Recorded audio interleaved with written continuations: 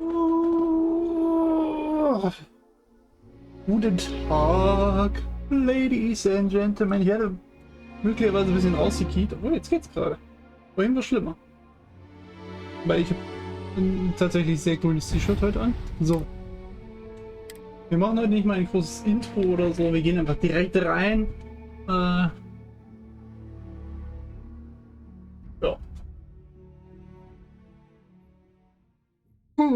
Also. Du bist bis etwa gegen 8. Werden wir heute streamen. Das sind noch 5 Stunden und 10 Minuten. Würde eigentlich früher anfangen, hat aber nicht ganz geklappt. So. Ich habe gestern gesagt, ich würde gerne hier mein Gems noch ein bisschen erkunden, aber ich habe auch gesagt, ich muss mich hier hinstellen, damit ich nicht vergesse, was ich machen wollte. Ich habe vergessen, was ich machen wollte. Ach ja. Ich kann mich wieder erinnern. Ich war müde. Und wenn ich müde bin, vergesse ich Dinge. Bei mir ist das so wie Leute, wenn die erzählen, die haben einen Blackout, wenn sie viel trinken. Bei mir ist das, wenn ich müde bin, dann vergesse ich Dinge. Und nicht im Sinne von, ich habe das vergessen, sondern im Sinne, hat nie es existiert einfach nicht. Naja. So. Wir gehen jetzt erstmal hier hoch. Kann ich mich hier nicht hochfuchs, bitte nicht? So, dann gehen wir zu Hadrian. The workup's in the cabinet's hands. They said they'll call for us once they've gotten to properly review it. But listen, I know I should have been more forthcoming about who I was earlier. So, in the interest of full disclosure, there's one more thing you ought to know before we head up there. My relationship with the UC, it's more complicated than it might seem at first glance. The UC's actually the only reason I'm here in the first place. I am a clone of a man named Francois Sanon, one-time fleet admiral of the UC during the Colony War, former head of the UC Navy. They called him Ve Victus, woe to the defeated, in Old Earth Latin, a title he earned. The program I was a part of, it was the UC's attempt to create a new generation of military minds from one of their most respected tacticians. Das ist krass. Secure the leadership of the UC military for generations to come.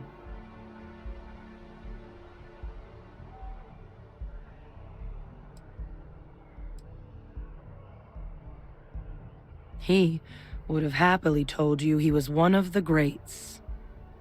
Ultimately, though, it didn't matter. The man I was cloned from, my father, was executed for acts he committed during the war. The man caused a lot of death, on both sides. Freestar Collective and UC. Military and civilians. And the things he did, well, they're a part of the reason the UC and Freestar Collective aren't really on great terms to this day. So my involvement, it could be another obstacle they throw at us up there. I just wanted you to be forewarned. Ich finde das sowieso lustig, dass die Voraussetzung, die die FC der UC gegeben hat, ist, jo, ihr müsst eure Admiräle und so müsst ihr aber anklagen und dann hinrichten. Und das ist unsere Bedingung, dass wir hier zustimmen, weißt du? He had his men open fire on civilian ships during the Battle of Cheyenne. A battle that he ultimately ended up losing anyway, devastating the UC fleet and bringing the colony war to an ugly end for the UC. But he's also the one who ordered the bombing of the Londinian spaceport during their outbreak, condemning countless lives. Both sides agreed the settled systems would be better without him. Ich sag mal so, ja. Also erstmal, wenn da Civilian Ships in dem Space sind, wenn da eine Raumschlacht ist, dann könnten die ja auch Miliz sein oder so. Die würde ich auch wegklatschen erstmal. Und wenn bei dem Terrormorph Outbreak der Raumhafen bombardiert wurde, um den daran zu hindern, dass Terramorphs vom Planeten kommen, auch vollkommen gerechtfertigt.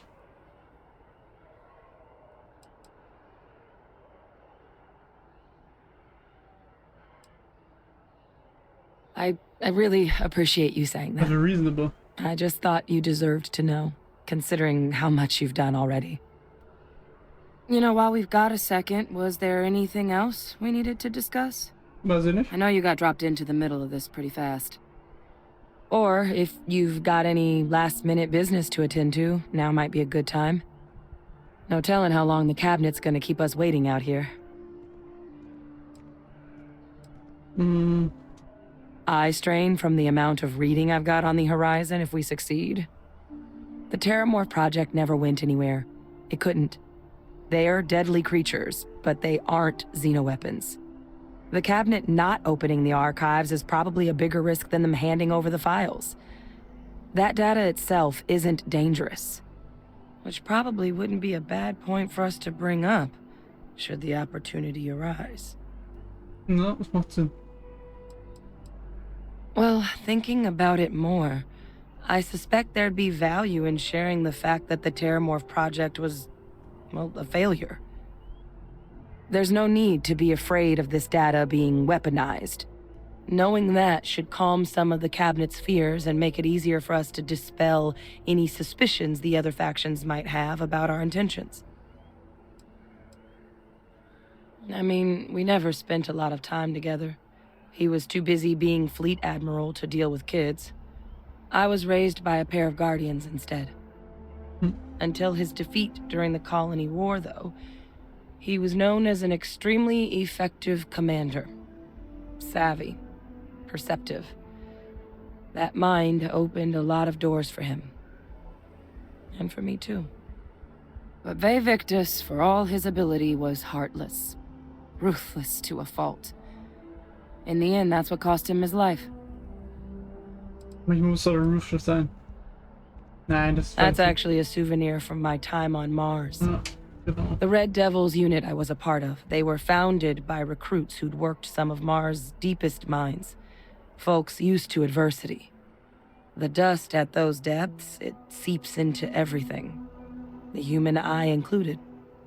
Where the name Red Devils came from in the first place. It became an unwritten rite of passage that anyone wanting to enlist with the Devils had to do a stint in the mines before they could join up. The Devils were always talked about in such revered tones during my training, so as soon as I was old enough, I signed up. And the eyes were my parting gift. Naja. Then I guess it's just a matter of... The cabinet meeting is about to begin. All parties, please proceed to the cabinet chambers.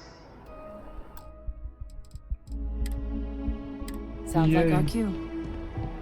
Here Ja. we go. Gehen wir mal. Ach ja, wir sind ja jetzt auch finally mal allein Do you think unterwegs. the sky is safe out there? Ja. Gehen wir mal zum Cabinet.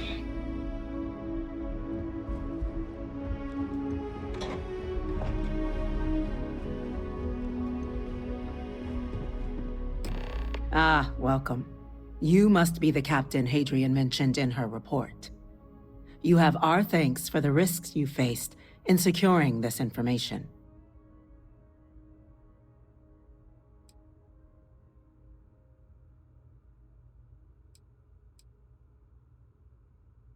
Well, I'll be sure your commanding officer hears that you've done them satisfactorily. Now then, we have two petitioners here making a surprising request. Access to the UC Xeno Warfare Team's Terramorph data, currently housed in the Armistice archives.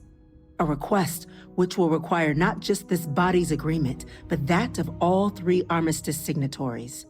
UC, Freestar Collective, and House Varun. Now, Captain, we've all read Hadrian's report on the subject, but we have yet to hear from you. Perhaps you could summarize for the Cabinet what it is you see as the goal of this endeavor. Wir wissen noch nicht, womit wir es zu tun haben. Für ein Fundationsurteil brauchen wir mehr Daten. Wir brauchen die Daten aus dem möglichen Prozentierung auf Apokalypse verhindern. Und hier vom Erfahrungsberichten Hadrians die mit den Plänen. Was noch gleich mehr viel fort?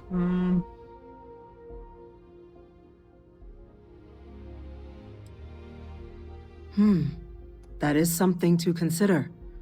Though we also have to take into account the nature of the data you require. Madam President, I object to the very premise of this meeting. While no one would argue that what happened on Tau Ceti was anything less than a tragedy, terramorph attacks are not some sudden new threat on the horizon. They've been happening for generations. To demand we hand over banned archival knowledge and possibly upset the balance of galactic diplomacy because of a single attack seems at best panic. And at worst, a power grab by the daughter of a bloodthirsty warmonger and her associates. I would remind the chief diplomat who he's speaking to. If it's my father you're looking to address, you're welcome to consult a medium. I would also ask how many deaths the cabinet requires to act. 50? 50,000? Because if tragedies like Tau Ceti are just prelude to more attacks, I have no doubt you'll get the body count you require.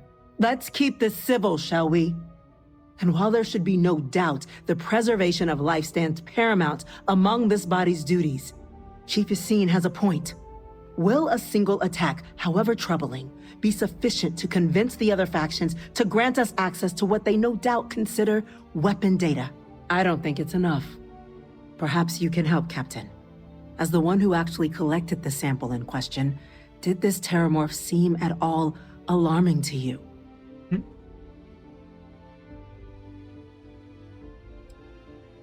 Just taking her word for it as well, then. So it would seem.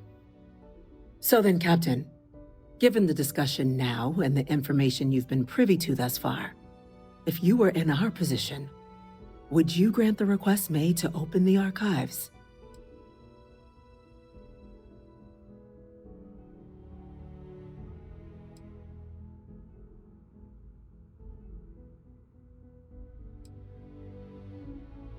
That? I hadn't thought of that, Captain. An excellent point indeed. The other powers would likely be much more inclined to work with us knowing that.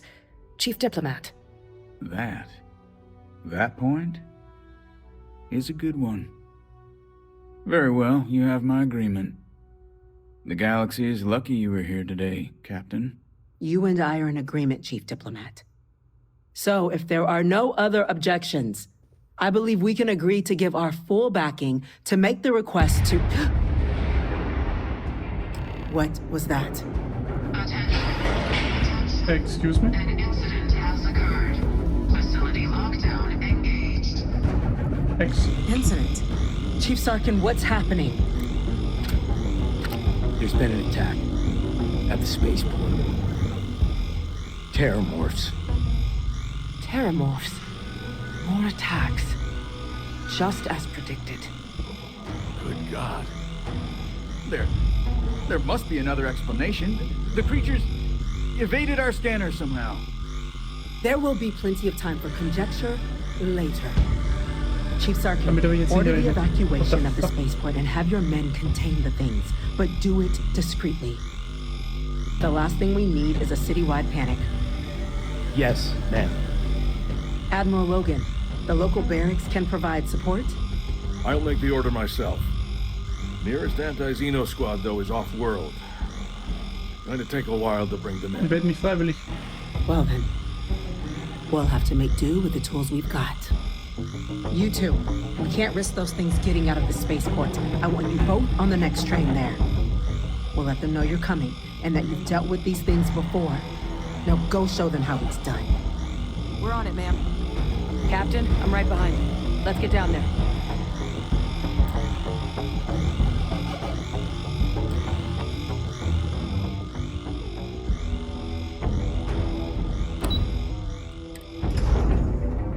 Actual Hack. Also ich habe ja damit hier gar nicht hängt, dass hier erstmal die Stadt eingegriffen wird. You! The EM rifle, grab it! Now! That's it! Stop! Hit him with everything we're trying to help you!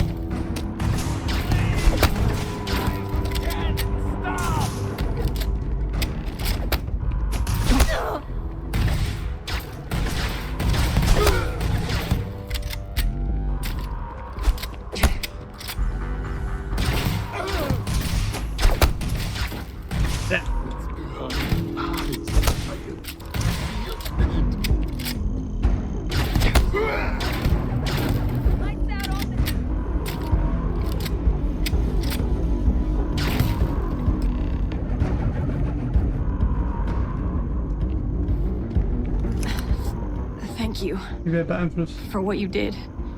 We didn't want to hurt them.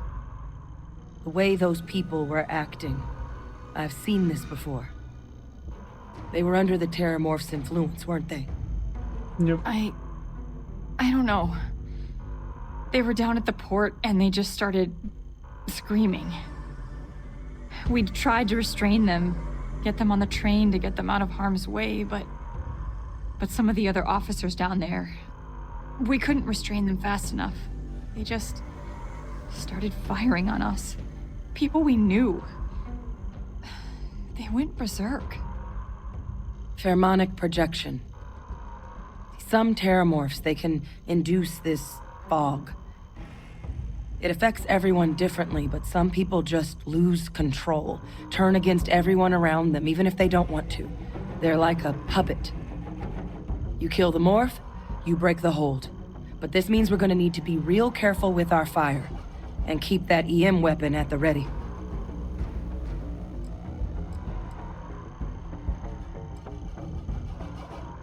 I'm not suggesting.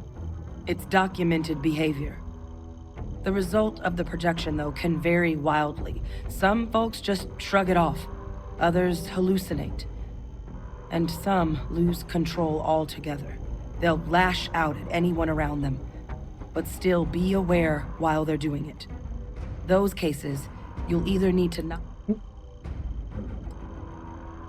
Let's do it.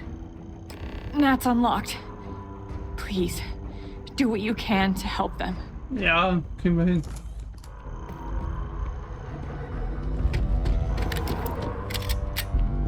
Wir haben ja zum Glück unsere Nova.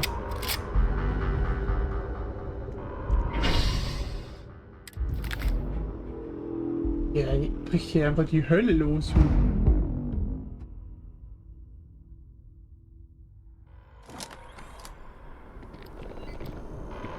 God, no time to waste, Captain. Stash the EM and pull some firepower. Let's move. An evacuation order has been issued for the Gonna be okay. spaceport It's district. not real. All citizens are required to proceed to the nearest Alter. shelter. Terramorph! You might back up. Don't just stand there. Good.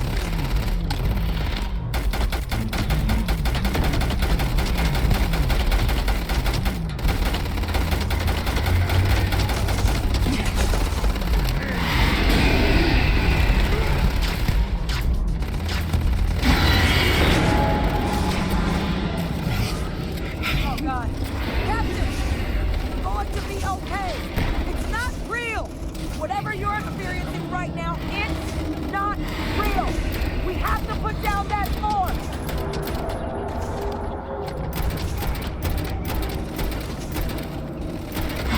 Some help. He needs some help. Moment. Here. Down! Get down! Get me. Ah!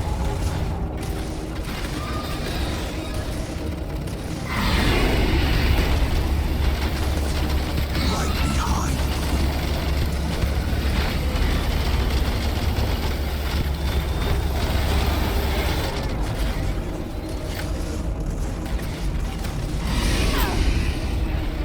They're going to eat you alive. I don't think so.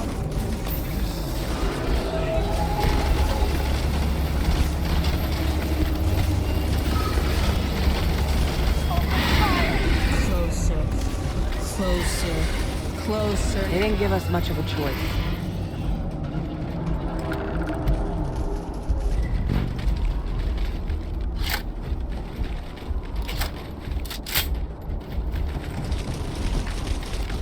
Dude. Wait, officer? Are you and this woman experts? Take whatever we can get right now. We've got the remaining creatures locked down on the landing pad. We're Wait, barely remaining? holding up The for it. mirror? They said you've done this before. Well, I did. got one fire team to spare and whatever supplies you need, but I can't risk them taking over any more of my men. put those things down and do it fast. We'll hold them as best we can. Okay.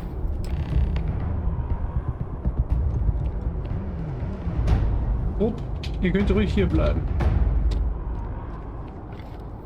Heard you might be looking for some backup. You say the word, we're out there on your 6. You two have any experience with terramorphs before? Only the brief they just gave on the way here, but we know how to handle pressure. Surviving a full-on mental assault isn't the same as keeping your cool in a firefight. Might make you more liability than asset. We're not UC security. You don't need to worry about us. Your call. We're on the line. Naja, ne. Wir machen das schon.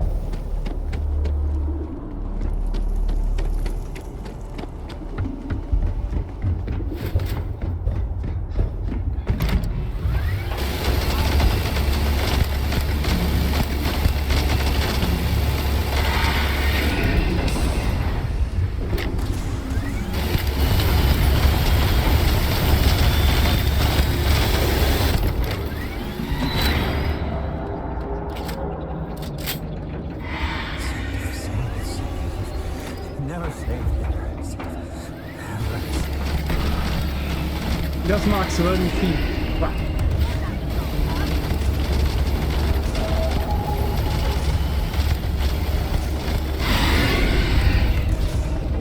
You've lost. You're never gonna win. They always win. I can handle this. Nun kannst du mich nicht immer unterbrechen. Du Rattenvieh.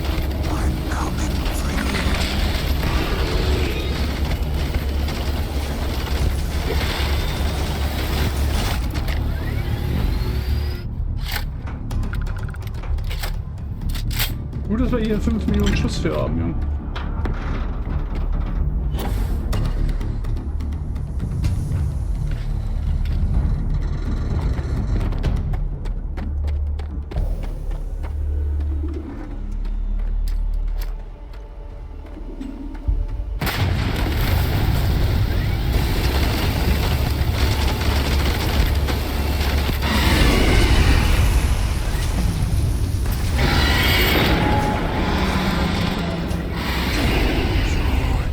Ah, ups. Das mal aus dem Sinn. Nee.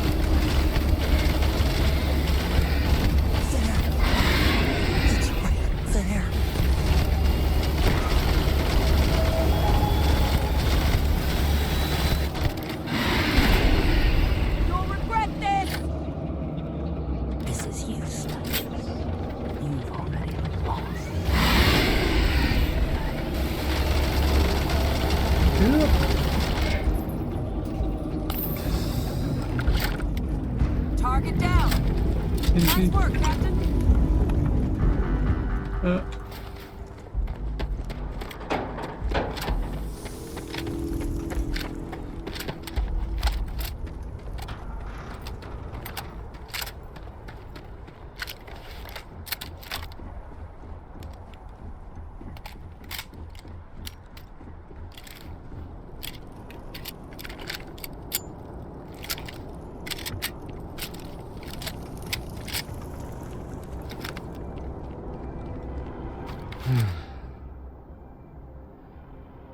Guess they weren't kidding about you two. Universe put the right people in the right place.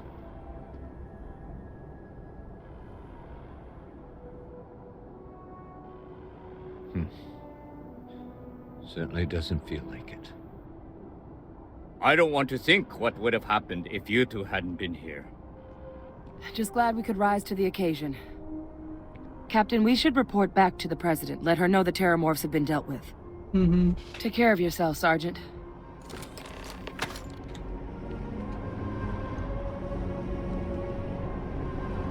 Ugly critter, Junge.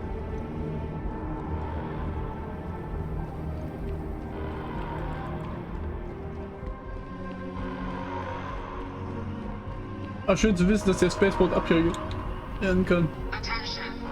The spaceport has been secured. Safety precautions remain in place. Please wait for the all-clear signal before exiting your homes. That is all.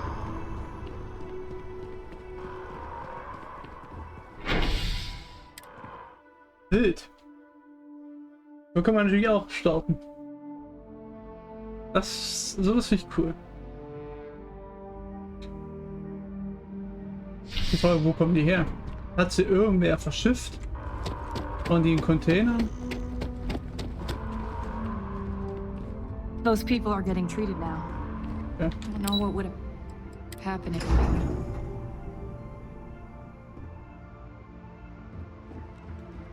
Terramorphs. Holy hell. That's a relief to hear. Thank you, gentlemen. Let your people all know how much we owe them today.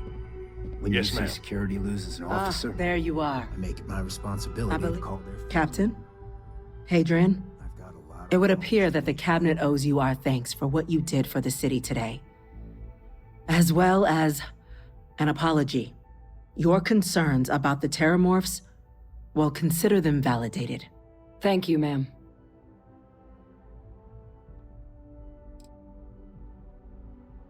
I had some ideas on that front, Captain, but we'll get to that.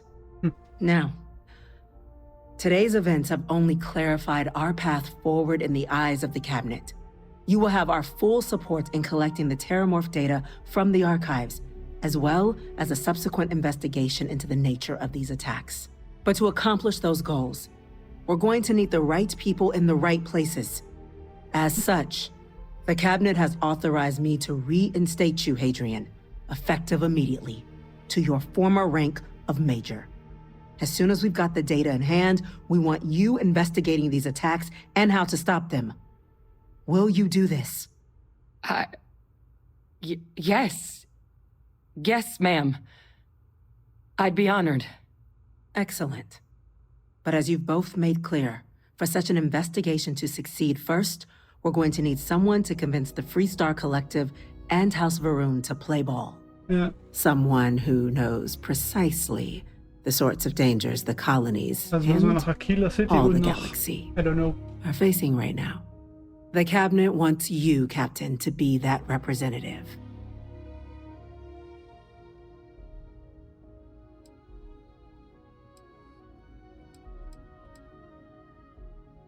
We see your atypical background as a strength, not a hindrance. The people you'll be dealing with, they're rather atypical themselves. Okay. In exchange, we're willing to fast-track your citizenship upon collection of the data. Get you access to those credits and real estate you're after. So, will you help us? I'm glad to hear it. Now, we, of course, won't be sending you in without the proper support. Deputy McIntyre in the Office of Interstellar Affairs will be your guide on gaining access to the archives. You should be able to find her in her office across the hall. And on behalf of the whole of the United Colonies, you have our thanks. Pizza. You're dismissed. 5000 credits. 250 XP. Thank you, Miss President. I'm gonna go check in with Chief Engineer Kokoni. Start getting a plan together for that payment. No chance we'd get anything if it was ongoing. Mittlerweile haben wir schon 4 Skillpunkte auf Lager. Die brauchen wir immer 2, also wir können 2 können wir ausgeben potenziell.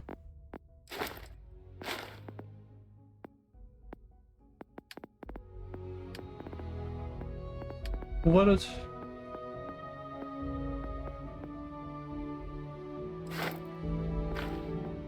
Wo war denn dieser Skill, dass wir... Ah, hier Täuschung, ne? Nee. Doch. Gegnerische Scans nach Schmuggelware zu 10% genau die Schmuggelware verhindern. Könnte man theoretisch machen.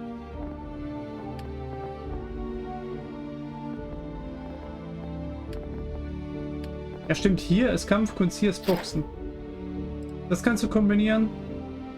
Waffenlose Angriffe versuchen 100 mehr Schaden. Wir haben eine Chance, Gegner umzuwerfen. Und das hier. Mit dem zusammen kannst du zum Beispiel kombinieren.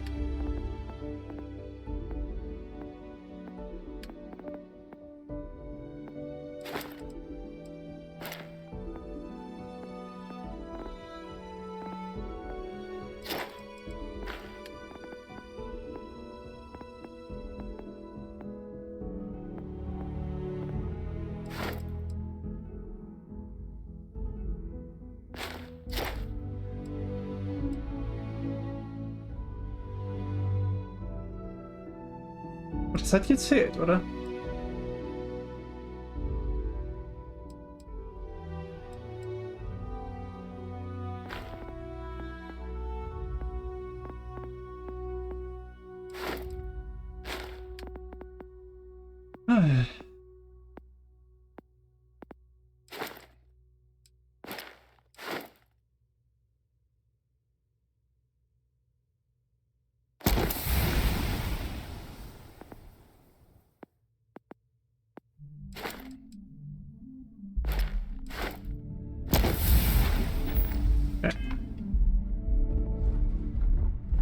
You've done the UC an incredible service, Captain.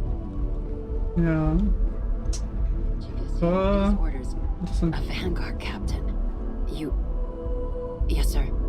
I'll make sure they get what they require. Ja. Hi.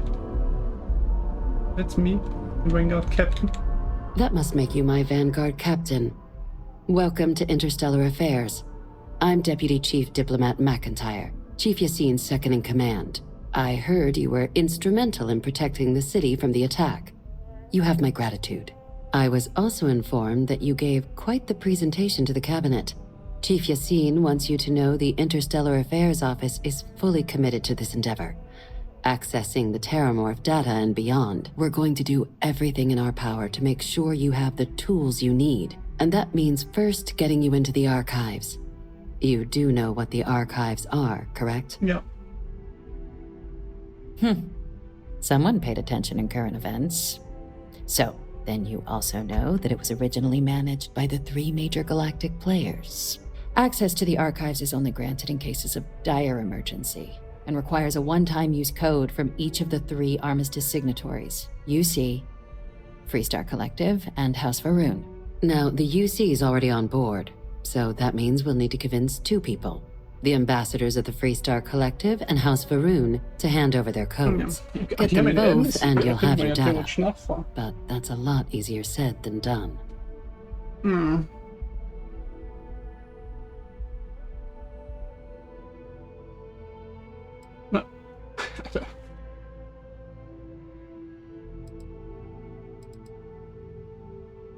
I couldn't agree more. However, both ambassadors have reasons they won't, or can't, work with us. Now, I'll provide guidance on how we believe you can acquire each code, but ultimately, it'll be up to you to get them both to cooperate. And I do mean cooperate. Threats and violence are off the table here. Though that doesn't mean we can't get creative. But it does mean we need to get you up to speed on who you're dealing with. Who do you want to start with? Ambassador Radcliffe of Freestar, or Ambassador Balmore of House Varun?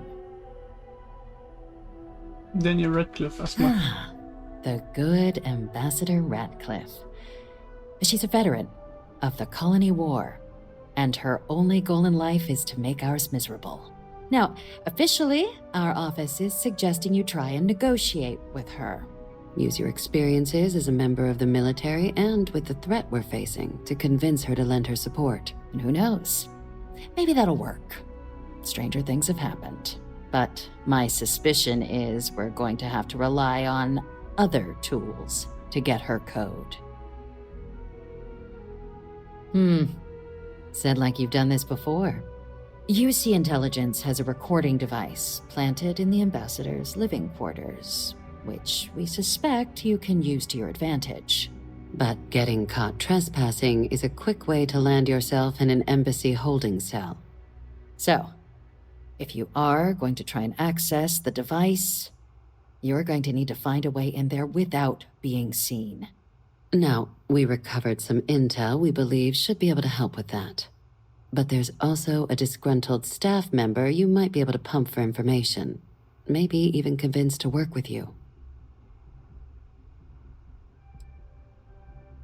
Yes, many. Don't steal anything. Don't get caught anywhere you're not supposed to. Absolutely do not harm anyone. If something goes wrong, we'll do our best to smooth things over, but I can't make any promises. Name's Cameron Long. He's younger than Ratcliffe, bears less of a grudge towards the UC. He works closely with the ambassador, making him a promising source for information on the ins and outs of embassy life, and someone who very likely hates her guts. Okay. All right. Here, your diplomatic ID. I'll give them a heads up you're on your way. Not likely to let you through the door otherwise. And take these. Chief Yassine wanted you to have some options on how to proceed in there. Yeah, okay. Ambassador Balmore's a challenge. Mm-hmm. When the rest of House Varun retreated into seclusion shortly after the signing of the armistice, Balmore stayed here. He's since lent his support to a small number of archival requests, so there's real hope he might again, though claiming to know how a member of House Varun thinks is a quick way to earn yourself a psych eval. Well, these days, they're primarily considered a security threat. House Varun Zealots, a fundamentalist outshoot of the group that stayed behind when the rest retreated into seclusion, want nothing more than to send everyone not dedicated to their cause to the Great Serpent in the Sky, but that hasn't always been the case. After they ended the Serpent's... It's why they have an embassy here in the first place, why they were included in the armistice negotiations. But then, without warning, they left, leaving behind, to our knowledge, just the ambassador and his duty under the armistice. They certainly come with a checkered past, but there's an additional wrinkle. We're not 100% sure Balmore is actually still alive. His public appearances were always rare, but it's been several years now since he last poked his head out. Scans of the facility show life signs, but not the kind we were expecting. Your task is to find him and kindly but firmly remind him of his duties under the armistice. Then you search the embassy for his biometric key, collect your code piece, and we'll go about notifying his next of kin, if we can ever find them. But let's hope it doesn't come to that. The embassy is still legally House Varun's sovereign territory, so we're not technically permitted inside. We've snuck in the occasional spy, of course, but the ambassador has proven more evasive than you'd expect for a man of his age. But we're quite sure he hasn't left the city. The man stands out. Okay. The Varun delegation brought more than a few of their native flora with them when they set up in the embassy. It seems those plants have been allowed to flourish, making it hard for us to verify what's flora and what's ambassador.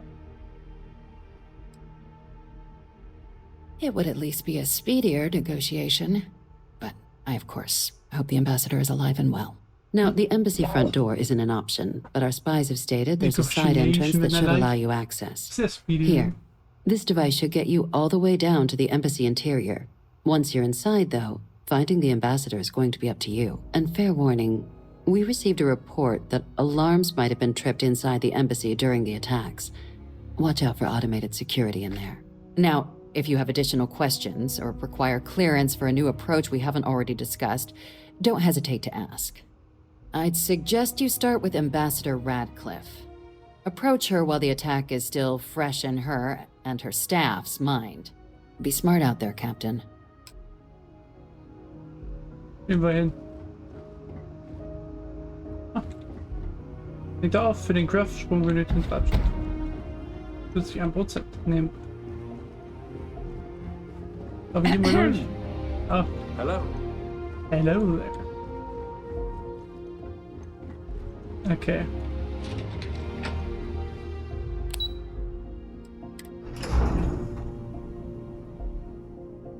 Die Botschaften sind ja durch den Park durch quasi.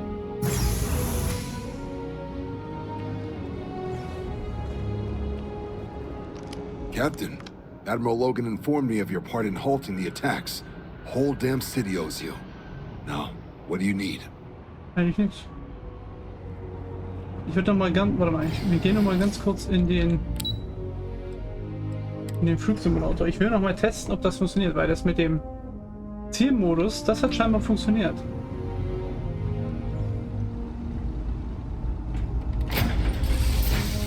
Also wir haben, ich glaube, hier drin kann ich nicht gucken, aber wir hatten, glaube ich, 5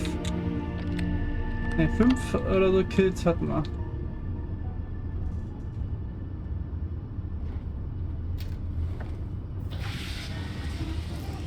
Looking to polish those flying skills? Nope. Well, the goal remains the same.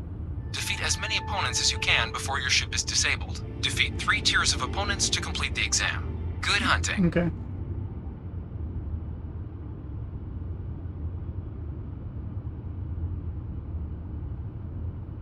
New targets active.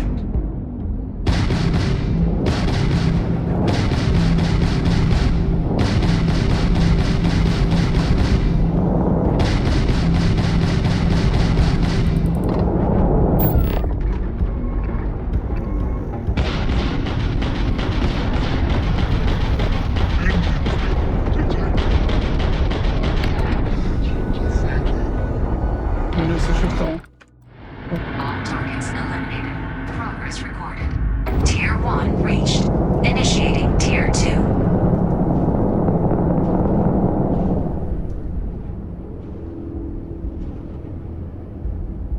New targets active.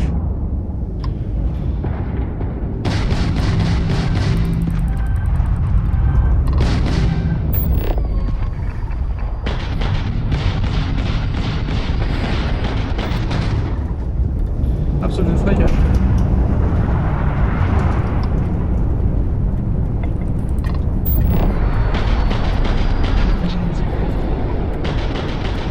Oh.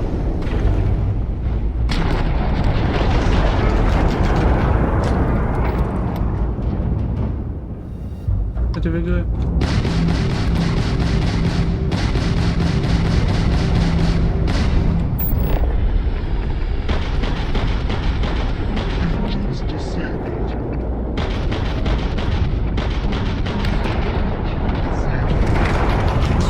Ziemlich gut. All targets eliminated. Aber das hat Progress eben recorded. gezählt. Tier 2 reached. Initiating Tier 3.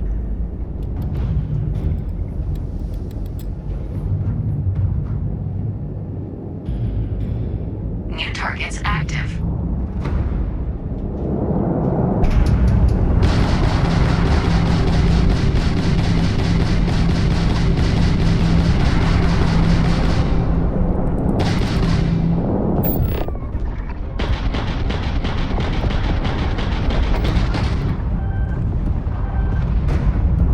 Absolute Frechheit. Ah!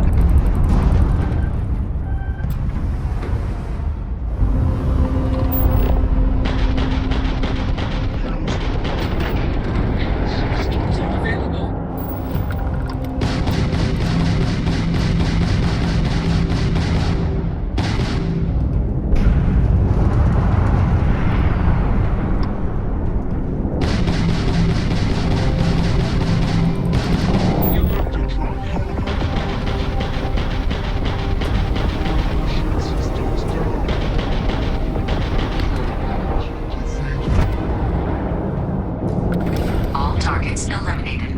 Progress recorded. Tier 3 reached. Well done. You've cleared a sufficient number of tiers to complete the exam. You may now exit the simulator, or stay and try your hand at the remaining enemy groups.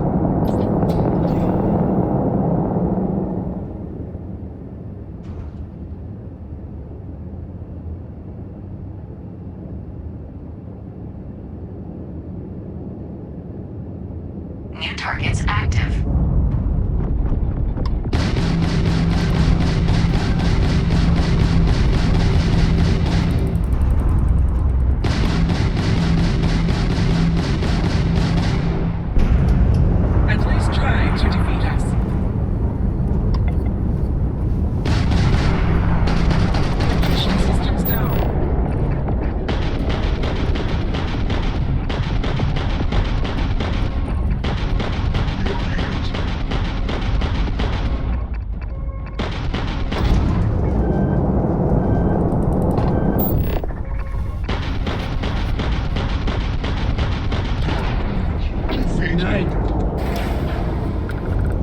targets eliminated. Progress recorded. Tier 4 reached. Initiating Tier 5.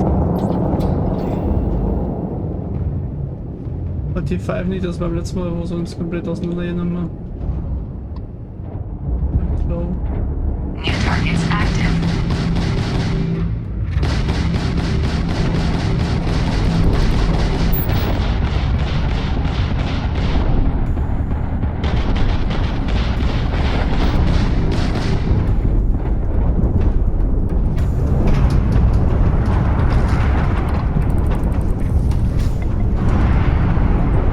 Das ist halt geile Schnitte, Junge, da schießt so viel auf dich.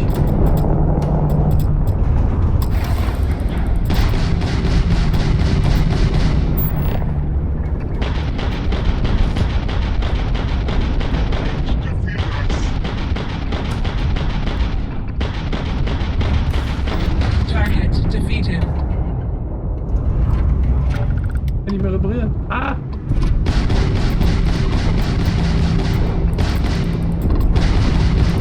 Halting simulation. Well done. You can now either exit through the simulator hatch to log your results, or restart the exam from the cockpit's system terminal.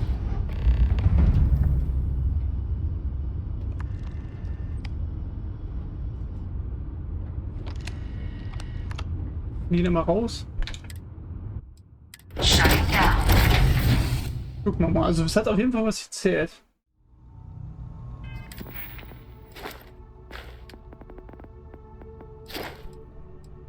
Ja, 13:30. Hat gezählt.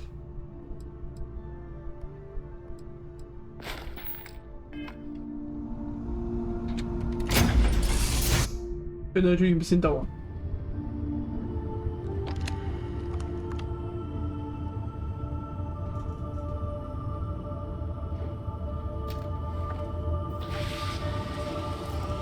Looking to polish those flying skills? Well, the goal remains the same. Defeat as many opponents as you can before your ship is disabled. Defeat 3 tiers of opponents to complete the exam. Good hunting. Ja, jetzt brauchen wir natürlich nicht mehr einvisieren. Aber das hilft natürlich.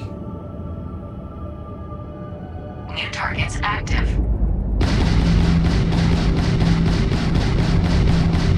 Der ist halt einfach.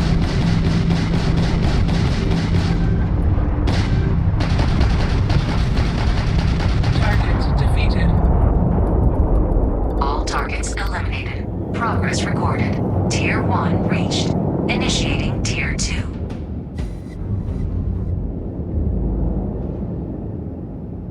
Daimos. Bin ich bei Daimos eigentlich auch New nicht? targets active.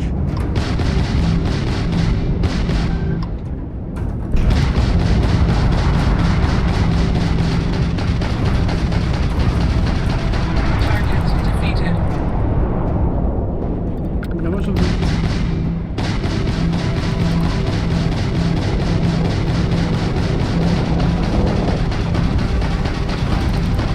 Target defeated. All targets eliminated. Progress recorded. Tier 2 reached.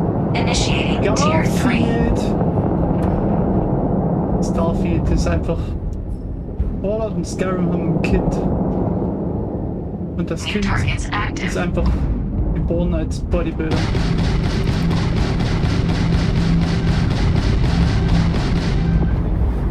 Also wir sind gerade nur in der Simulation.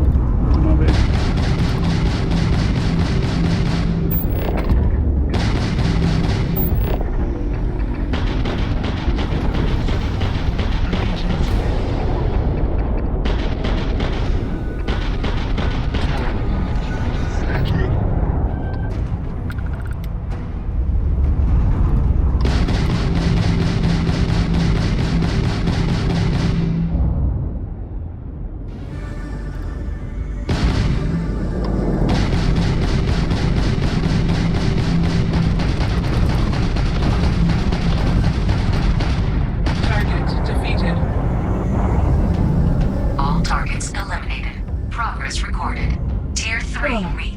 Well done. You've cleared a sufficient number of tiers to complete the exam. You may now exit the simulator, or stay and try your hand at the remaining enemy groups. Ja, wir sterben sowieso in der 5.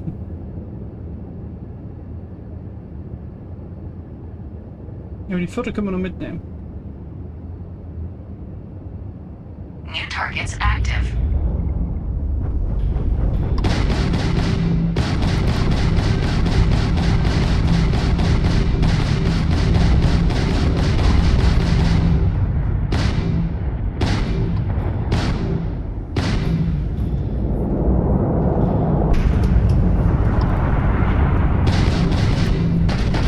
Engines disabled.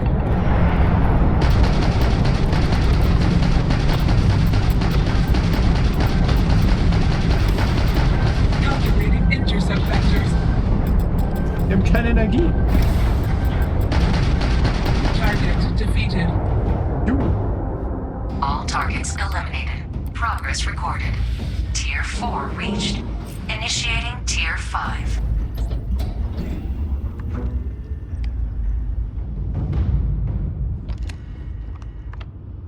Ich kann auch einfach hier debuggen. Verbünde. Oh, Moment. Nur für befugte Schildverbesserung. Hält eine Stufe lang. Ansteigen und Verbündete. Oh. Shield upgrade active. New targets active. Damage upgrade active. New ally active. Wild. Ally.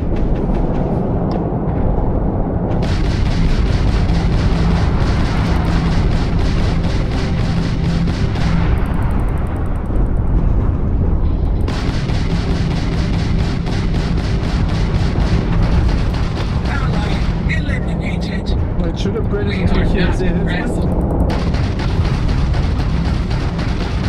Target defeated. Wir sind Stufe 46. Ja.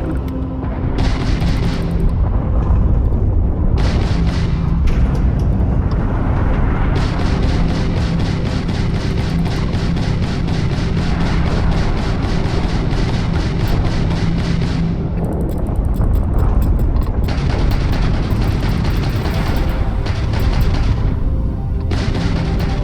required. Engine systems available. Target elimination imminent. Target defeated.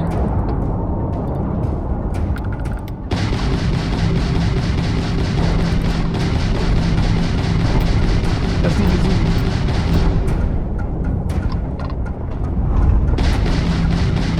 Engine failure detected. Target defeated. Alter.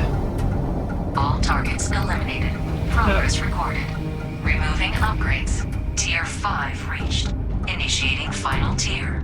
Prepare yourself. Okay, mit den Upgrades auf Tier 5 möglich. Ne, wir machen Shutting down. Spinky. How are you? So, wie viel habe ich denn jetzt? 21 oder so? Ja, also 7 Kills brauchen wir noch nicht mal. Zumindest die Fähigkeit auf ein Level, neues Level bringen.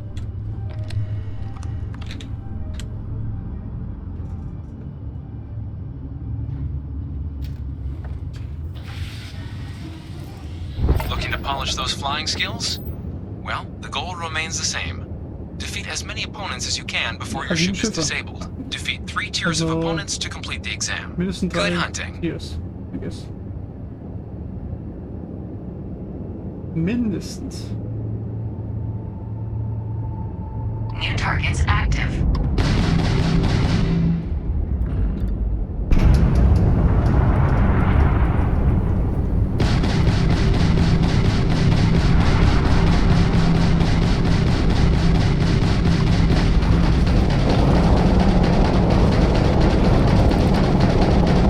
Target defeated.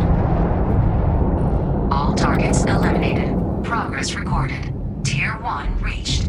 Initiating Tier 2. Schön ist hier die spawnen. New targets active.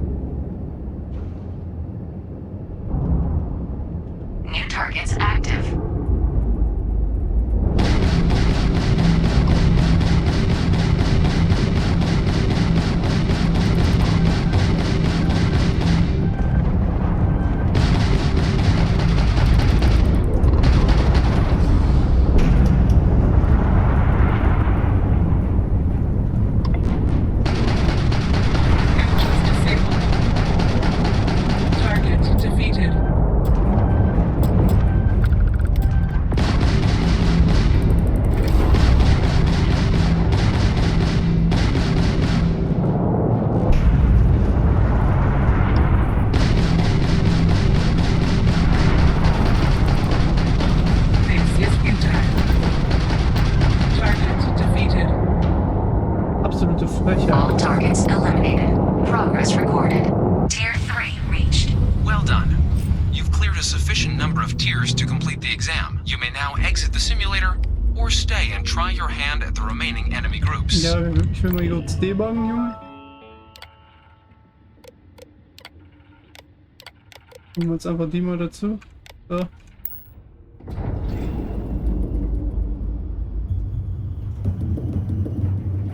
Das hat nur eine Stufe.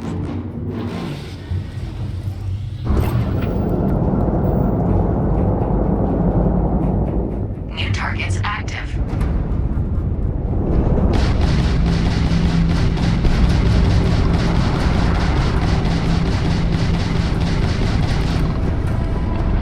Er gibt ihn richtig. Aber knapp.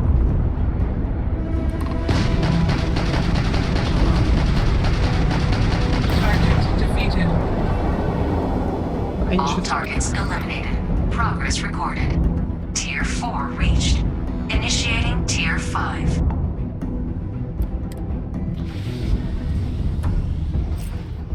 Jetzt haben wir die Verbesserung aber nicht mehr. New targets active.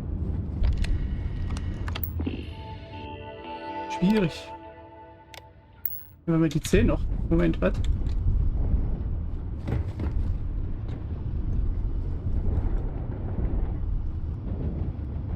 Ich bin ja gar nicht am Steuer hier, hallo.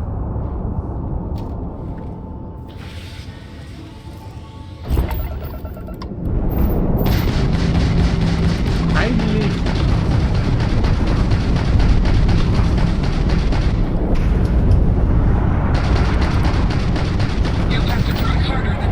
Ja, jetzt aber die 30.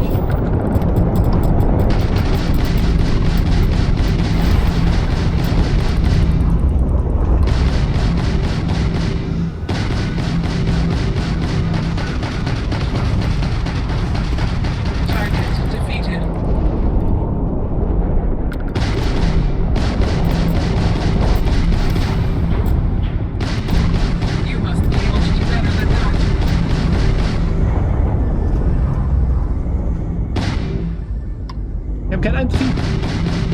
Wir sind den Tag.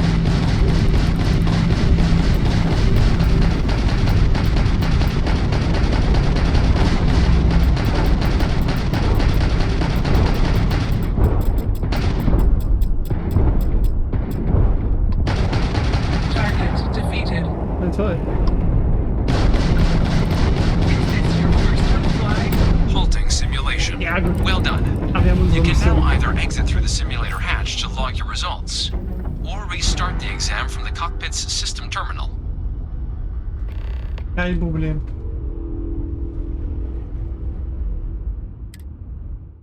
Alter. Shutting down. Shutting down.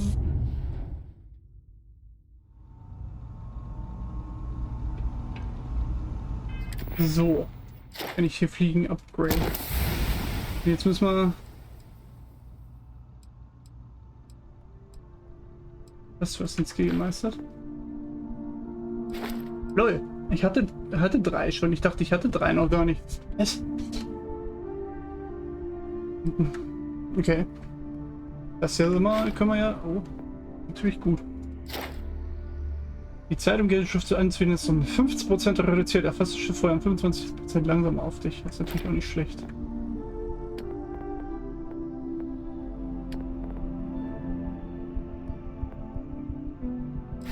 Ich würde lieber hier, damit ich hier bahngerechte Schiffsbildung installieren kann. Okay.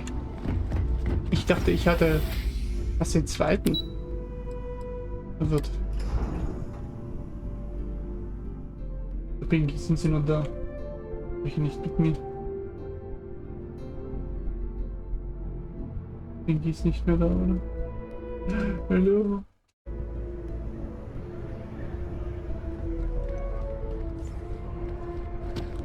Hello, darkness, my old friend.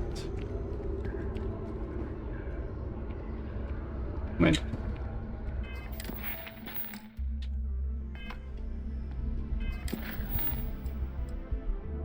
Freunde wie diese.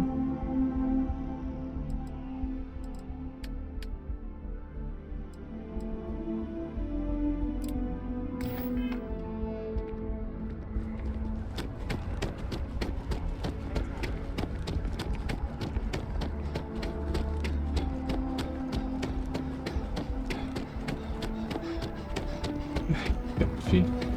Ja, das fand ich schon mediocre lustig. War hier nicht irgendwo dieses... Ja, wo war das denn?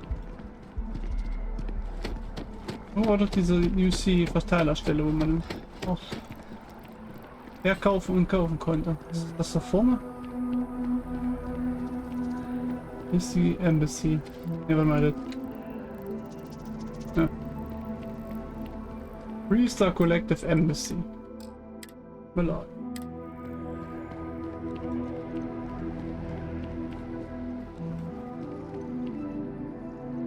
Oh, ja. You are a visitor? You'll find the ambassador in her office. Go on through. Absolutely. A visitor. Okay.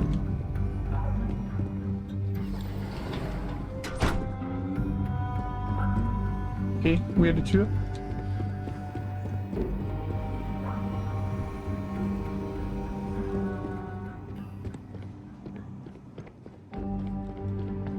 Für mich ist Freestar immer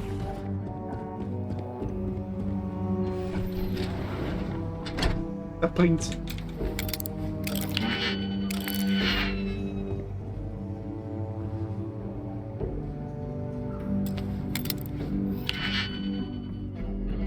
Alter.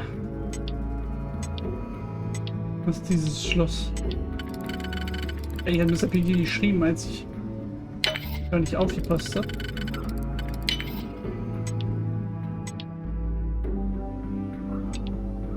Ja? Excuse me.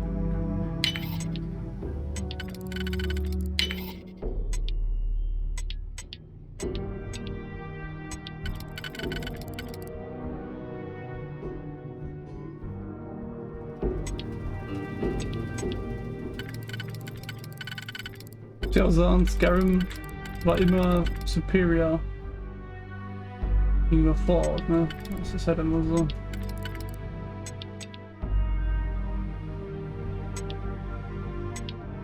Aber was haben wir denn? Der passt nirgends. Der würde hier passen, also wir könnten den nehmen und...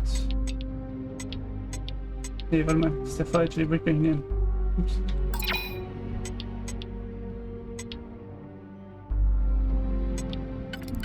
Der geht halt nicht. Geht wie fuck up.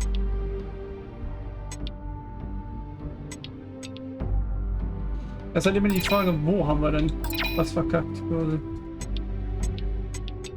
Das ist die Frage dann.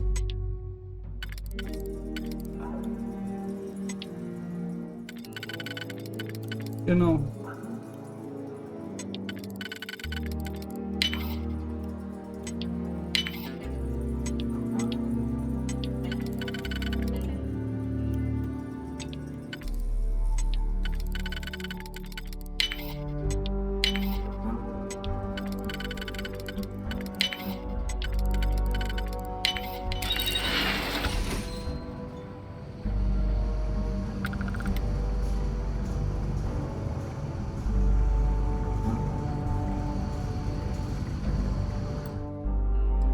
Niemand sieht mich.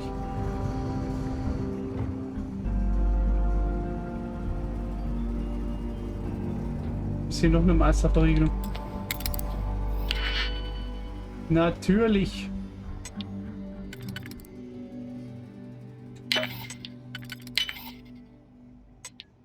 Absolut legitim.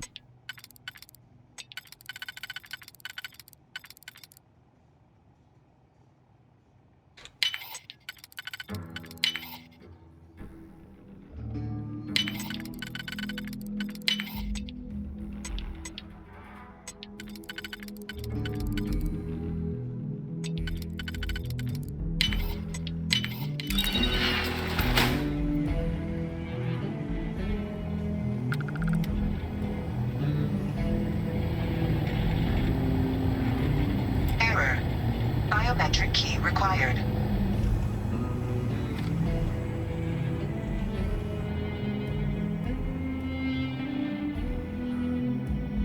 Oh.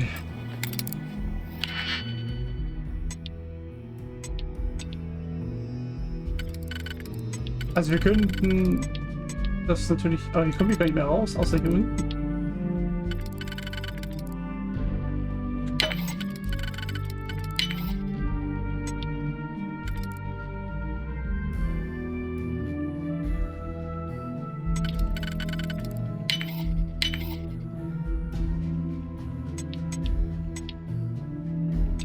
Wie schwierig dann.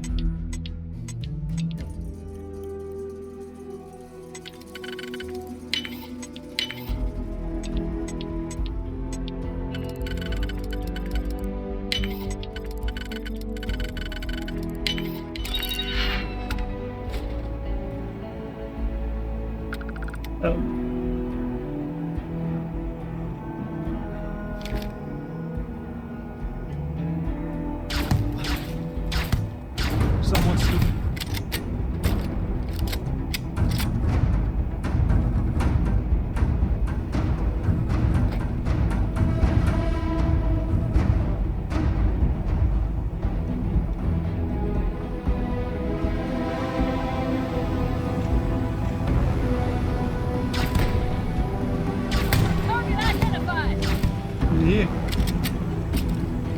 Nur alle schlafen.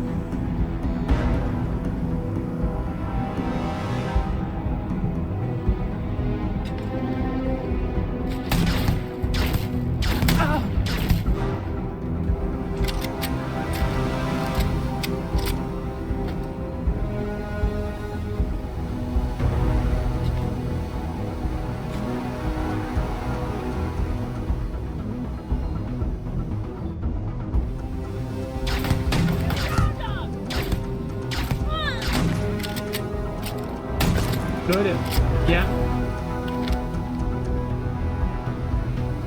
Du wolltest nicht wieder. Had enough.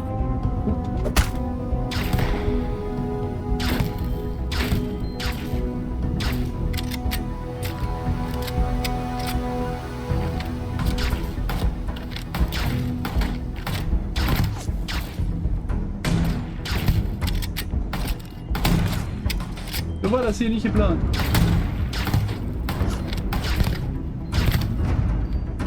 Jetzt mal.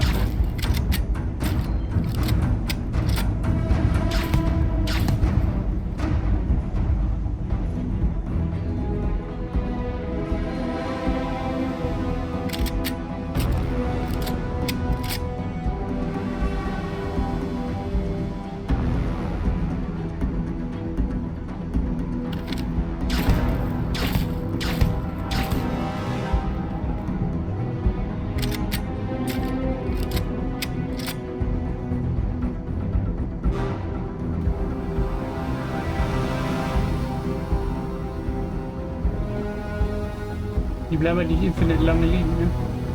Logischerweise. Ich kann aber leider kein Pickpocking. Der Skill wäre jetzt natürlich ganz hilfreich. Würde ich nicht lernen. Ich habe noch einen frei, aber... Ah.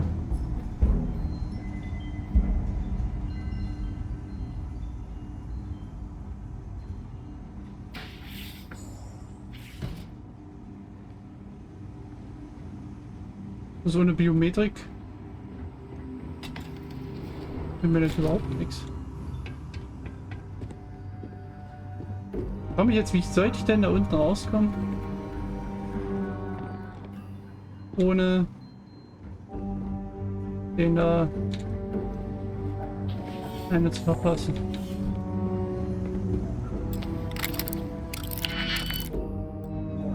Wir können wir ja hier uns durchhacken, aber bringt uns natürlich nur so und so viel.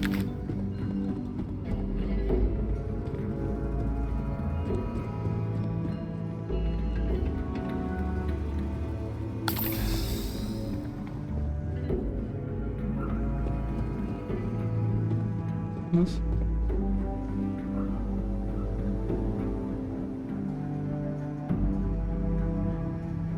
Porima und Terra Luna, Stroud, Arcturus, Nira.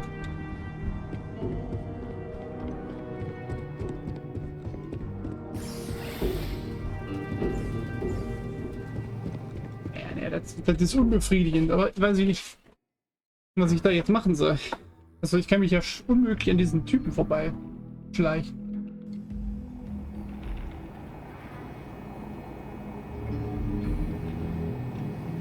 Ich komme aber hier auch nicht mehr hoch. Also...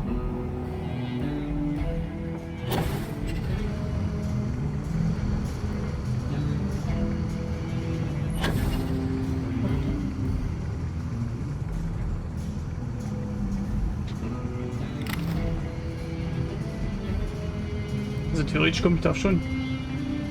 Genau, ich habe ja das gute Pack. Mit dem komme ich hier weiter.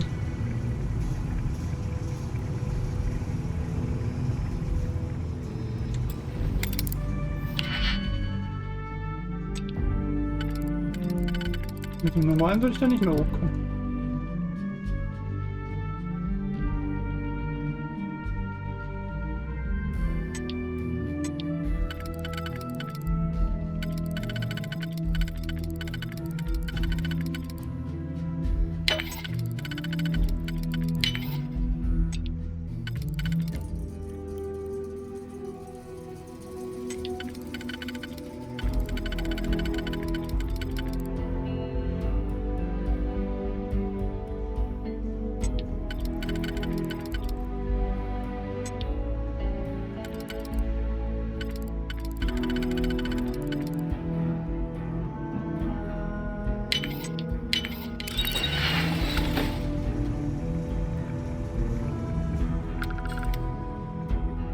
Hier darf jetzt sein.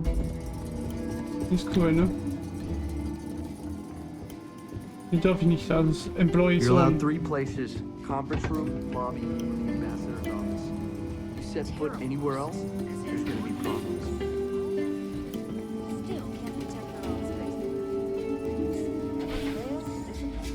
I just wish I hadn't received the news from an SSNN broadcast. We have a strategic advantage to maintain.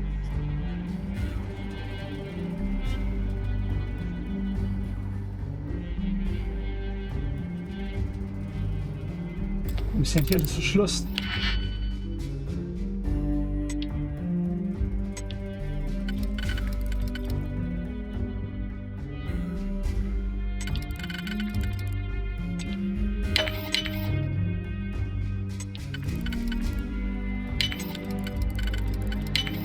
Ich bin doch hier kein Agent, Junge.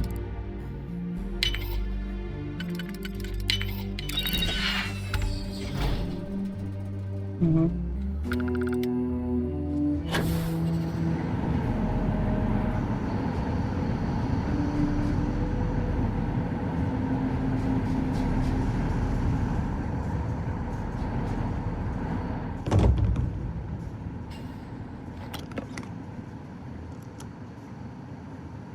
Immer schnell speichern.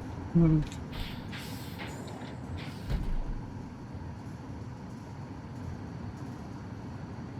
Hier gibt's nichts.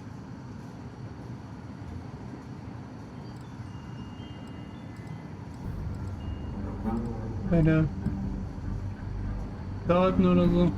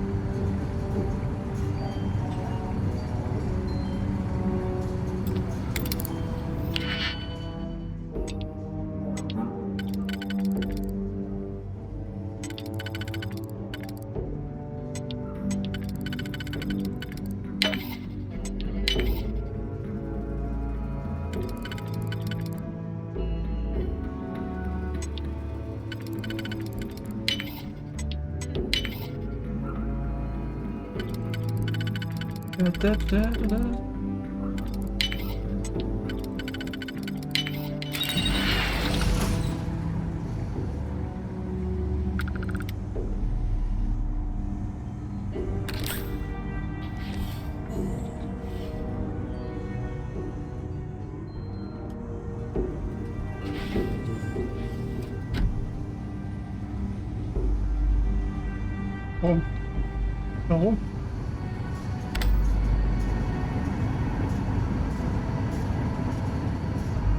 Okay, ich kann halt da runter und dann bin ich halt. Hä? Weil da bringt mir ja nichts.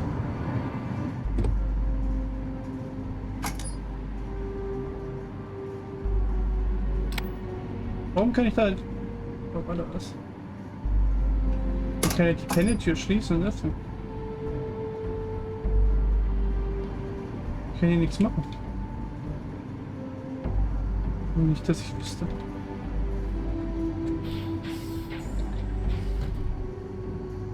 Oder ist sie noch in einem anderen Raum und sieht mich hier gar nicht, wenn ich hier durchgehe?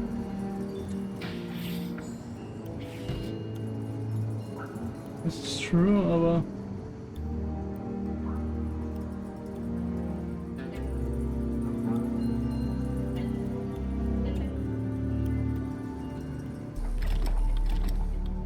Oh, jetzt will so viel Wein. Immer wieder geil verkaufen.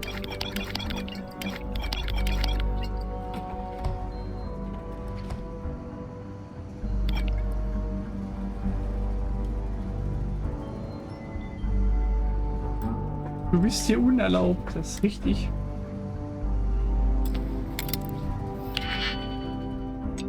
Aber da komme ich ja in denselben Raum, wo sie... Hä?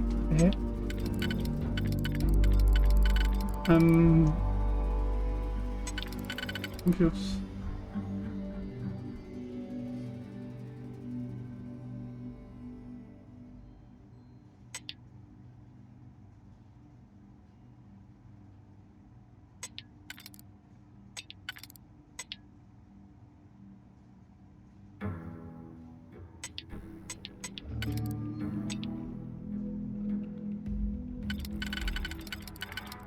Der geht auch potenziell. Und dann könnte ich den nehmen.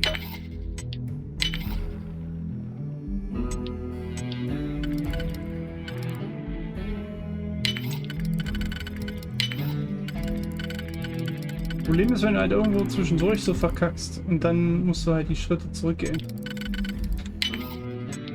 Das ist dann schwierig. Schwierig.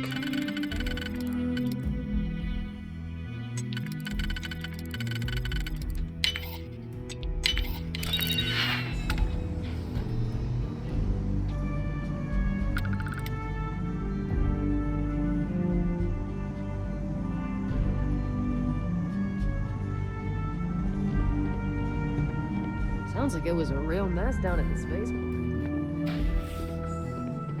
Aber wo habe ich denn den anderen Typen dann getroffen eben? Bin ich verwirrt. Irgendwo war... This building is Freestar sovereign territory. Ja, bla bla, Freestar.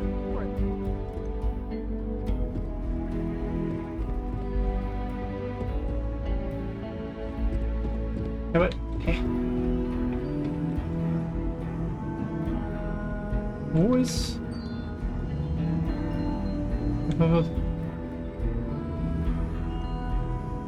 Wo ist der andere Typ? Also da sitzt halt die Alte.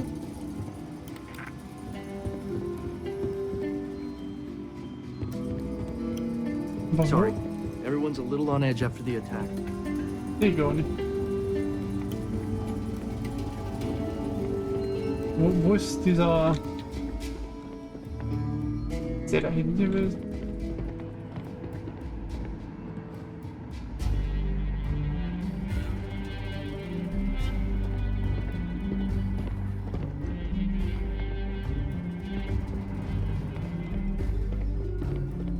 Können wir hier doch hier rein, oder?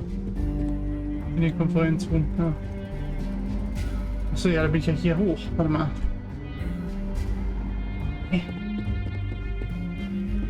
Wo zum...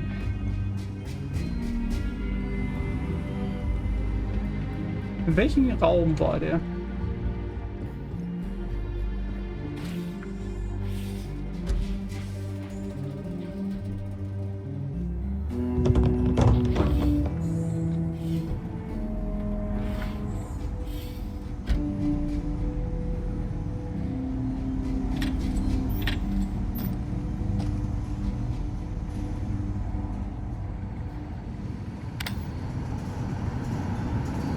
Also als ich da durchgegangen bin und die alle gestunt habe ich doch den Typen gesehen, mit dem ich mich treffen soll. Aber wo?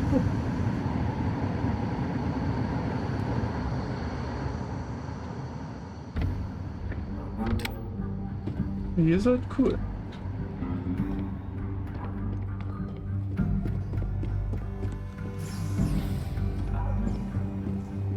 Bin verwirrt.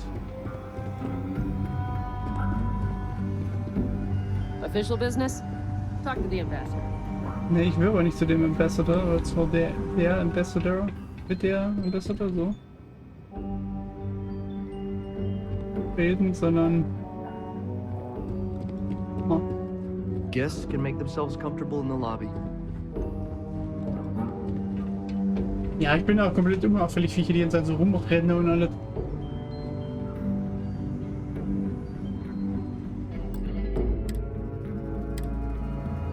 Also ich könnte ja theoretisch Flaschendiebstahl nehmen. Ist natürlich schwierig.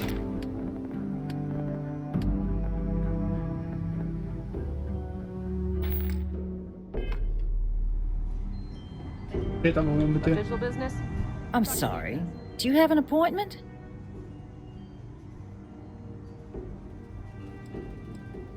Ah, you're the one McIntyre called about. The eyewitness. She said you were at the spaceport. You have my thanks for what you did down there, truly. Saved many lives. Now, she also mentioned that, and maybe it was just a bad connection, that now the UC wants terramorph data from the Armistice archives, some of the most highly guarded information in the galaxy, in order to protect us all. I can only presume you're here to tell me I misheard her and that they didn't send you, local hero, to futilely beg on their behalf. Tell me I've got that right.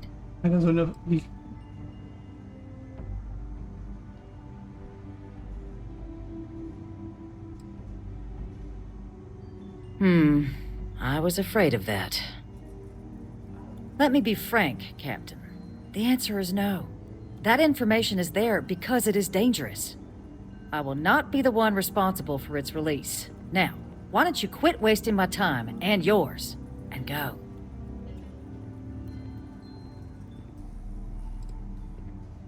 No, Captain, I'm not, and I'll tell you why. What you experienced down there at the spaceport, I've lived that once before already. Fought tooth and nail as aliens rampaged in the streets of my home and others all throughout the collective. But my aliens were placed there by UC hands. So I'm not interested in anyone getting power like that ever again. The UC most of all. You have my answer. Now please take the hint. You're really gonna push this? I'm listening.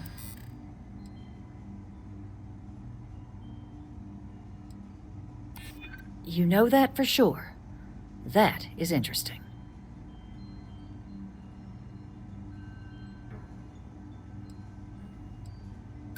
It's a job I take very seriously. It's why I'm even entertaining what you're suggesting right now.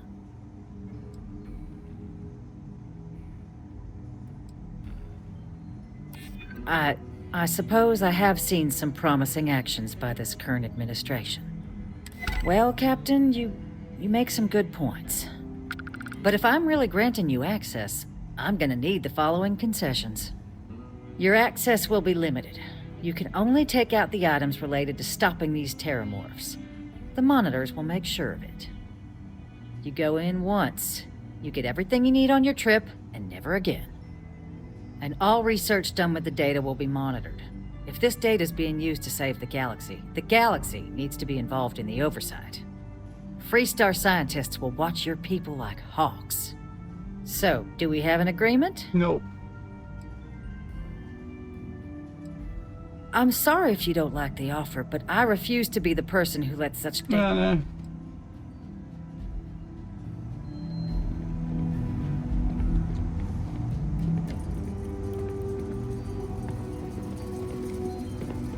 Wo zum... Das ist lächerlich, was sie uns vorschlägt.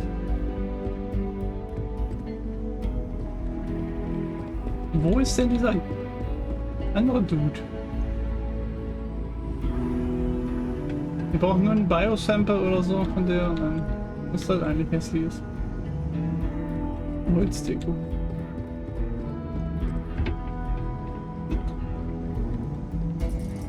Jetzt wühlt die natürlich herum.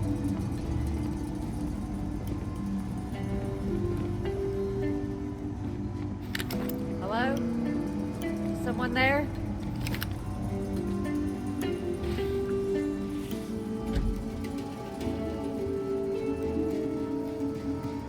Aber war der nicht hier hinten bei der im Zimmer? Aber gut, das kann sein, dass der woanders war und dann hierher geflüchtet ist.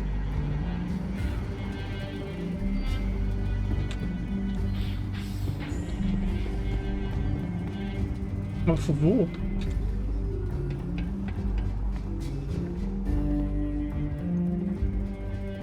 Oh.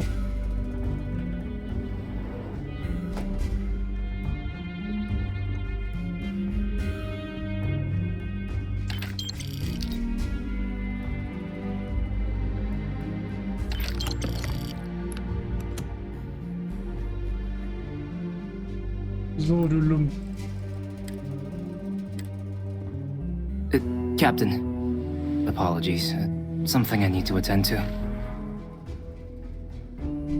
Thank you again for all you've done, Captain.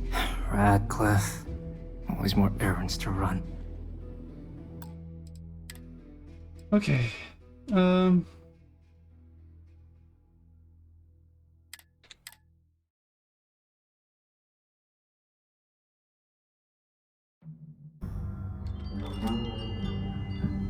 This building is Freestar sovereign. Weiß ich zumindest, wo der ist. In dem Raum bin ich gar nicht reingegangen.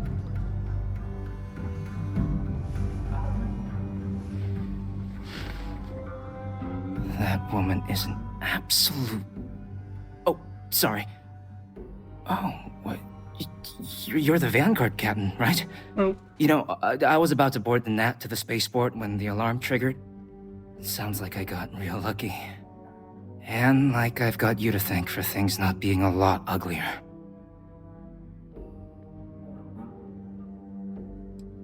Doubt the Vanguard would have a lot of recruits if that were the job description. But I'll take your point. But look, they said you were coming here on official business. Mm-hmm. The ambassador likes to handle all that personally, even if she does have trained diplomats here to help her. And I don't want to get shipped back to Aquila City, so you should probably go speak to her.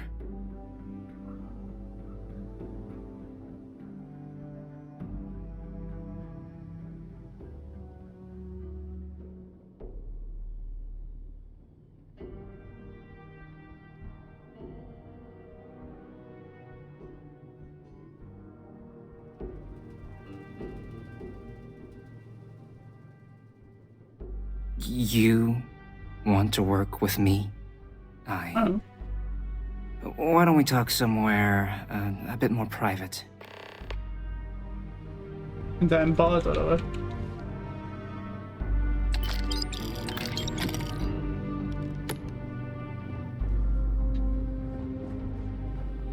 Let's talk in my office. Hey, maybe try not to look like you're following me? You have done this before, right?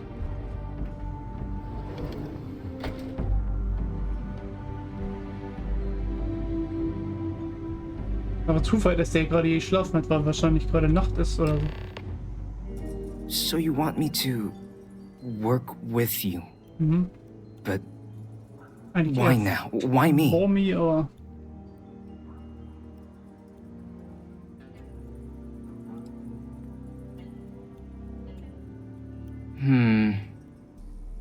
And what exactly would I be doing for the UC?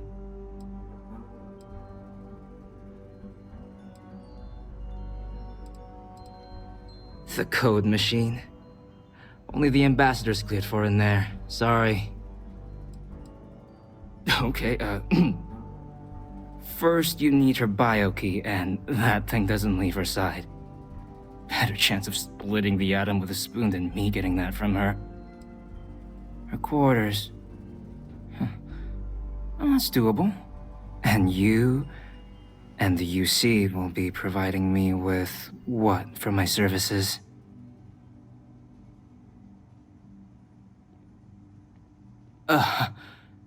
That much. 4.000. Okay. You have a deal?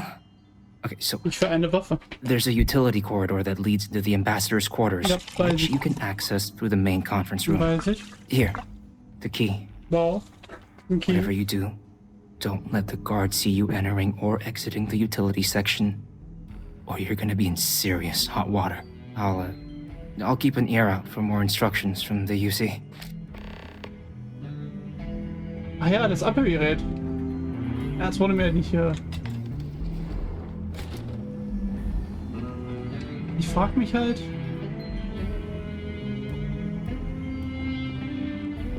Ob wir Taschendiebstahl machen können. Jetzt sitzt sie natürlich nicht mehr so geil da. Frag mich, ob die auch mal schläft.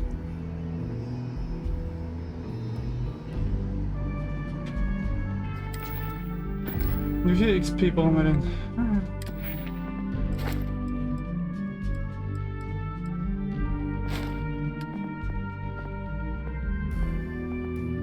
Ich würde mich mit Taschendiebstahl gerne mal probieren.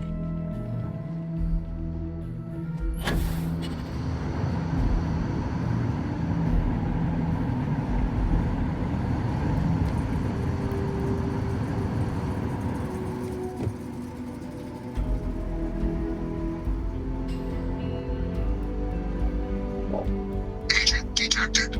Patching in playback. Son of a bitch! Cameron! Are you alright, Ambassador? It seems the Council of Governors has rejected my appeal to join. Again, which means you and I are stuck in this colonial rat cage until we die. But I think we might need to. We should expedite the process. What are you getting at, ma'am? I mean, my requests keep being rejected because they don't want to add a seat, right? But what if one opened up? The mind's as hard in what it used to be. It's not like anyone would miss him. Eva, I think it's time to get some sleep. Just think about it. Maybe we can reach out to some experts at that sort of thing, huh? Good night, Eva. Okay.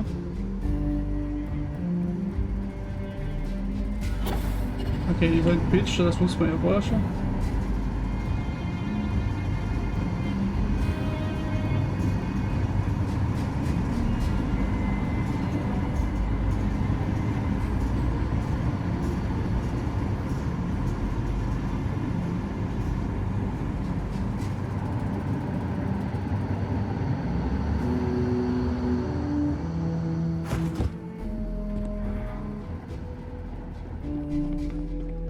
Aber wir könnten ja das 100% auch, wenn die da halt auf dem Stuhl sitzt. Ja, die läuft ja die ganze Zeit durch die Gegend.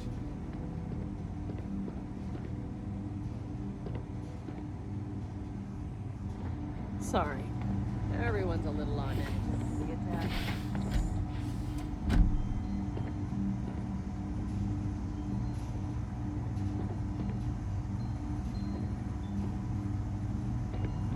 I'm sorry. Do you have an appointment? Ah, you're the one McIntyre called about. Yeah. You have my thanks for... Now, she also... That now the use... I can only presume... Excuse me. A less level-headed person might think that was a threat, Captain. Let me be frank, Captain. The answer is no. I will not be the one... Excuse me? I have no idea what you're talking about.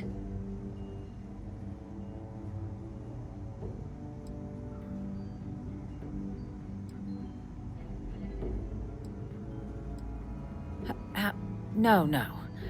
If the council found out, I'd lose my position. I'd be exiled. Look, I believe we may have gotten off on the wrong foot. The issue at hand is one of trust, no? So perhaps if I can trust you to keep this little secret between us, then maybe we can find a way to trust the UC with access to the archives.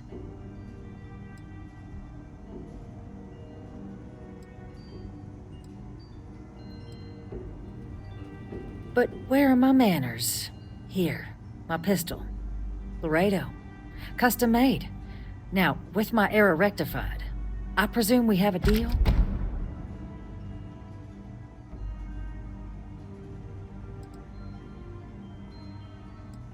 Well, I hope you'll decide to do the right thing. Problem ist, dass selbst wenn ich jetzt Erfolg habe, warte mal.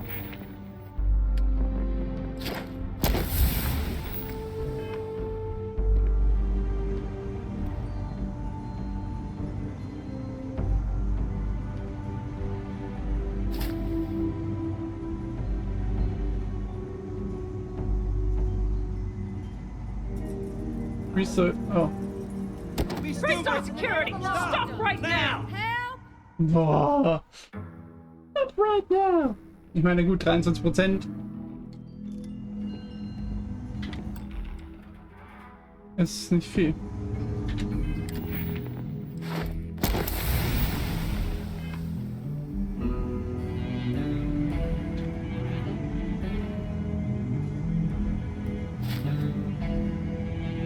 Restart security! Stop running! Boah, stop run. I'm literally fucking crouching.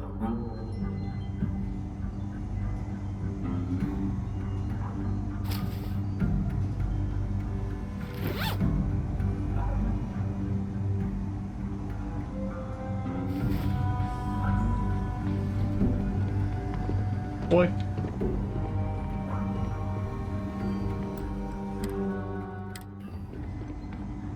I'm sorry.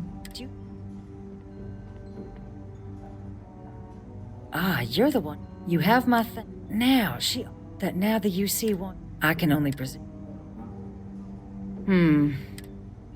Let me be frank, Captain. I will not be the... Excuse me? No. Look.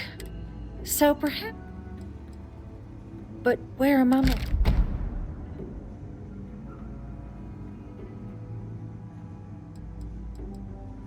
Well, Ja, ich brauch dich aber nicht mehr.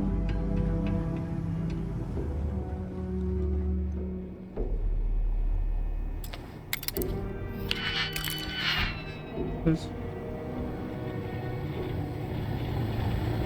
Key accepted. Issuing code.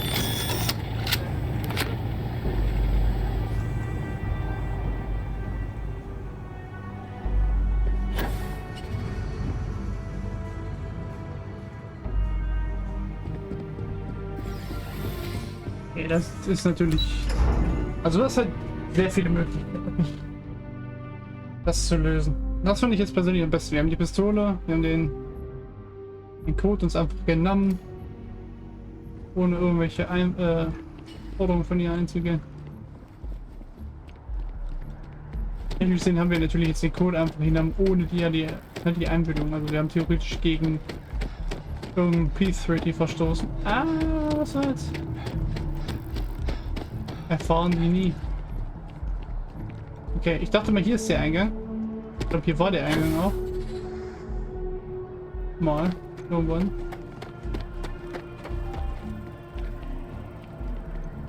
Aber wir haben eine Hypothek von 125.000. Das heißt, die wird doch... Die ist natürlich, kann ich nicht sehen. Die wird halt wöchentliche Stunde tragen.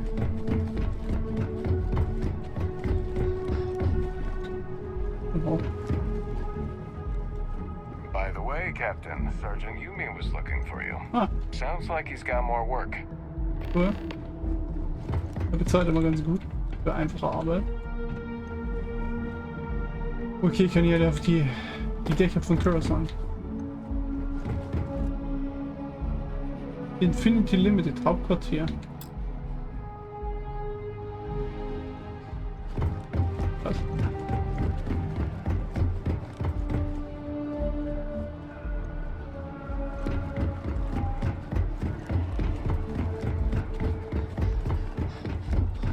Naja.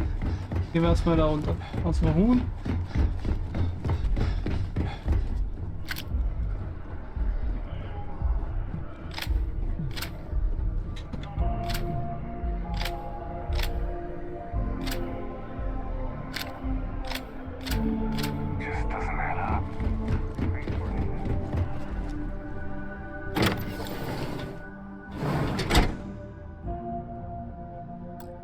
Okay, das ist die Botschaft von den Serpent Boys. Natürlich ohne Begleiter, relativ still.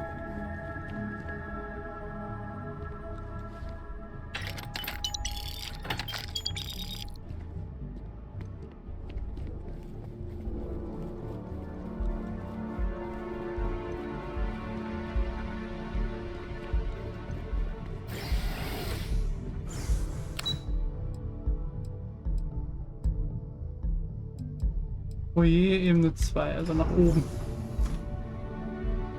Ich finde es schön, dass die Embassy liegt dann unterirdisch.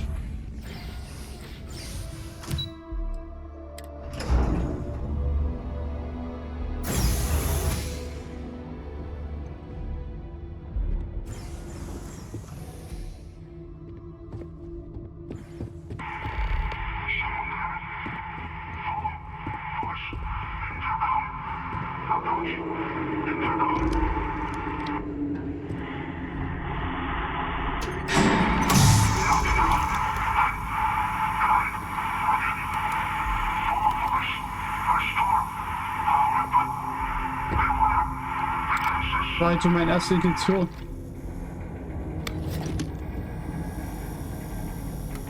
Weil keiner redet. Ein Schwein ruft mich an.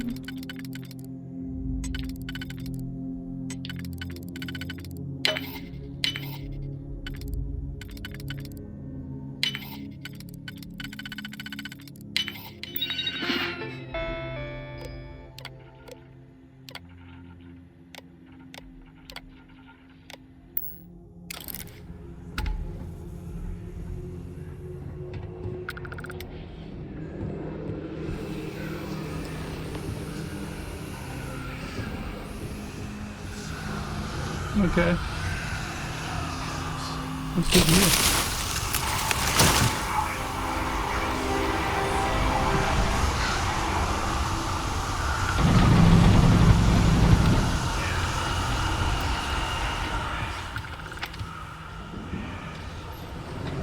Ventilation, maybe?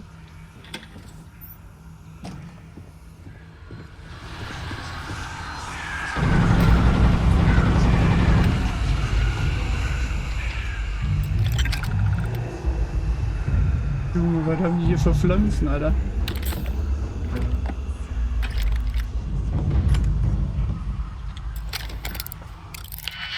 Können wir hier Lüftung aktivieren?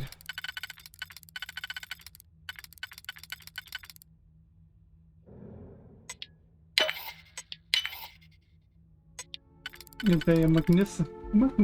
Alter. Ich kann nicht reden. Voll wäre das.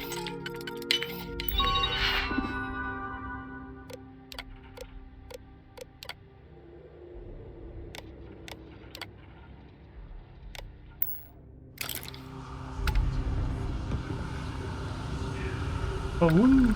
Scriptur 06 erhöht dauerhaft Schaden durch Schwächen von 5%, den Schwächen um 1%.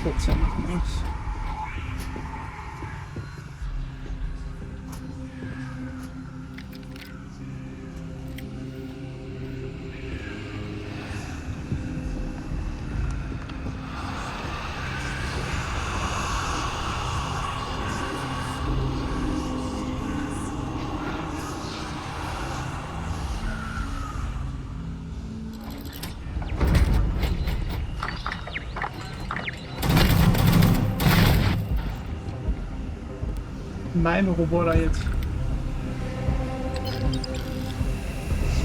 Ich will das halt nicht zu mir gehen, ja, das ist unangenehm.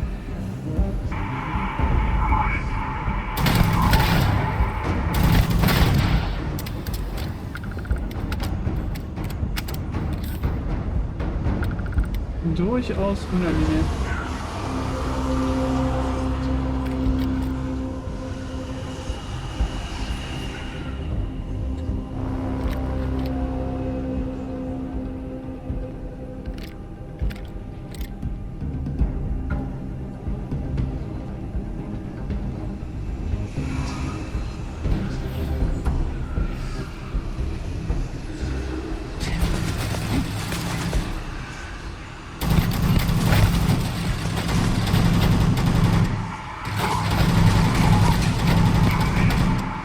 Ich bin noch wirklich auf Schieße, Junge.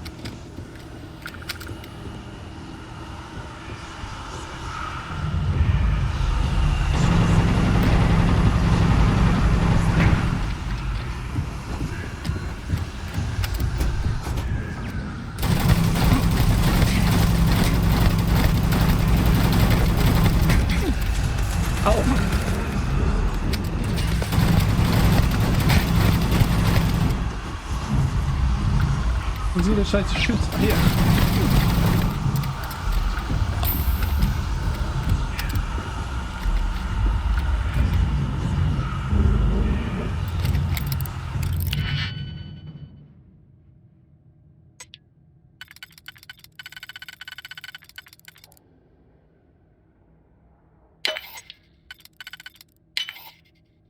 Starfield Time.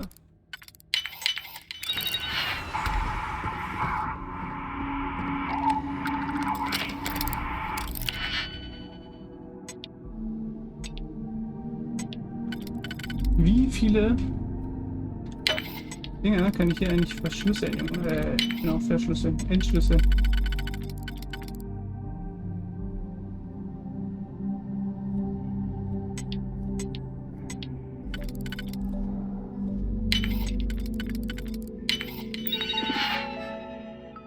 Ja, weil die Geschütze sind leider offline.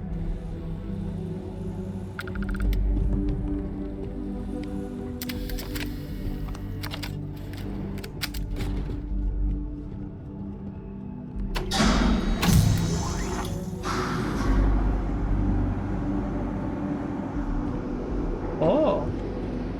Ja, Ventilation, das ist gut. Ventilation.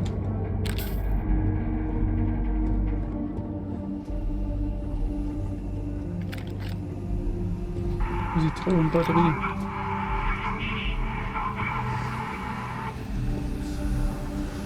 Also keine Ahnung, was sie hier eingepflanzt haben, aber gesund ist das dann aus ein paar Sektoren.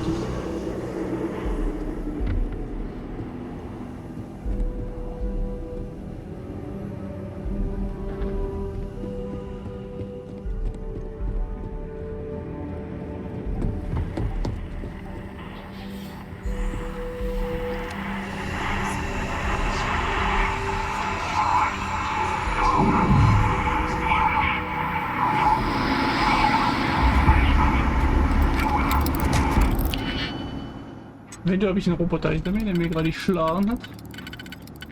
Eventuell. Warte mal, wir brauchen hier so und dann am besten den hier.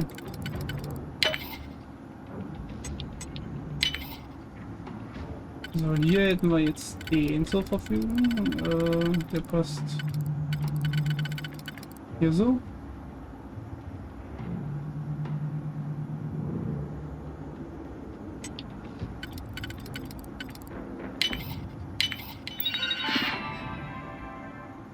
Wo es beim Schluss knacken wird. Aber es ist nicht so gut.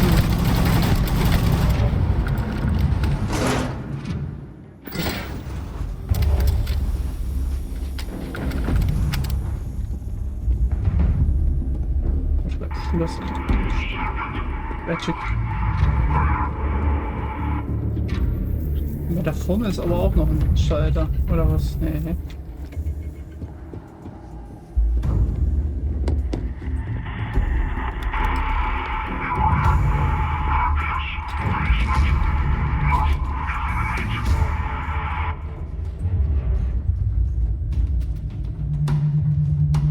Was ist das überhaupt für eine abgefuckte?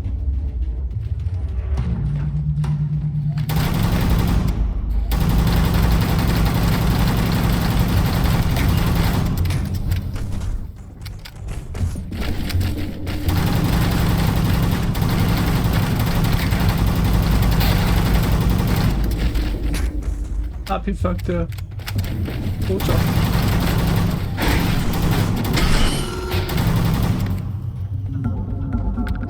Danke.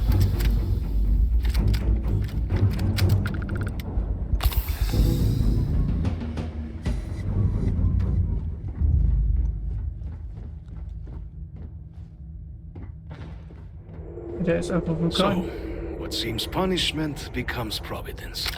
A reminder we can never truly know the Great Serpent's designs for us. You have my thanks, and my apologies for the ordeal you just endured. Come, let us discuss.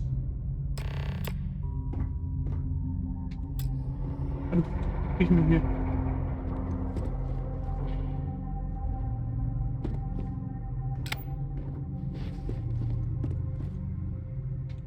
Not the ideal introduction, I suppose, giving you a grand tour of the embassy via barely functioning intercoms. I do greatly appreciate your persistence. I suspect the Venom tree upstairs has worked itself into more systems than I'd realized. But then again, who could cage such a beauty?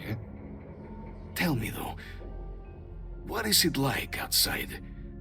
I heard the broadcast mentioning an attack. Then the embassy was struck with a power surge and then... silence. Has the rest of the city suffered quite so badly?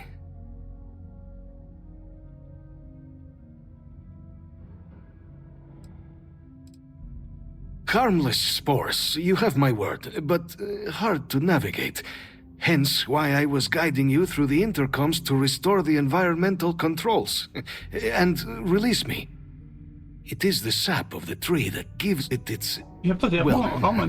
Perhaps not a topic for this exact moment. But I must know of the rest of the city. Does it still stand? I take it you didn't have such an experience where you were then, hmm? Yes, the entire embassy was thrown into lockdown, trapping me in my quarters, disabling the Venom tree's filters, and arming the defenses. A disconcerting experience, to say the least. Was the rest of the city spared?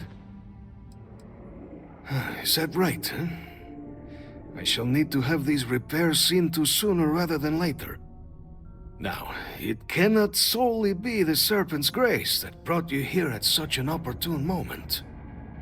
You were sent by the UC. That much is obvious. Who else could just waltz through my door, hmm? And the broadcast spoke of terror morphs at the spaceport. A worrying occurrence, certainly, but coming here of all places, when all I could provide is some enthused cheerleading and... an archive code. So the UC requires information, then. On terror morphs, presumably, hmm? Do I see this all clearly?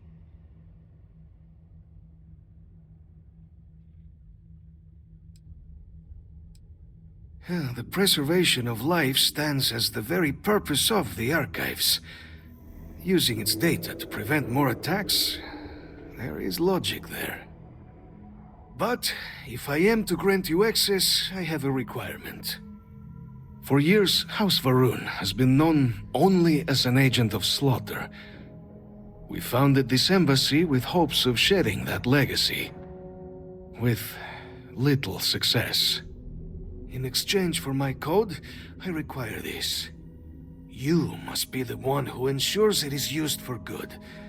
Ensure House Varun's legacy is more than just carnage. The knowledge you ask for isn't evil. No knowledge is.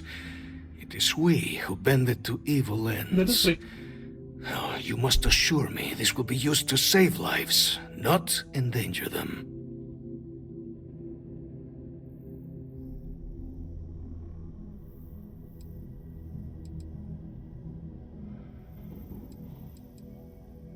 Well then, I shall not fear. Please, follow me.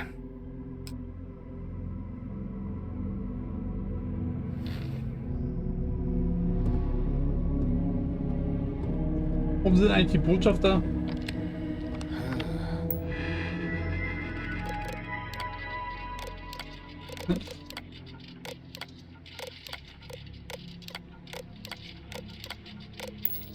Let's hope it still works.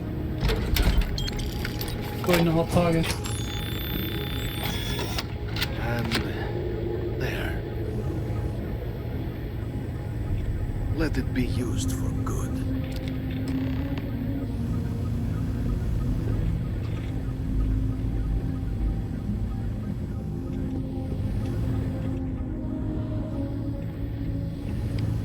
Müssen wir ganz kurz mal angucken.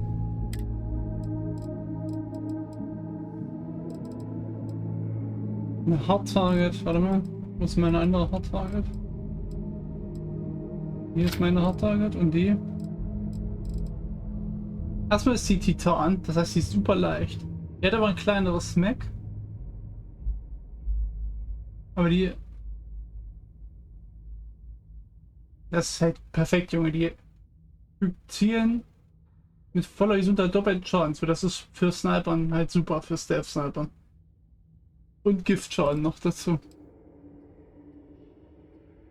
Der hat ein erweitertes Magazin auf 5 Schuss in der Dauer, okay. Natürlich insane.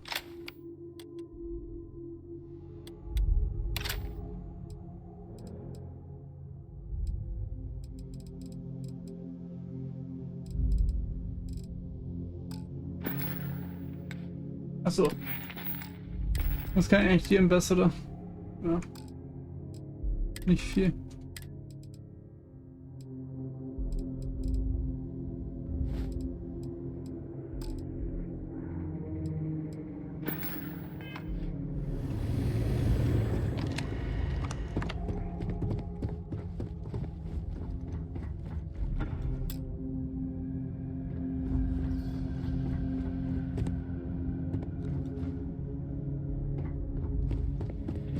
Kann man da irgendwie rein? Hat den der Typ in der Tasche?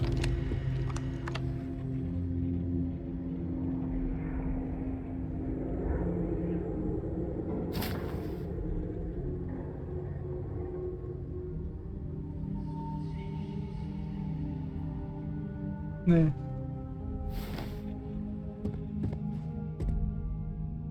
Will we all be so lucky next time the archives need to be accessed? Something to think on.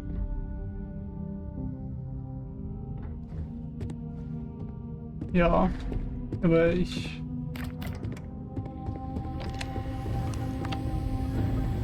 Ah. Er musste hier irgendwo sein.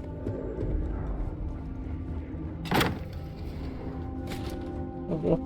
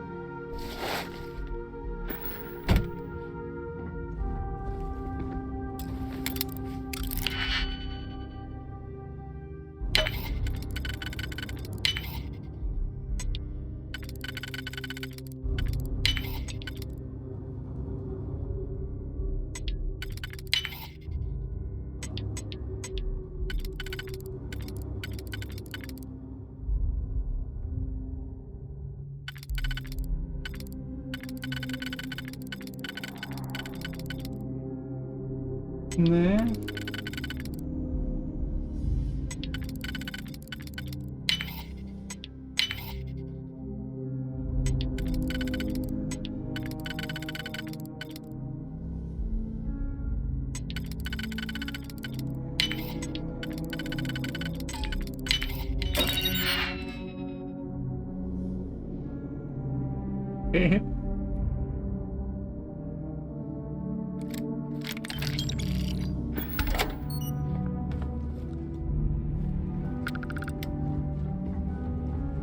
Ausruhen.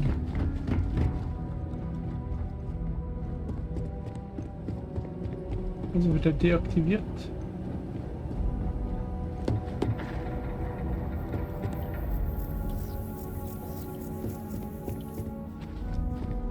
Imagine.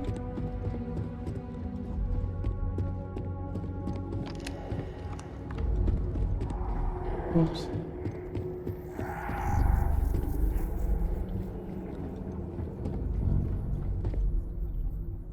Die kannst du halt nicht nehmen. Absolut Frechheit. Absolute Frechheit.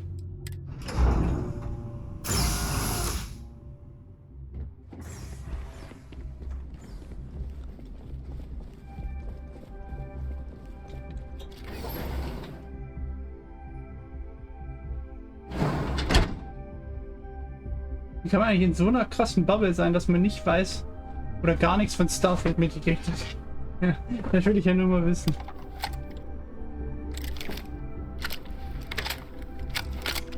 Was ist das für eine Bubble?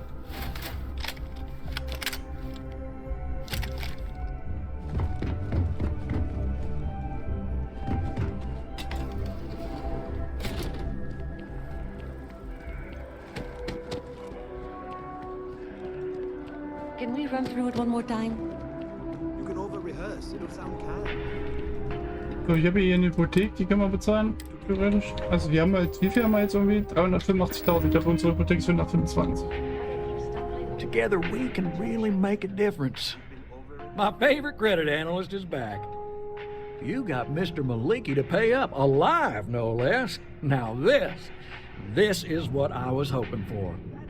My superiors are thrilled, ecstatic. Absolutely. Listen, I'm really feeling this working together, aren't you? So if you want another delinquent, let me know. We'll keep this going. But here is your well-deserved finder's fee. I threw in a little extra for handling it well. 7.000. NAP. I got a new job for you, if you're up for it. So chalk this one up to a very fine but clearly overworked credit checker that accidentally approved a sizable loan, then turned out to be murdering space scum.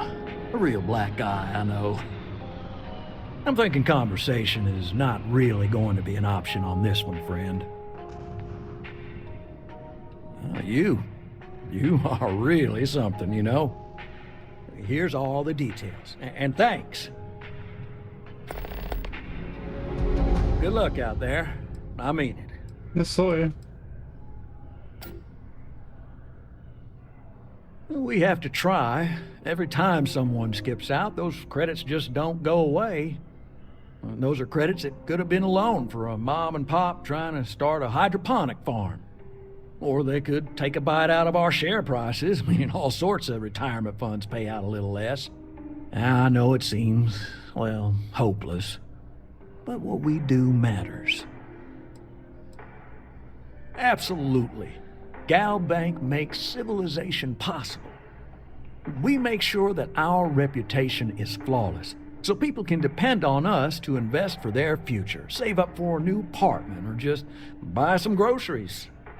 True, collections isn't the most glamorous part of the bank, but we all serve our part.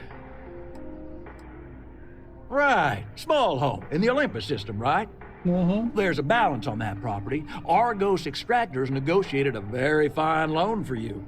There are weekly payments, but if you miss a payment, no big deal. It's a pay-as-you-go type of affair. But I think we'd all be happier if you dealt with the mortgage one way or the other.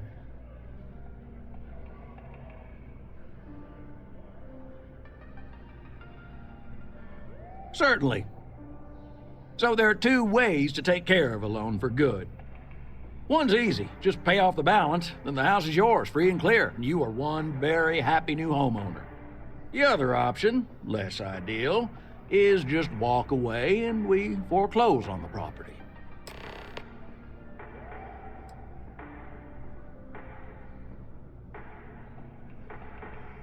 How come you? Everything is in order. Excellent. Let me be the first to congratulate you on owning your house fully. No more mortgage payments for you. I have to finalize the paperwork, but I wish you all the best.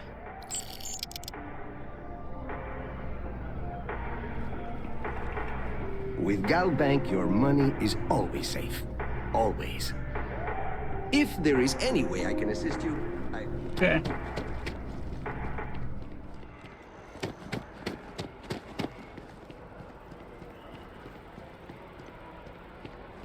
Also der will, dass ich zum Mast fahre, glaube ich. I'm telling you, Starfield is...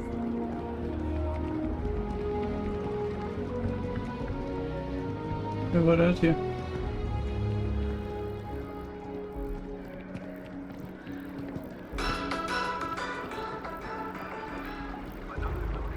So, jetzt haben wir zumindest das Haus abgezahlt.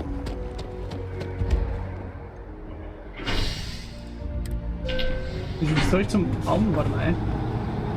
Ich muss doch zum Master, oder nicht? Oder welche Quests habe ich jetzt aktiv? Ich habe doch die aktiv.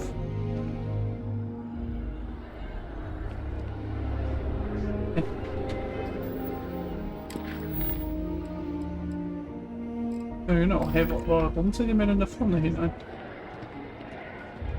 Ich bin verwirrt.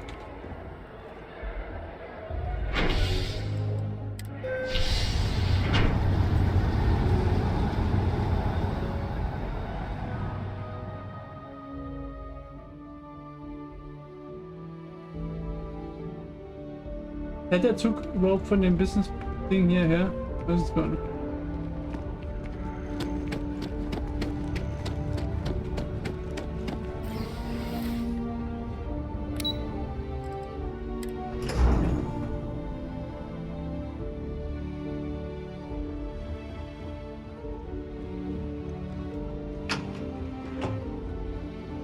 Excuse me?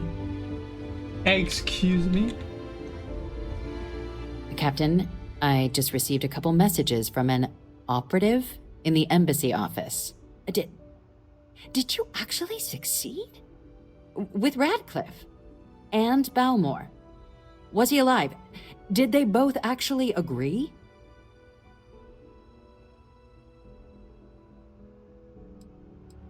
Indeed, and we've no time to waste. Though I'm eagerly looking forward to hearing how exactly you pulled it all off. And now, I've already arranged everything with the archival monitors. When you get down there, the UC monitor will give you instructions on how to deploy the codes. Follow them to the letter. Here, the UC code piece and an archival access card. The entrance is just on the other side of the plaza across from Mast. Absolute best behavior down there, all right? Immerhin. They'll walk you through everything, step by step. Begib dich zum Sperrvertrag. Dann für die Angst ist doch irgendwie besser.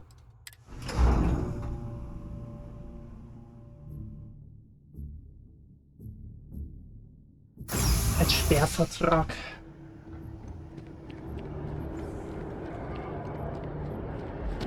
Natürlich müssen wir jetzt auch überladen sein.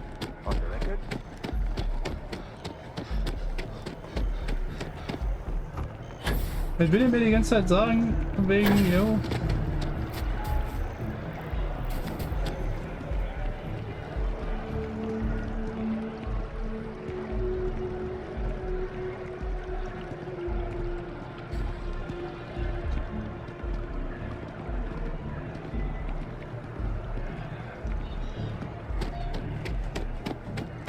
Abends des Archives. Ich dachte ehrlich gesagt erst, also ich habe das Spoiler vorhin schon gesehen, aber dass sie im Keller vom Mast sind.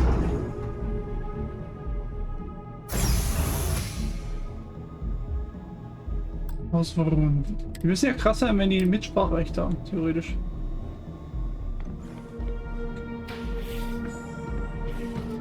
Captain, we've been expecting you. Please approach the monitoring station and we will go over the rules. Welcome, Captain, to the archives. To proceed, you will need to deposit your codes into the 3 corresponding receptacles. Once they are verified, I will open the door. Your data resides in Unit 18. You will not be able to access any of the other units. Once you've collected your data, return to the entrance. You may insert the first of the archival codes when you're ready to begin.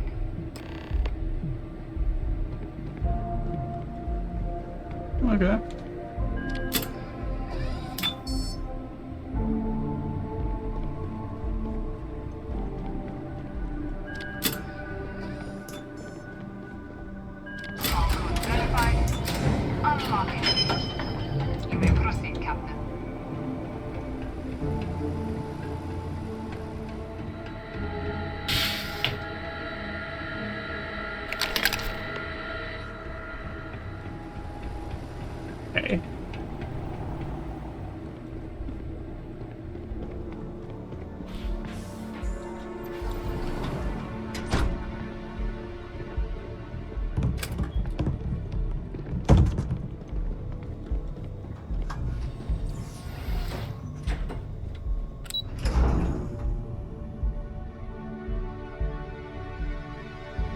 Oh.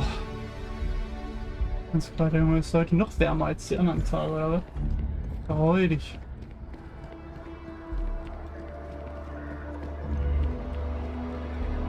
Alter, hier ist halt, sieht auch aus, als wäre hier gerade 5000 Grad. Nur dieses, wo ist halt so ein bisschen neblig in der Entfernung oder so, aber die Sonne scheint halt wie nix, Junge. Und wie drunter ist ganz angenehm.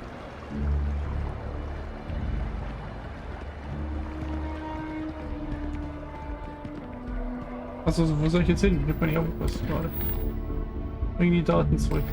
Zurück wohin? Moment.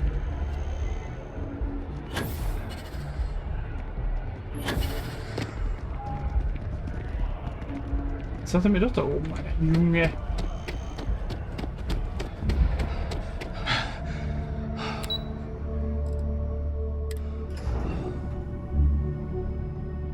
So, am Kabinettssaal bestimmt.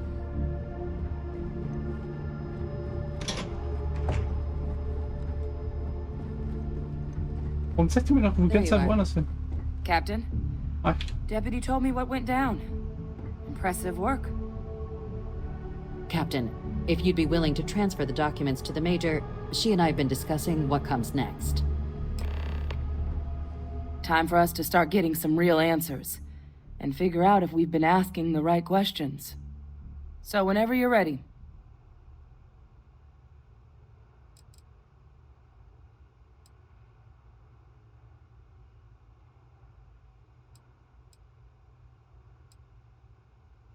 Acknowledged and accepted, Captain. So with the data out of the way, we've been discussing where exactly this work's getting done.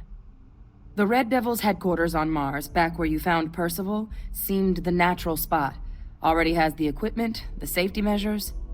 Though it sounded like the deputy had a few more things she needed to discuss with you first.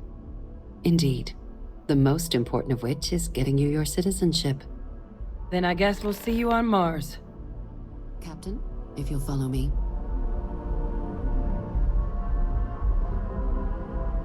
Citizenship! Yay!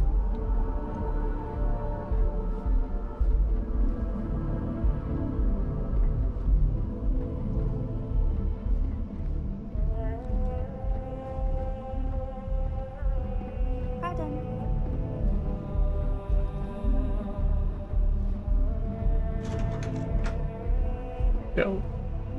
Been up there, huh? Space? Must Mhm. be cool. I never get to go to space. Okay.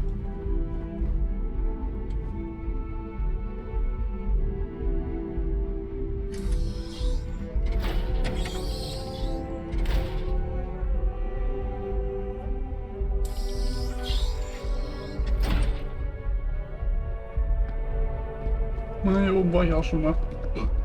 Das ist ganz geil hier.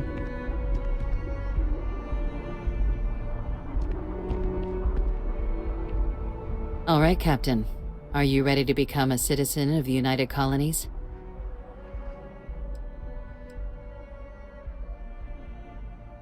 It doesn't. We don't really care where else you might have been or might become a citizen. Once you earn your place in the United Colonies, it's yours. Well, only citizens can own property in New Atlantis. We also pay a discounted rate at any United Colonies merchant. And all citizens receive an ample credit disbursement upon joining. Good. Yeah. This isn't the only item we need to discuss, so I'll give you the short version. Please raise your hand. Captain, through your actions today and in days past, you have earned your place among the United Colonies. Through service, bravery, strength, and upholding of the mutual good. Will you carry and cultivate these values for as long as you remain a citizen? Then, Captain, I'm pleased to welcome you into the United Colonies as a full citizen.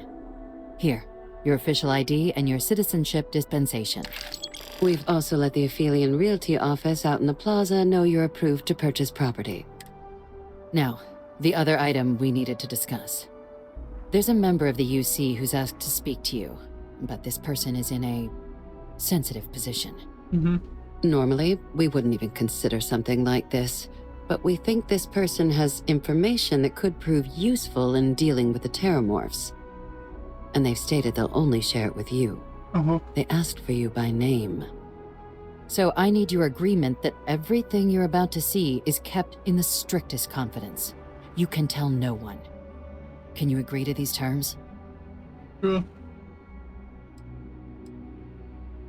Let's hope it never comes to that.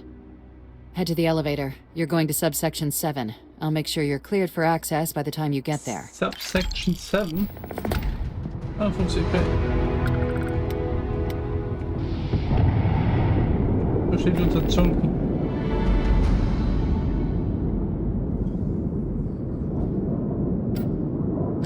Wenn ihr oben siehst, bis dahin rendert er jetzt halt die Bäume noch nicht. Der Gem ist eigentlich im Mond, ja, ne? Ja.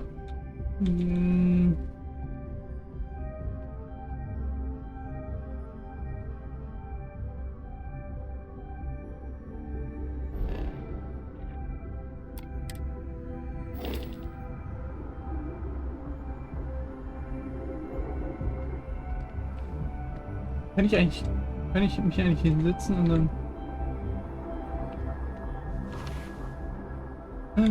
warten wir mal ganz kurz. Lokale Zeit. 16 Uhr. Ja, dann 20 Uhr.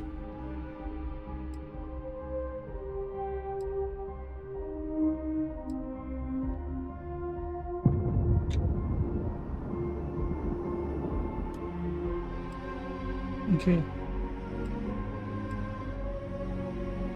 Achso, ich habe die lokale Zeit. Ich habe außerdem hier hingeguckt.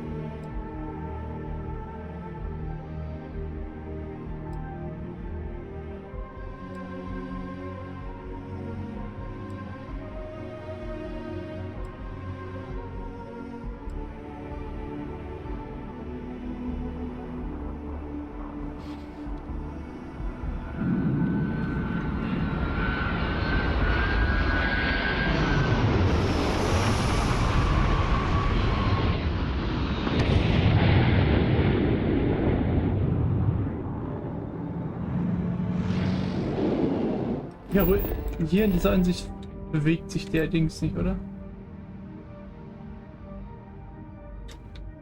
Doch, tatsächlich schon. Jetzt hier. Ich weiß nur nicht, ist er denn so rumgelaufen? Weil sonst hätte ich ja theoretisch...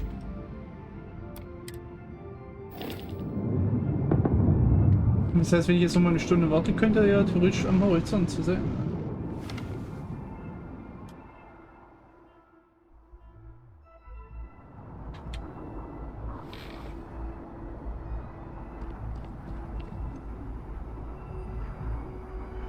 Wo Mond?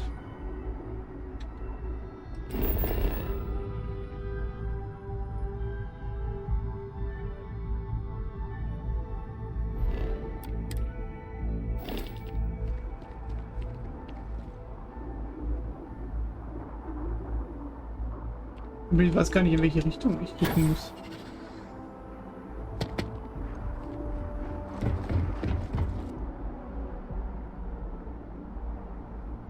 Also das müsste Norden sein. Das wäre das ja Westen.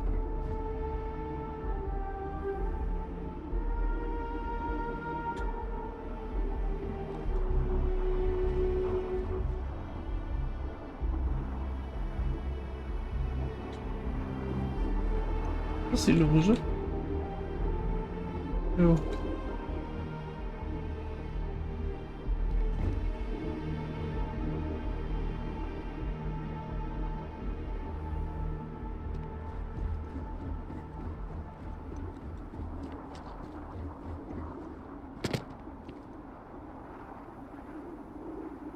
I want to see this.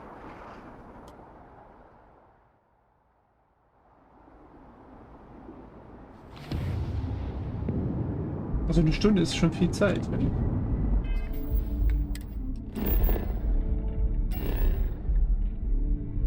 Der wandert hier weiter in die Richtung. Das ist halt eher Tag vor der, also für den Mond sehen würden.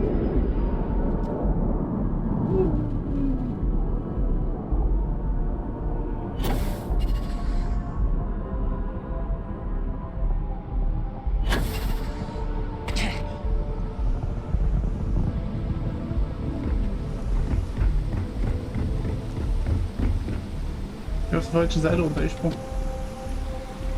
Leider. Quasi.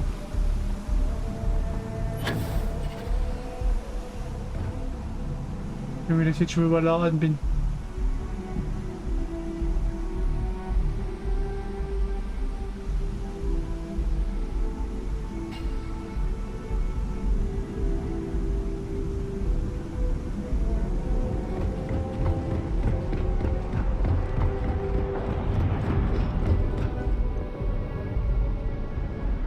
Und wo ist denn der Eingang hier? Bin ich mal hier vorne oder nicht?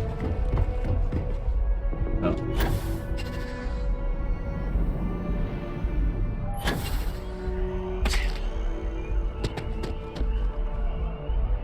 Und jetzt, wenn du überladen bist, dann selbst wenn du airborne bist quasi und gesprungen bist, also nicht wenn du fällst, wenn du gesprungen bist, dann verbrauchst du dann halt Sauerstoff. Schwierig. So. Ich hätte auch einfach reingehen können, dass er schneller will. Guter Sektion 7, Junge. Ich wusste nicht mal, dass es noch tiefer geht.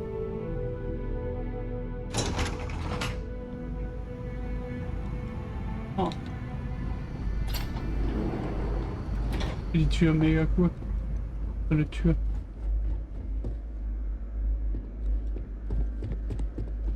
Level 8.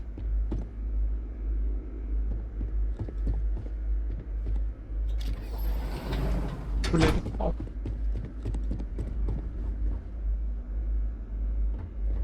Bringt mir das da was? Da reinzugehen? So, jetzt können wir ja mal gucken.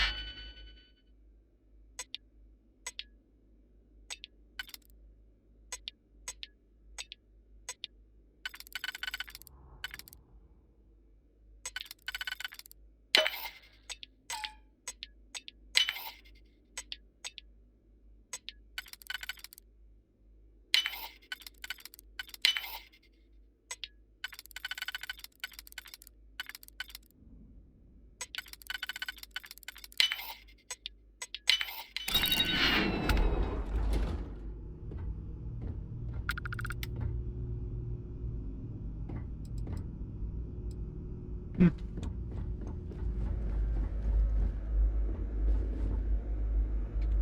Oh nö. Da darf ich nicht rein. Aber ich will.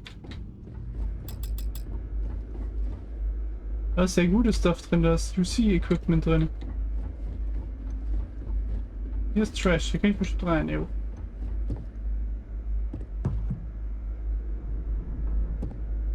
Da ist auf jeden Fall eine Kiste.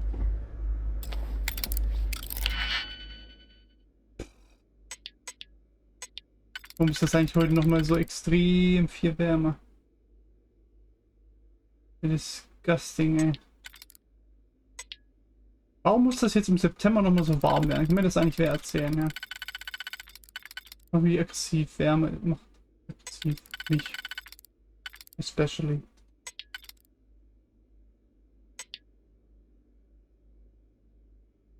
Wir haben leider keinen, der gegenüberliegend ist. Den hätten wir. Können wir kombinieren mit.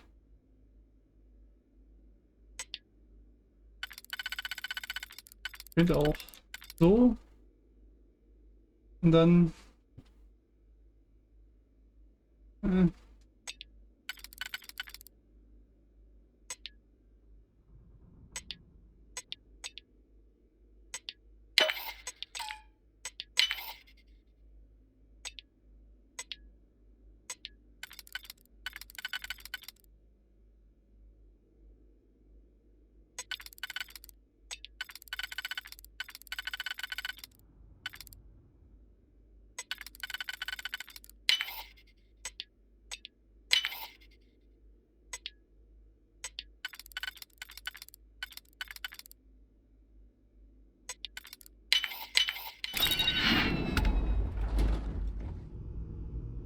Titan brauchen wir.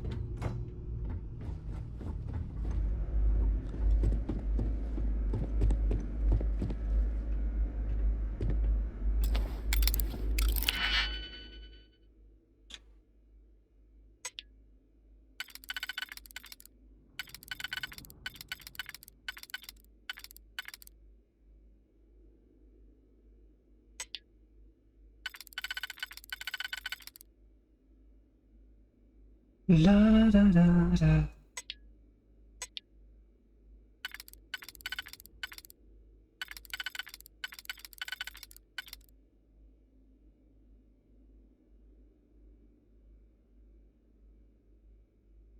Also idealerweise für halt so Teile hier, ne?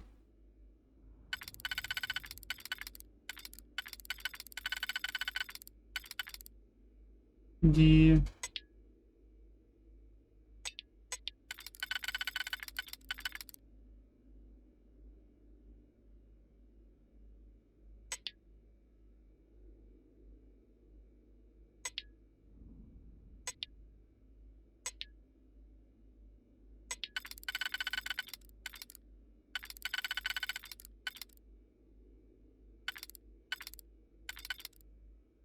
wir brauchen da und da ein.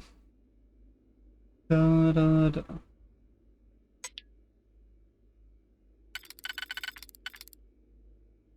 Auch gehen. Ja, der geht mit dem zusammen.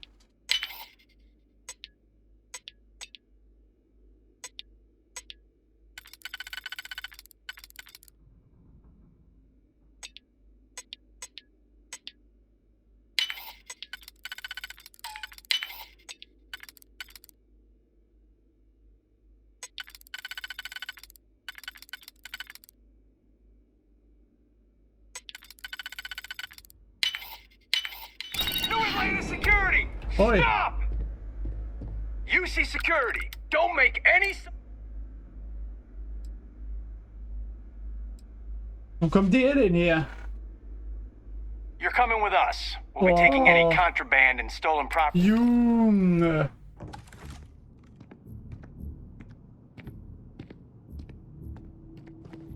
Willst du mich verarschen? By the way, Captain, Sergeant Yumi was looking for you. Sounds like he's got more work.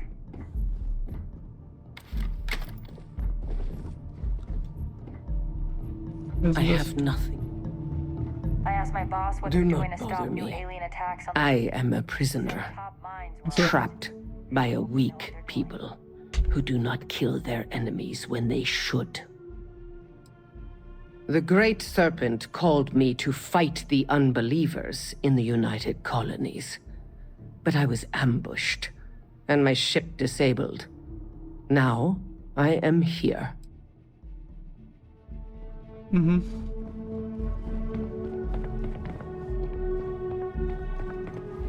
Also hier, ich bin jetzt zum Beispiel, bin ich ja hier I think I got them. What do you call them? Corns. Yeah, I got corns. Ich weiß nicht.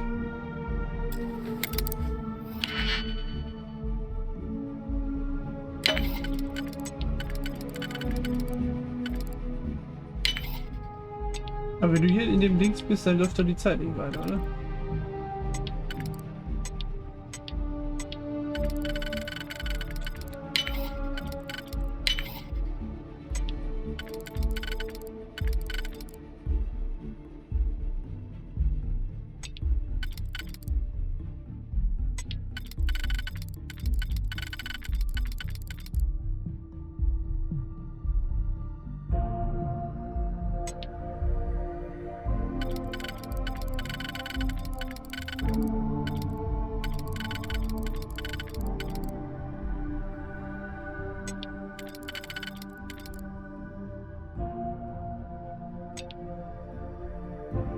Passt nicht ganz überein. So.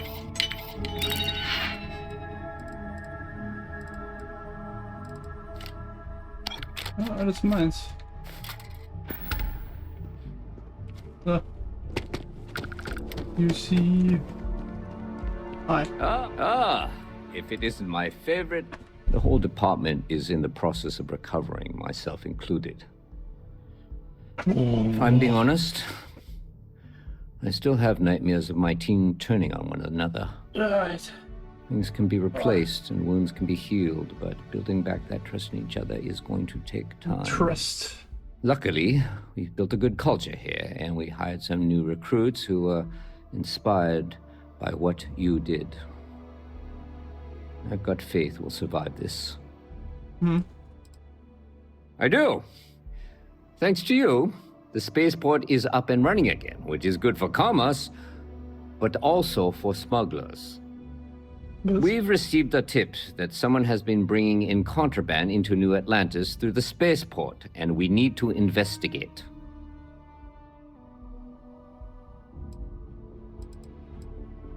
Well, technology-wise, criminals have always been one step ahead. No different now than it was centuries ago. Smugglers often have a fancy shielding or scan jammers that allow them to evade the checks.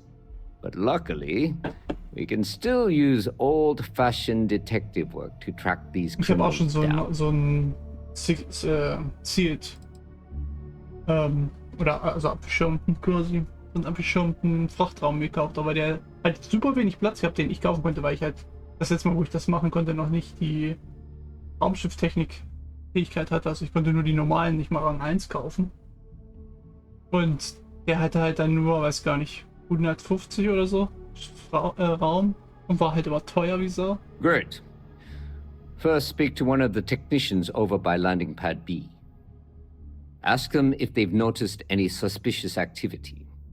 Once you've gotten a lead, cross-reference their testimony with ship records over at Aegis. When you're done, report back to me with your findings. Okay. Remember that job you did for Agent Plato? I finally had a reason to call in that favor he owes us. I asked him to pull the names and cargo of every potential smuggling ship that docked in the last month. He said he'll have a slate ready for you to examine. There should be a few working on the landing pads. If they don't know anything, move on to another. Right now, we don't have any good leads. But if anyone's seen anything, it will give us something to go on. See you later. Also die haben jetzt zum Beispiel hier, da ist nur eine Kiste, die steht auch super beschissen für gestohlene Güter. Ich habe aber noch keine Kiste fürs geschmuggelte Ware gefunden hier. Das finde ich ein bisschen, weiß ich nicht, da ist das halt in, also wenn ich weiß, ich habe Kontraband dabei und muss in einem bewohnten oder in einem Raum, wo ich gescannt werde, dann ist halt Neon echt superior. In any regard. Weil da was halt, zahlst du die 800 Credits halt und stehst genau neben den Kisten halt. Aber vor allem die ganze Zeit war da keine Sau, weißt du, dann knack ich ein Schloss. In dem Moment kommt da so ein Dude die Treppe runter, Junge. Insane.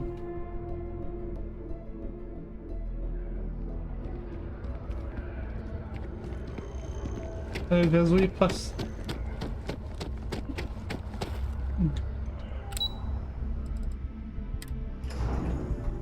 Und ich habe die Strafe gezahlt auch noch. Ich hätte natürlich sagen können, jo, du kriegst mich nicht, und hätte ihn einfach erschossen. Aber steht immer da noch.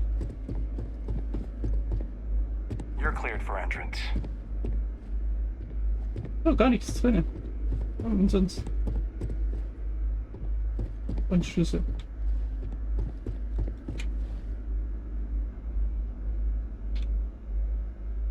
Haben Sie sowas? Ne.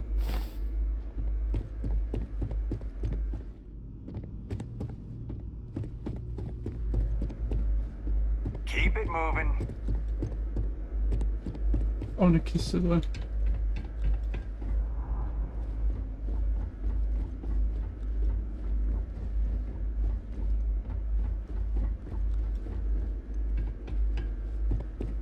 Logging authorized entry. Unsealing access. You may proceed down the corridor.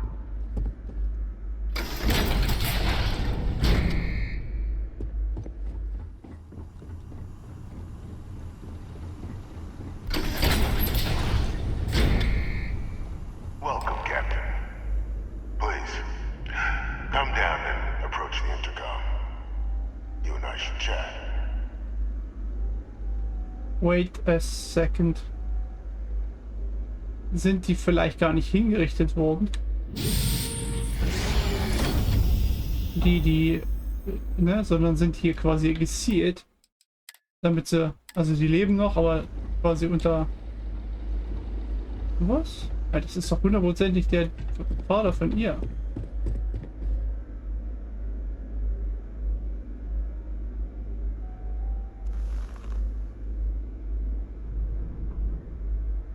President Abeyo was kind enough to give me a few files to peruse. Quite the series of accomplishments you've managed. But now you face a foe unlike any other. An invisible enemy, lurking in the shadows. You're going to need all the help you can get. Which is why I hoped we could speak. Do you know who I am? Ja.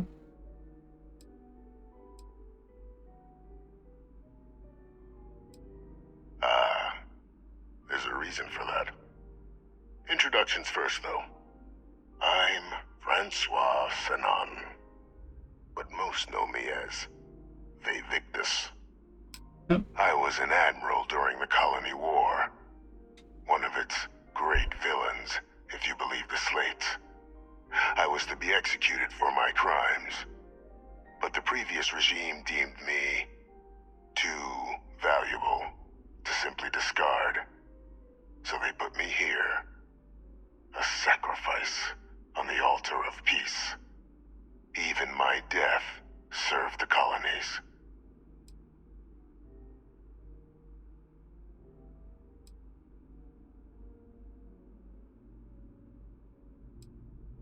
One final act of rebellion by the leadership that lost the colony war.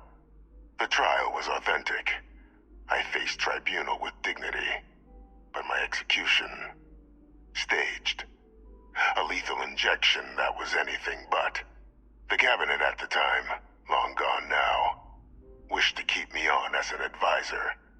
And considering the other option, I was in no place to refuse. So I elected to trade my freedom for my continued existence.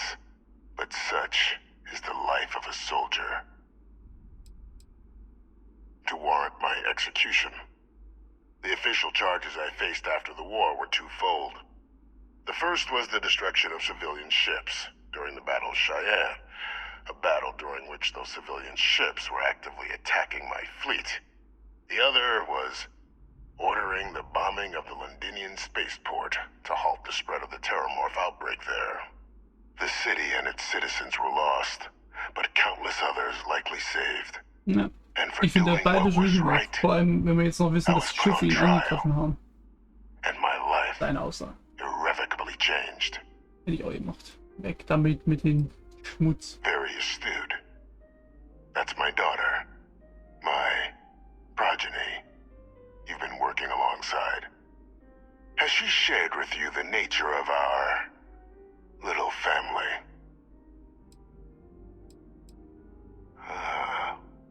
Did she? So willing to trust Hadrian. I never did succeed in driving that out of her.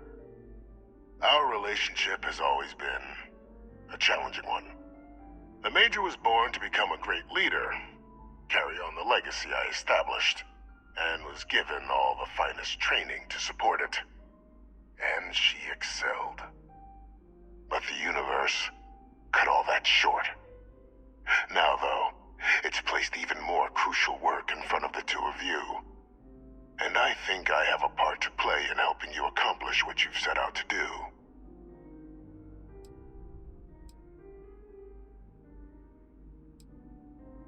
It was an attempt by the United Colonies to solidify its own legacy, forging a new generation of great leaders.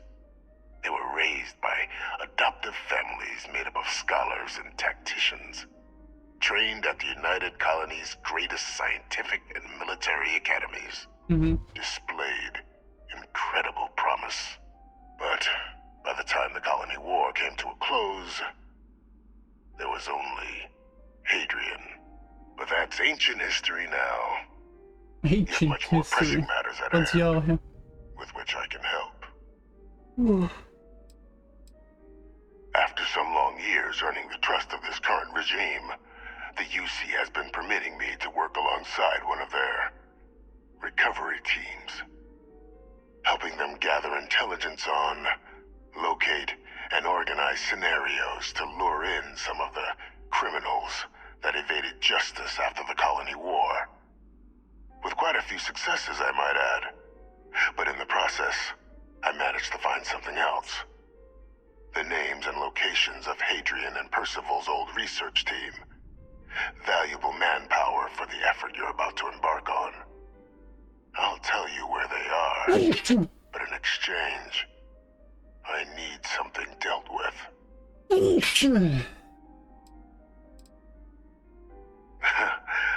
Well, who better to find them? But many of them I knew personally, and I've always had a mind for details. Where someone was born, next of kin.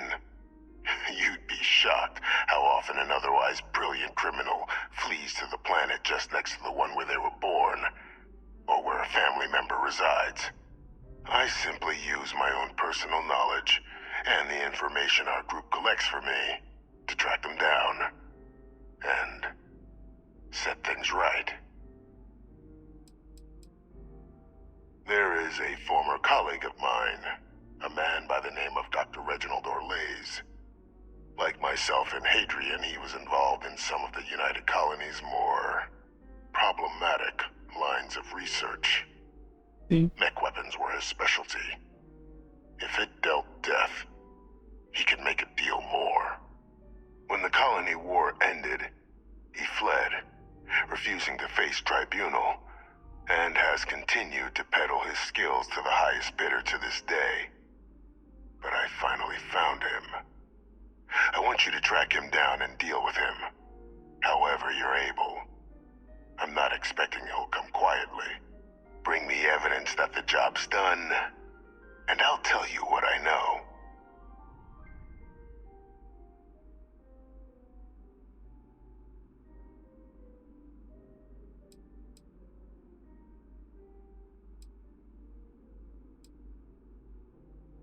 Captain, your files indicate a track record of unlikely successes. It is my genuine hope that, perhaps down the line, you might become a part of our team. And this might be something of a tryout. Speak to Deputy McIntyre. I'm sure she'd be happy to hear that someone might be tying up this loose end at long last. Though I would ask you, do not make the mistake of confusing me for a simple cutthroat. You can certainly try, but the man's been out there 20 years. He's likely gone feral by now. Easier for all if you simply blow up his ship and be done with it. If that's what you require to sleep at night, so be it. According to my information, he's been hiding around the world of Etheria. Wolf system. There is a star station in the vicinity. The Den. The head of the local vanguard, one Captain Marquez, should be able to help you find our man. Kenn ich. Okay. Ich kenne Captain Marquez.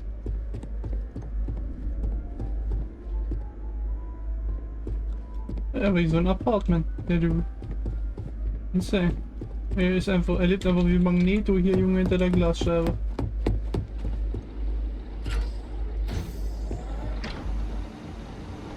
Und hier. Also, Serverraum, ja, aber. Ich finde das super geil, wie viel mehr Tiefe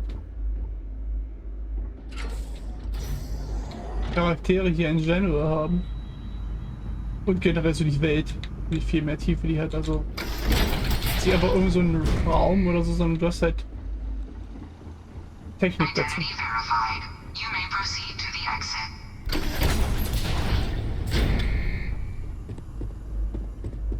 Das wissen ja auch nur so ein paar Leute hier. So what? Insane. Ich habe übrigens noch eine Mission. Oh Gott. 2 Tower.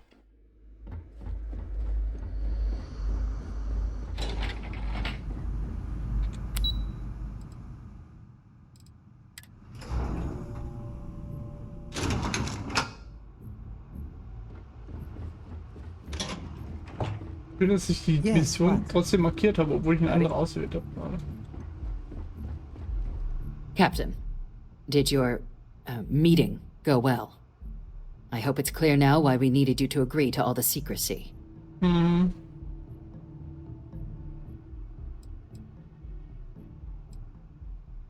Surprised me too when I learned it, but the prisoner has proven useful over the years, and kept far from any major decision-making.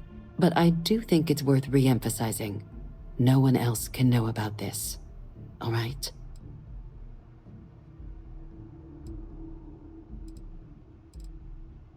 The Major doesn't have clearance for this sort of information, and she certainly doesn't need a distraction from her current, very important work, which is why I need you to keep this to yourself.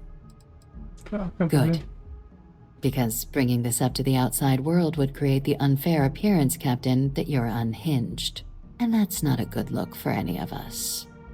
Now, was there something in particular you needed to discuss about what we were just discussing?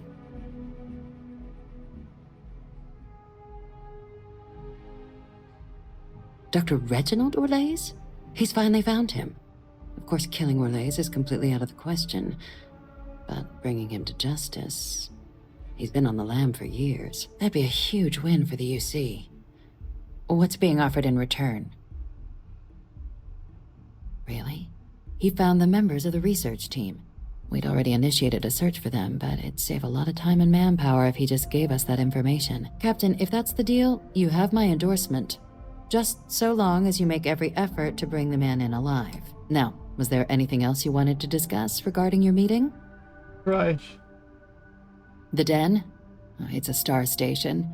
Orbiting Wolf, the second star station actually to bear that title. The first one was blown to smithereens by House Varun during the Serpent's Crusade. The place has always acted as a remote strategic hub, primarily for repairing and refueling UC military vessels. But because of its distance from the rest of the UC, things there have always been a little more lax. Patrols included. I can think of worse places in the galaxy for a criminal to hide out. Trusting the man downstairs would be a mistake, but I don't think you need to be too concerned. This is far from the first name he's handed over, and all previous missions went off largely without a hitch. So while I'd certainly warrant caution, I think you can proceed. Then I'll bid you good day, Captain, and remind you of the importance of discretion. Klar.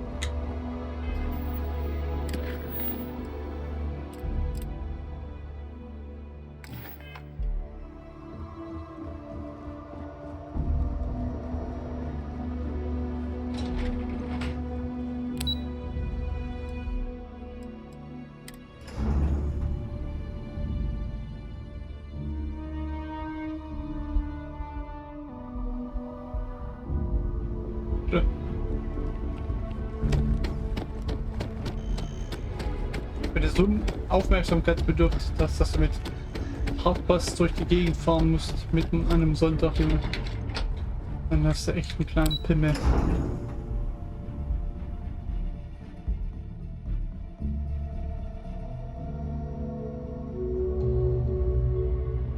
Also wenn ich das sogar durch das Headset, nee, also nicht nur höre, sondern merke immer.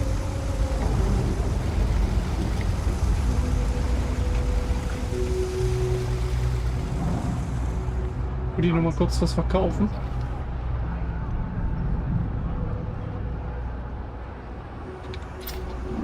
Wir haben, ist ja schon ein bisschen Zeit vergangen, aber erstmal hier. It's a queen. Okay then. Come on back. Ja, mach mal hin. Can't say I'll have what you need. Ain't much. Ain't much. Alter, wie wenig Credits hast du denn, Junge? Mit dir?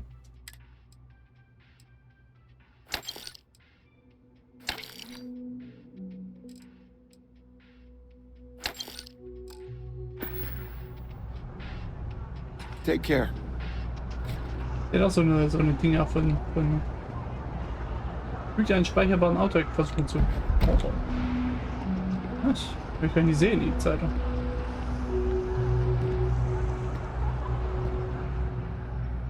'Alright. 4500 Credits.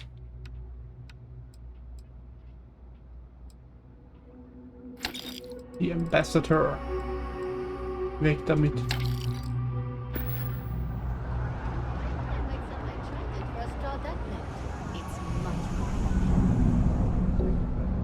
You don't need to wear your helmet in here. The Trade Authority has. You won't find a better selection. Meint ihr wenigstens ihr ganzes Geld?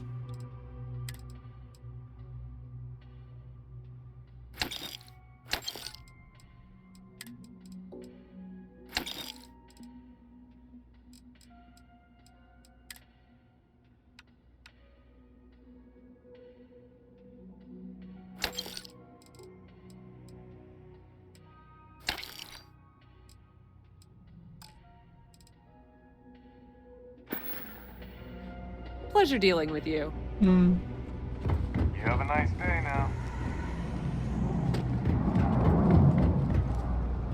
Keep your nose clean. Last thing I want.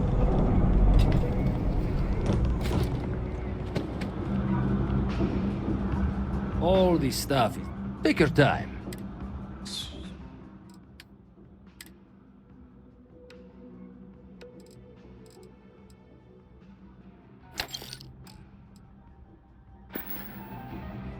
You need something else? I'll be here. Ah,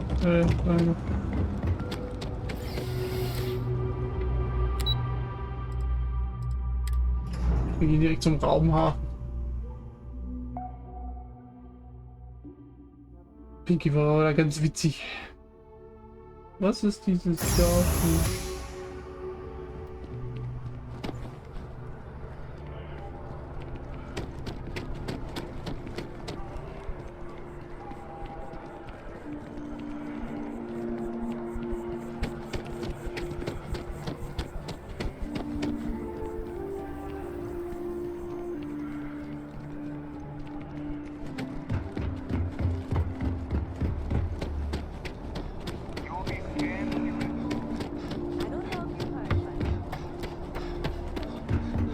Also mein Schiff, wie gesagt, wir können halt nicht noch einen halben Meter nicht länger werden. Ist vorbei, dann können wir nicht mehr landen.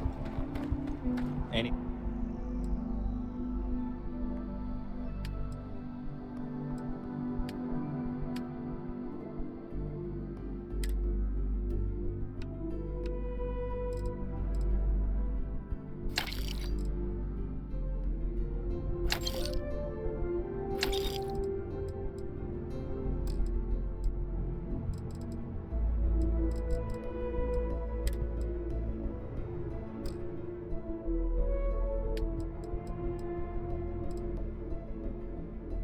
I can help you with? No. Not right now. Muss mal kurz ausliefern und dann ja, weil sonst ist die Zeit weitergelaufen.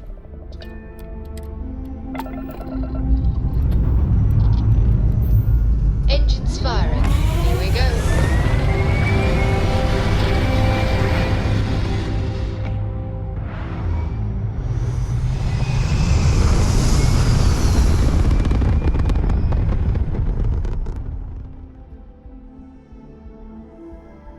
Apogee kick complete. Orbit steady. Lass mal gucken, wo wir überhaupt hin müssen. Tau CD. Ah.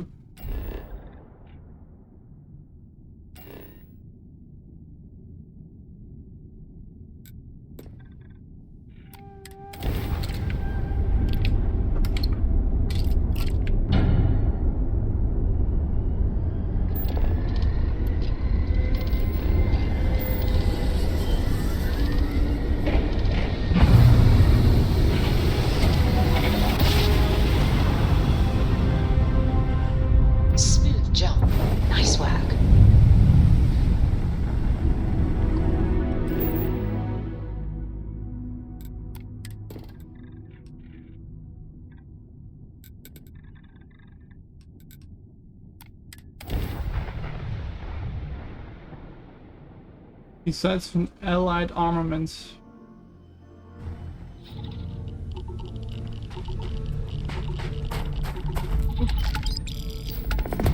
Easy. So, damit haben wir die nämlich gemacht.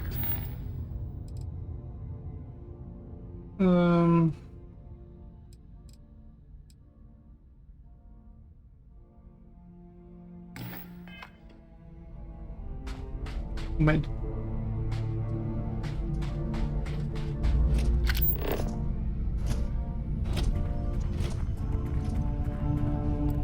Wo ist denn mein Schiff? Wieso? Ich bin verwirrt. So, warum ist mein Schiff da hinten? Ist ich rum? Was ist Schiff? Was mir so, da steigst du jetzt ein und dann ich mein Schiff. We're cleared for liftoff.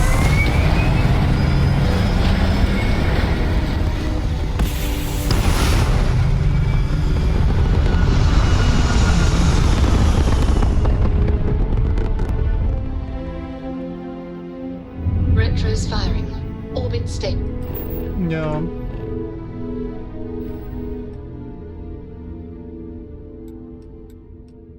Aber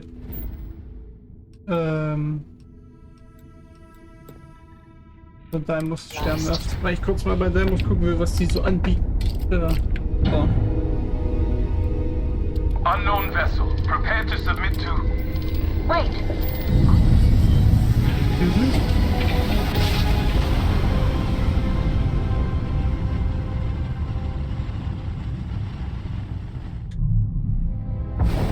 Navigational feedback checks out. We're in the right place. Ja, was wollen die denn?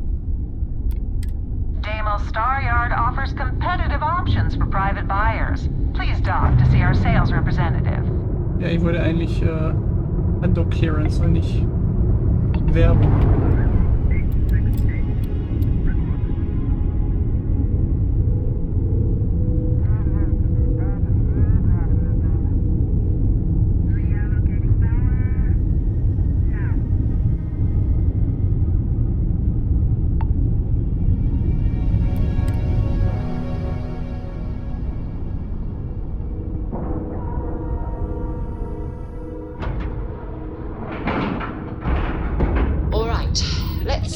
Airlock and get aboard. Get aboard. Get aboard. Captain, it is pleasant to see you. When humanity finally left the cradle of Earth behind, Wo empfangen? Kann ich hier kaufen?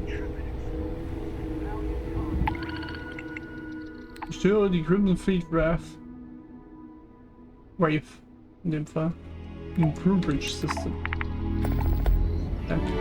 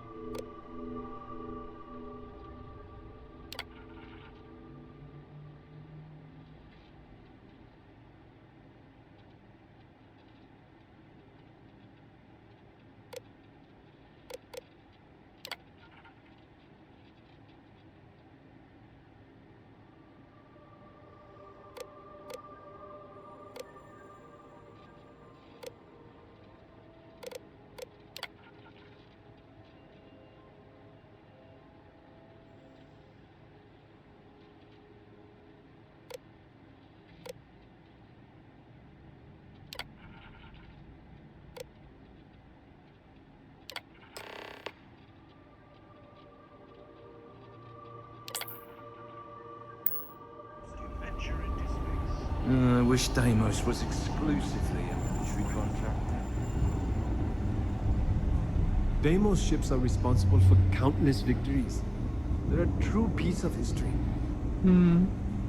Ich möchte ja auch gerne ein Schiff zusammenbauen, ne? Weil das da unten ist ein Schauraum, oder? No other ship can hold a candle to a Deimos. Deimos. Wer ist ne? What do we have here?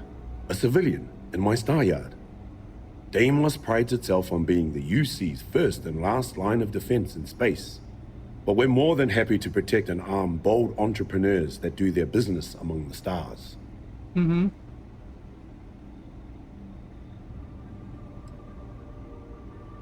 History was forged in our star yard, time and time again. So, let's see about getting you a proper ship, one worthy of you. The best Gucken wir mal, decision... was die für Schiffe im Angebot haben. Die haben eine Longsword, das ist das typische Schiff, was die UC so fliegt.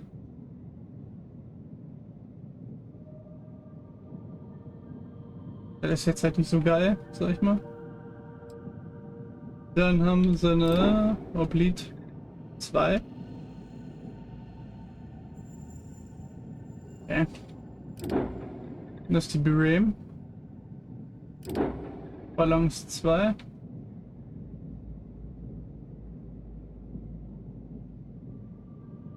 Oder eine Aegis.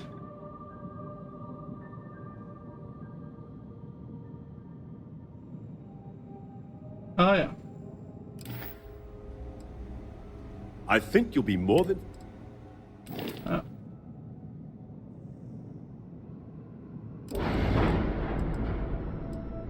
Problem ist natürlich, die haben jetzt halt, also im Zweifel nicht unsere Power verfügen. Demos hat natürlich ganz andere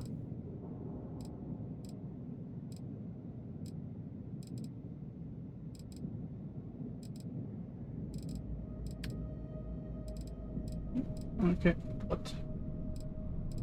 Brücke A Richtung Hauptschiff-Design 3.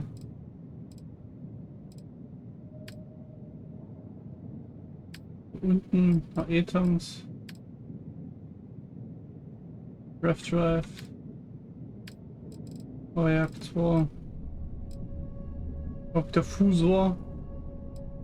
29 Energie. Zündreaktor. Der ist ein bisschen größer, kann das sein?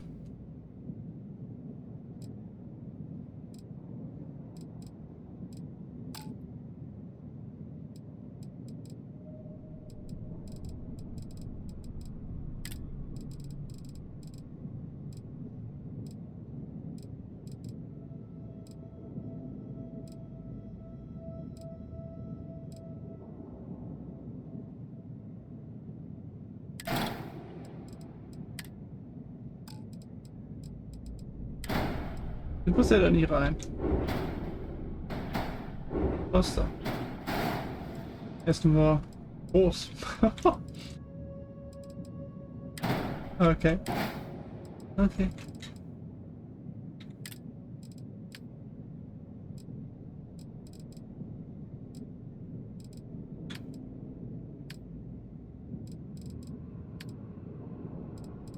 Ich meine, alleine, dass ich hier so eine Brücke installieren kann, Junge. Insane. Auch halt hier Raumschiff-Design noch ein bisschen besser. Okay.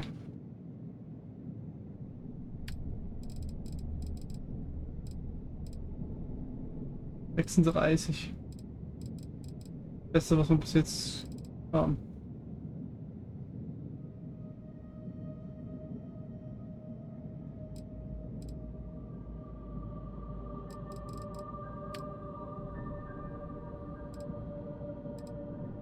Okay.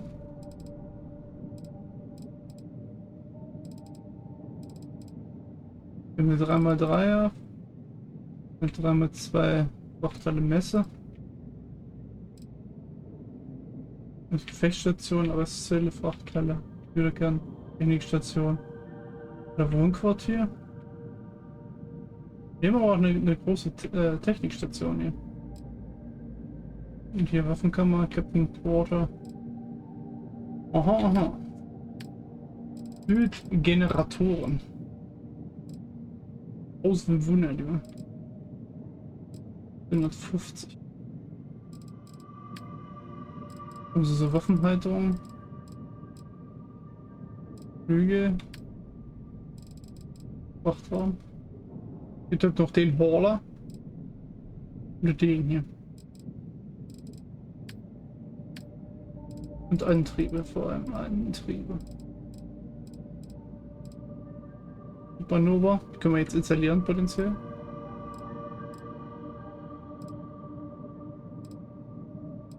Supernova hat halt richtig viel Schub.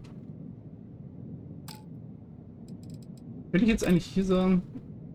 Ne, der ist zu breit. Er hat 19.000 Antriebsschub.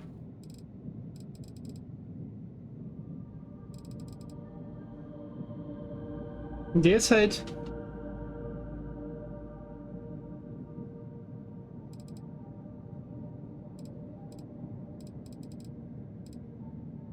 nur noch der White Dwarf ist besser mit 20.000. Okay. Für Energie hat der Maxkraft 3. Halt auch. Der ist halt 10, ne? Also der ist halt aber crazy shit.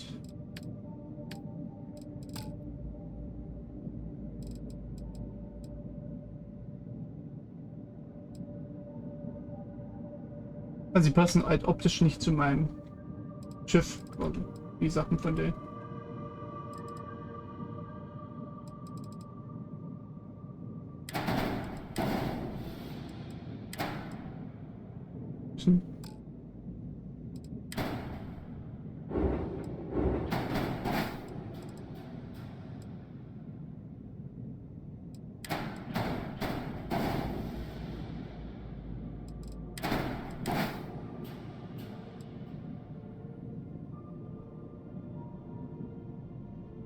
Dürfen halt nur einen nehmen.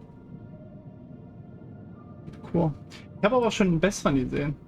Der hat hier, der splittet 29 aus. Ich habe aber auch schon einen gesehen, der über 30 hatte. Deswegen weiß ich nicht. Ja, ne.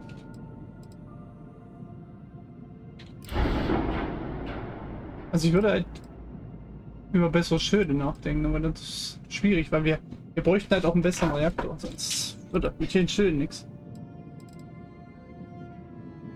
Meine Dimus sieht halt cool aus. Also so per se. Hier, was wir hier noch so haben. Die haben halt relativ viel so eckige Verkleidung.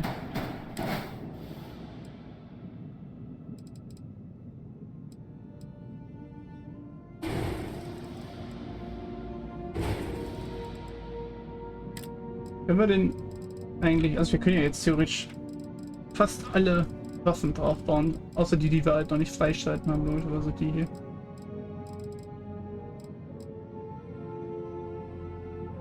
Was ist das eigentlich? Ballistik? Auto-Alpha geschützt. Wo sind wir überhaupt, Junge?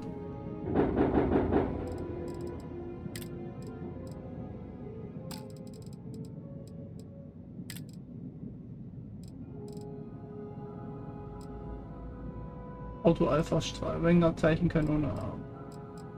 Sind teuer, die Putze. Disruptor. Ist Disruptor EM? Ja, ne, das ist EM.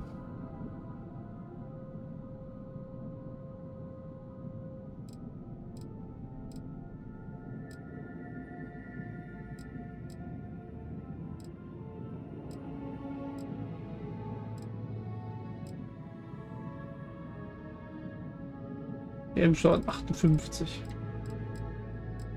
Alpha-Strahl ist Partikel, oder?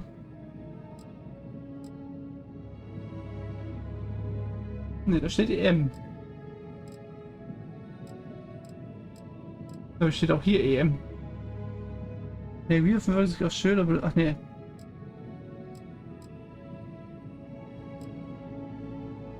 Also meine Teilchenkanone, aber Alpha-Strahl ist auch eine Teilchenkanone, oder? Da ist ja kein EM-Schaden in der Beschreibung, wenn macht Sinn.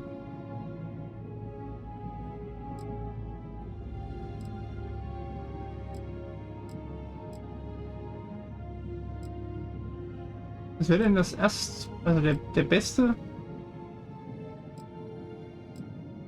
Der hier, aber das ist momentan die beste EM-Waffe, die wir haben, quasi.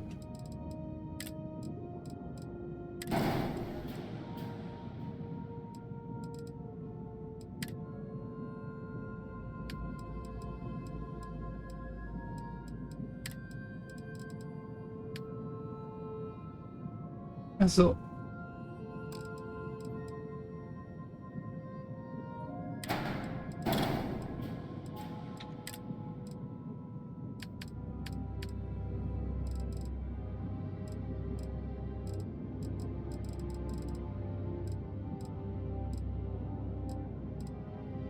Das ist ja der einzige C-Reaktor. Was sind das Waffen? Das sind C-Waffen, ne? Ja. Okay, nevermind. Abbrechen. When you get serious about your spacecraft, come back to Deimos. Ah, Deimos, Schmemos, sag ich immer.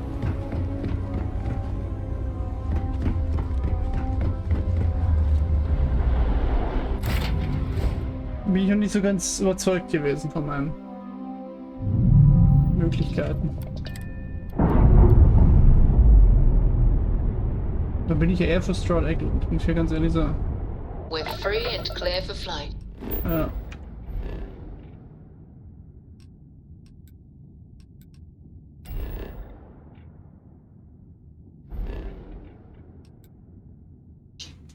Sterne, aber die ist zwar leer gewesen, ne?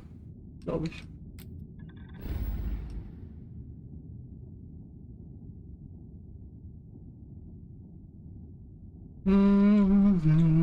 Irgendwo hat Stroud Eggland auch noch eine Sternwerft. War die hier nicht? Stroud Eggland? Genau.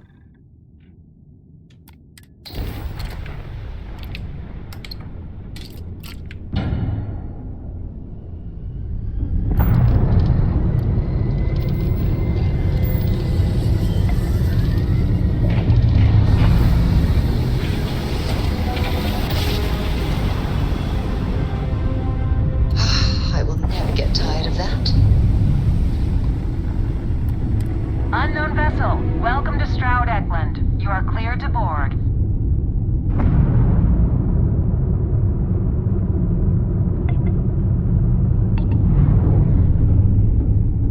Ich muss ja noch unique Teile installieren, theoretisch. Ich habe eh keinen Skillpoint dafür.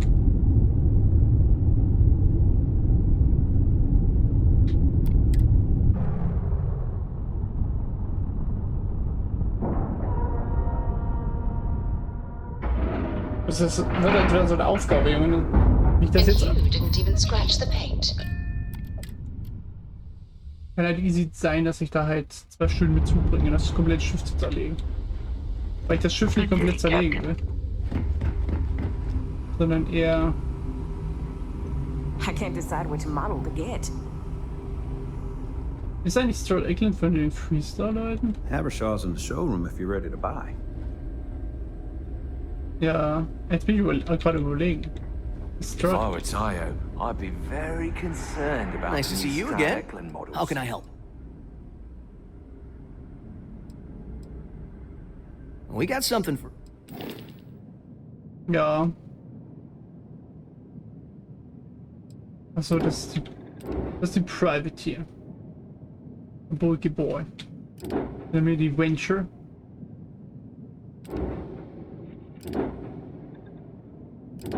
Die Conqueror. What the fuck is this? I mean, what the fuck is this? Die Galileo. Und die Vanquisher.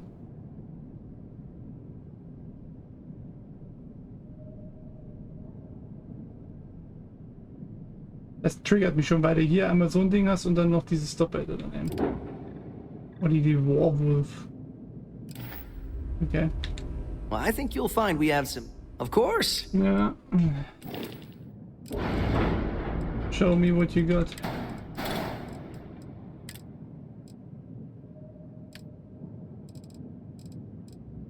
Okay. Der hat 24. Der hat 24. Den 23.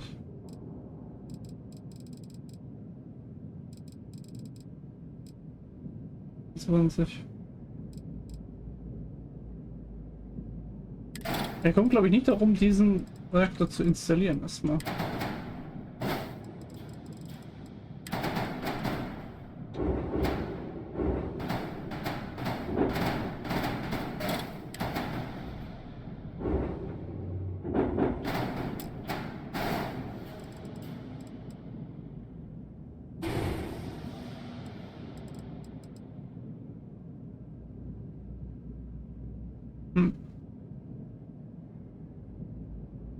Die Frage.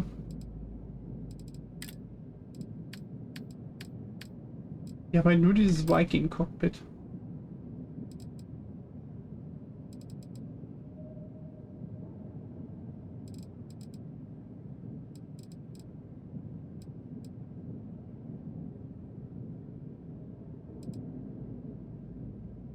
Wie lande ich denn eigentlich auf Planetoberflächen, wenn das Schiff nicht mehr landen kann? Euch empfohlen.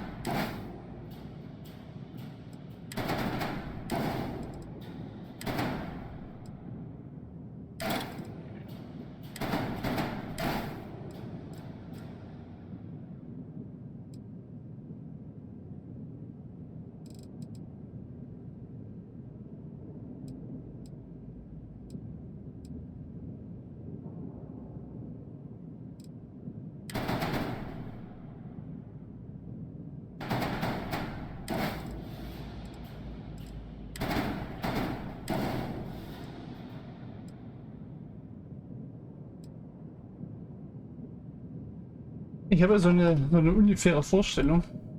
Ich weiß noch nicht, wie ich es umsetze.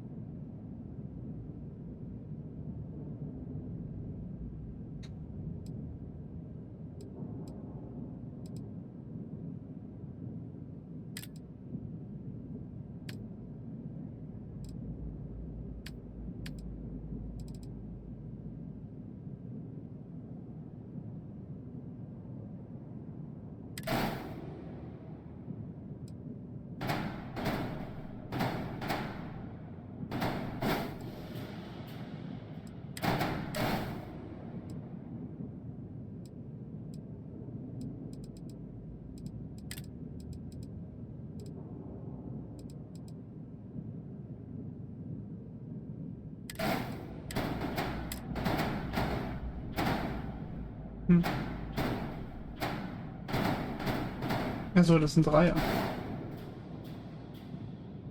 Ich dachte, das ist ein Zweierraum. Das ist ein Zweierraum.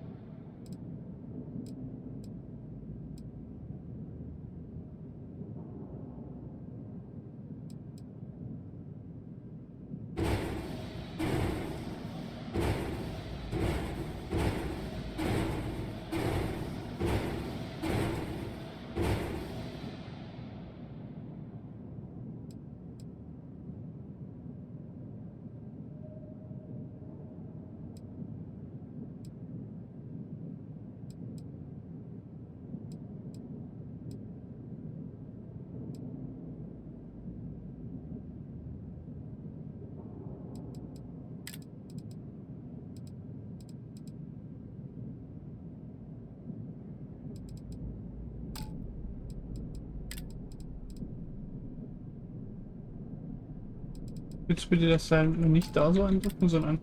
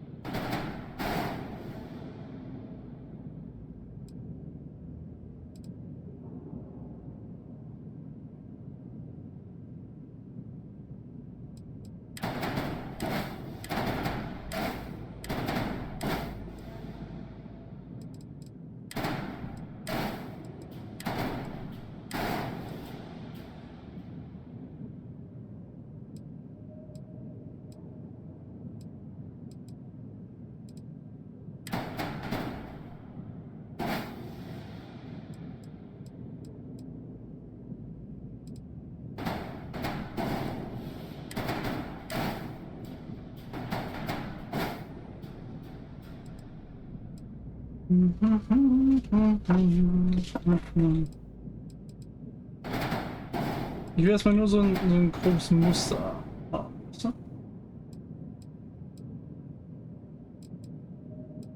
finde ja persönlich, wir sind halt für die Breite zu kurz.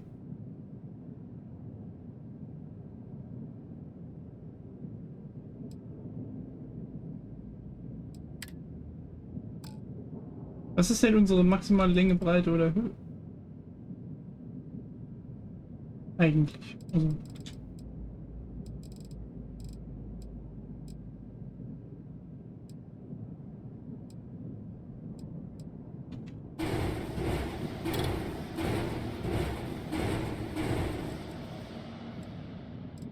Ja, wir installieren dann eh gleich neue Länder.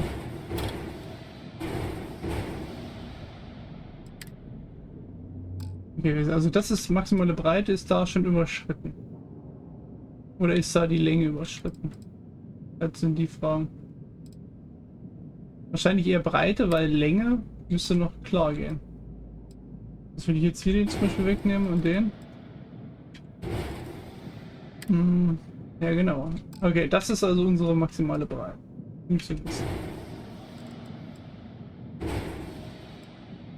Jetzt müssen wir gucken wegen Länge.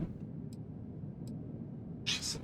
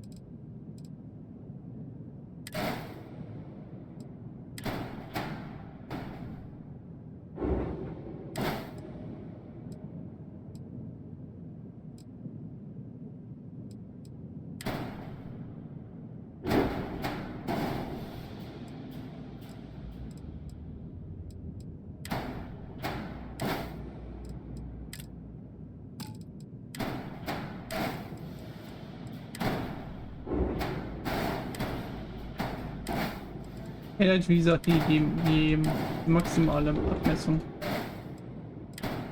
Weiß ich ja nicht. Okay, das ist, übersteigt die maximale Länge. Dürfen wir nicht über 40 Meter lang, also müssen wir auf Planeten landen können.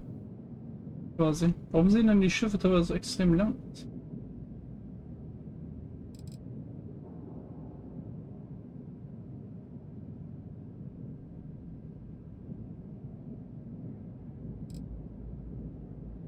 Was ist denn dann die zugelassene Gesamtlänge? Die Frage.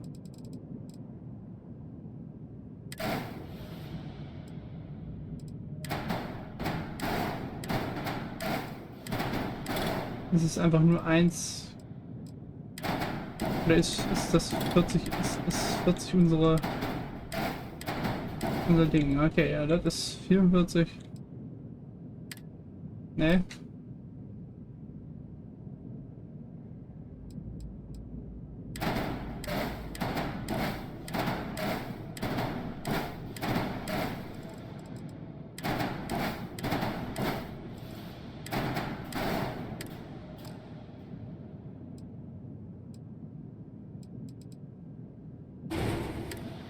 Ja, also wir dürfen 40 Meter, nicht, also 80 Meter trotzdem nicht übersteigen.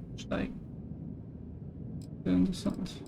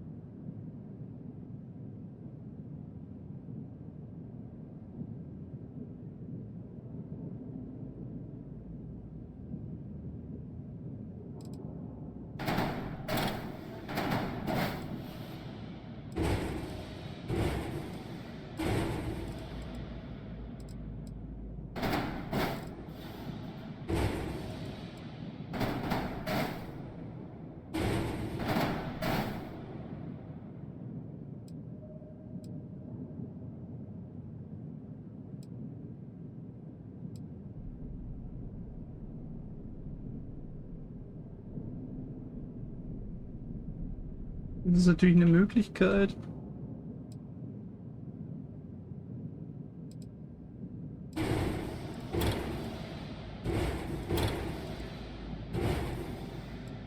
Ja. Nee, das stimmt gar nicht. War eh schon nicht mehr existent.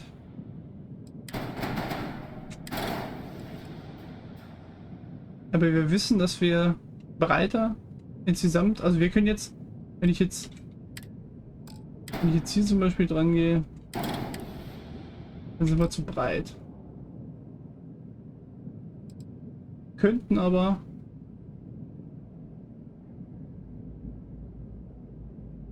breiter gehen, potenziell. Aber dann können wir halt nicht mehr so...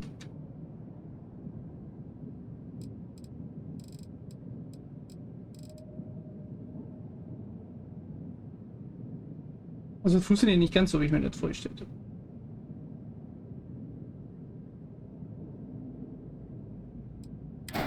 Ich meine, ich könnte das auch so machen hier. Sieht aber dann... Also nicht, das sieht nicht so gut aus.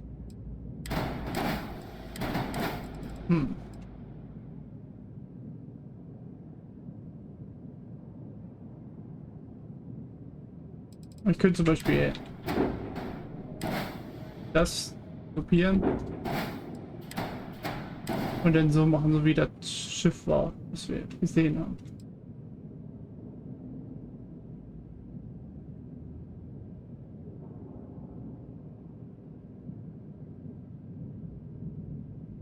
Ich könnte halt hier, also in diese Richtung dann quasi den gesamten Bug erhöhen.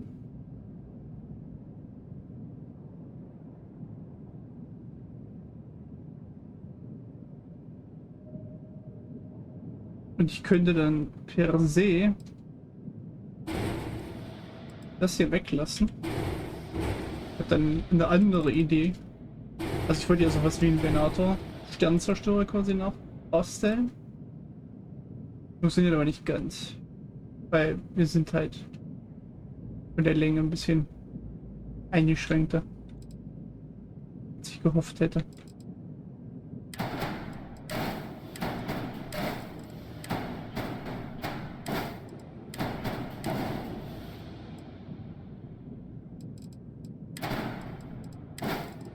Also wir haben 1000 Credits. Wäre optimal, wenn wir die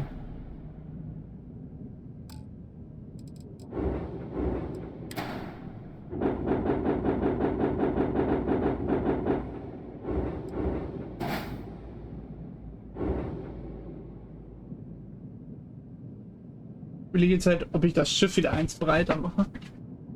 Dann, weiß ich nicht.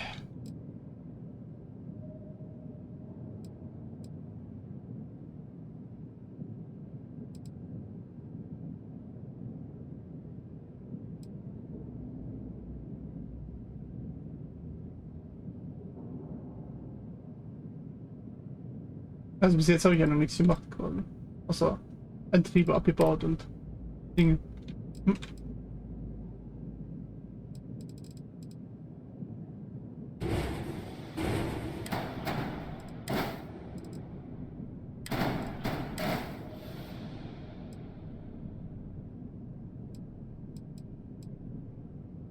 Hm.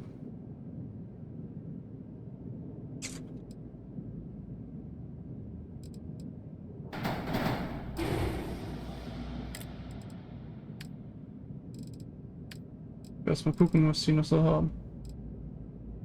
Fortress.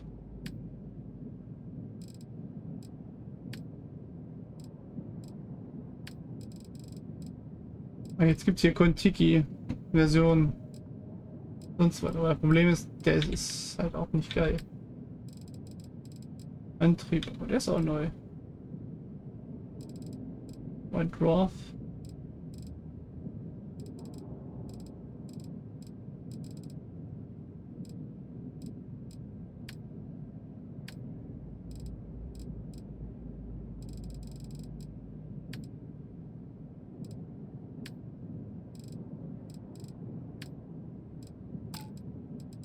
Ich glaube, ich dump das Konzept hier kurz mal. Ich würde aber den Kern trotzdem tauschen wollen.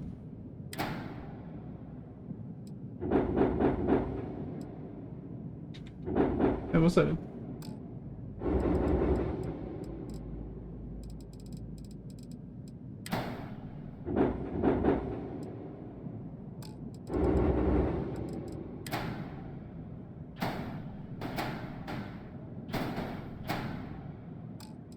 Excuse me.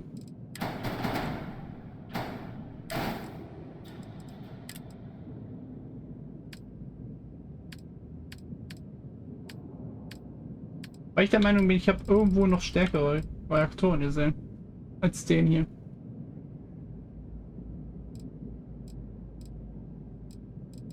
Ich truste dem Ganzen nicht. Ich habe irgendwo einen gesehen, der hatte über 30 Power. Ich meine, die haben ja den hier, den Pinch. Der hat 29 Ionenstrahl. Das ist halt auch nur ein installieren. Das finde ich halt ein bisschen schade.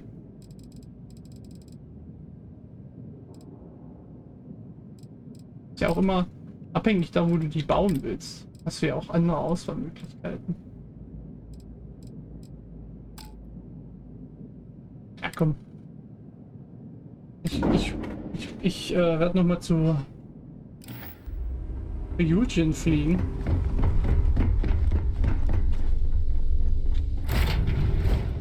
Ich bin mit dem ganzen, also dadurch, dass ich nicht noch länger werden kann, großartig, bin ich mit der Möglichkeit ein bisschen unzufrieden. Also du musst halt die Länge quasi einhalten, sonst kannst du ja nicht mehr auf Planeten landen. Das macht ja auch Sinn.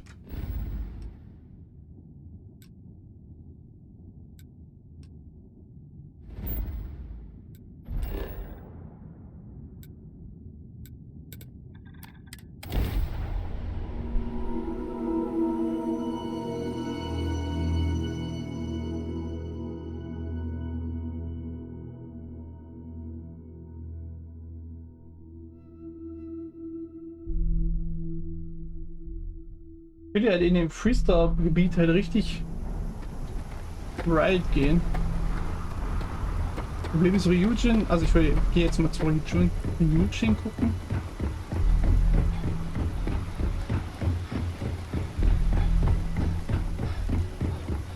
Ich meine, die wollen ja von mir, dass ich halt auch noch, ja. Keep moving. Scanners won't hurt you.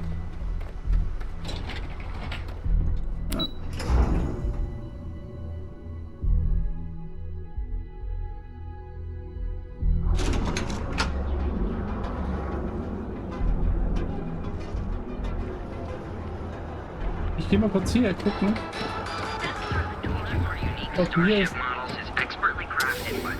Ob die hier noch was anderes haben als in dem.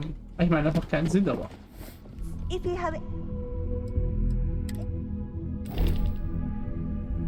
der Meinung.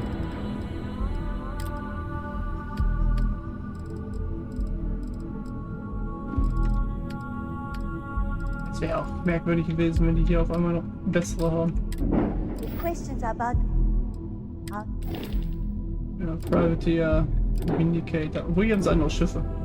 Vindicator. Hier Schiff. Wincher. Okay. Der Boucher. A-Klasse-Schiff. Und die Conqueror, ja, das Ding habe ich ja schon gesehen. Ist auch noch ein B-Klasse-Schiff, by the way. Aber das sieht wild aus, Junge. Das ist halt einfach ein Chunky Boy.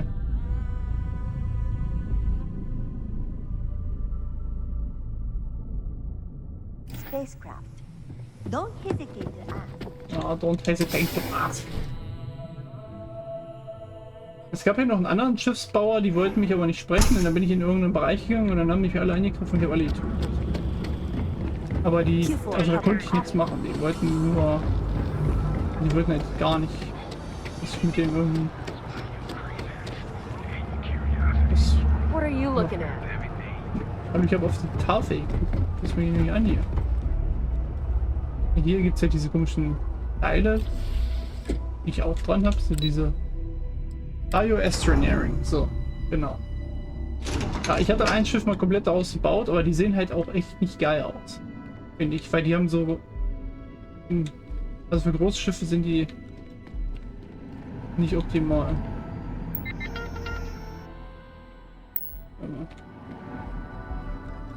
Ich muss hier mit ihr reden. Stimmt ja. No, you ready to change your... Excellent. You won't regret... Ja. Was sieht denn hier zum Beispiel aus? Sie hat die Hammered, eine Falcon. Ja, die sehen halt... Weiß ich nicht. Sparrow. Mako. Der Narwhal. Die sehen halt nicht so geil aus. Dem fehlt, was denen halt fehlt, also... Die haben halt diese Teile, aber du kannst damit halt nicht höher bauen. Weißt du? Die haben nicht so eine geile Form, finde ich.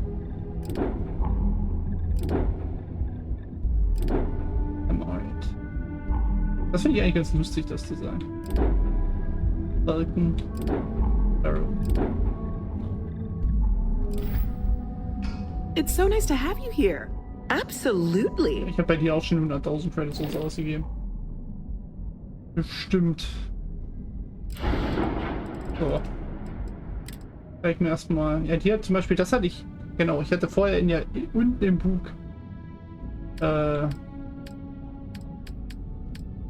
Hatte ich.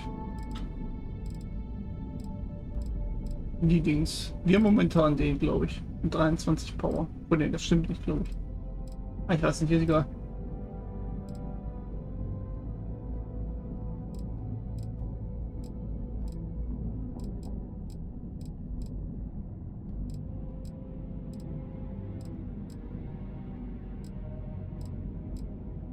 Also die sagen mir alle, das ist der geilste hier. Ich glaube denen das. Aber ich bin der Meinung, ich habe einen gesehen, der ist stärker. Bloß ich weiß nicht mehr wo. Aber kann ja auch sein, dass der nicht registriert ist. Also offiziell. Dass ich den gesehen habe da bei den.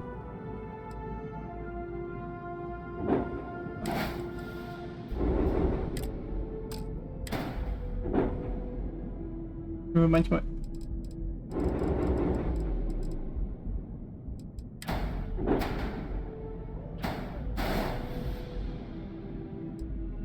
Mir klar, den müssen wir dann cutten. Aber 29 Energie. Hierfür glaube ich, der mehr Energie gibt.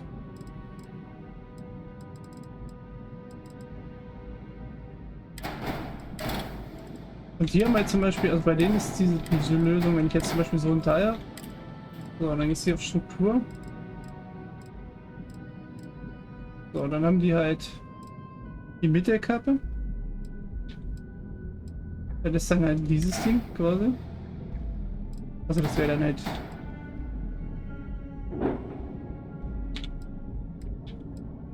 hier. So.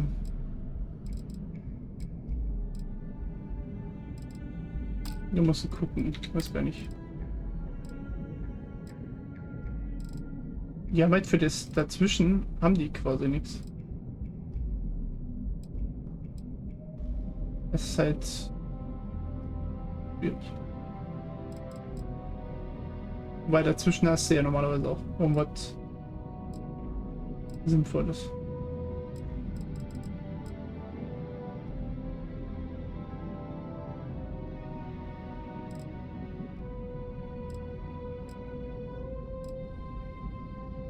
Deswegen finde ich Tayo. Das sieht halt schön smooth aus, so. Das alles. Und die sehen halt eher so aus. Das, ja. Dann da, hier oben kannst du dann sagen, jo. Die haben halt so eine, die haben dafür so eine Dreierplatte hier, die ist auch ganz cool. Also ich könnte zum Beispiel sagen, jo, das weg.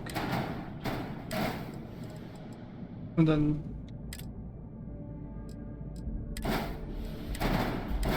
so, weißt du? Also ich meine, geht jetzt nicht, weil dann ist es zu lang. Aber potenziell. Das sieht halt auch. Weiß ich nicht.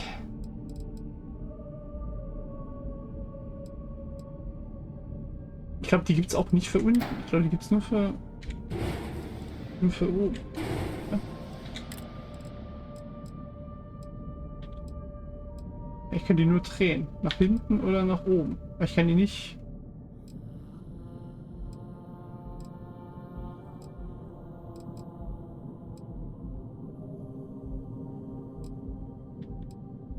Deswegen bin ich mit Tayo nicht so. Weiß ich nicht. Zumindest nicht für das Schiffsdesign, was ich mir halt vorstelle, so, weißt du?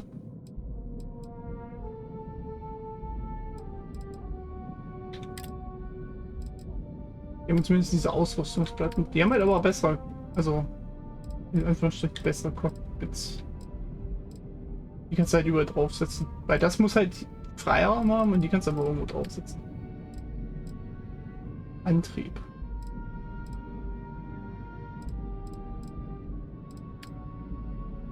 Craft. Ja. Die haben halt.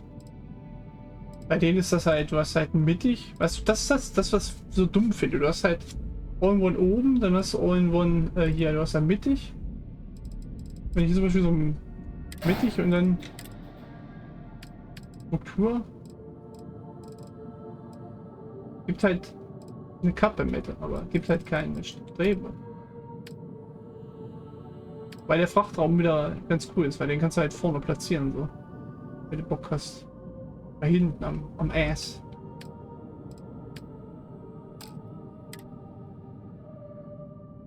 Warte mal, ich kann jetzt Schritte zurückgehen machen. Das will ich für überall.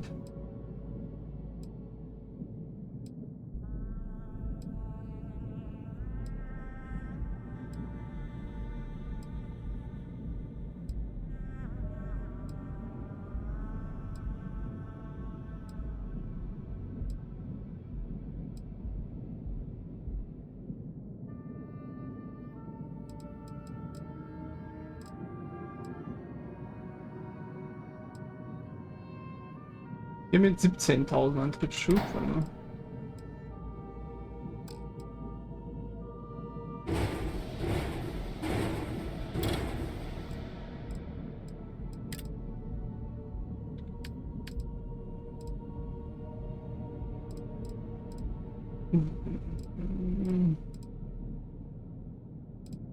Das hat halt 20.000.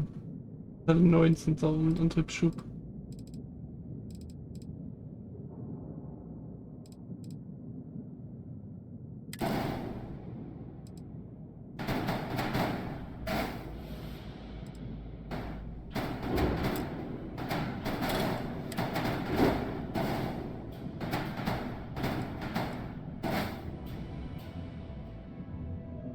Nur 22 Mobility. Also, dann verbrauchten die zu viel. Verbrauchten die zu viel Energie.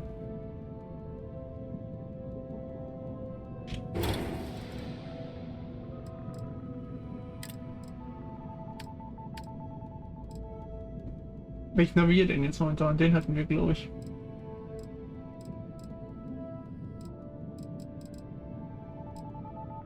Sprungschub. 32, 36.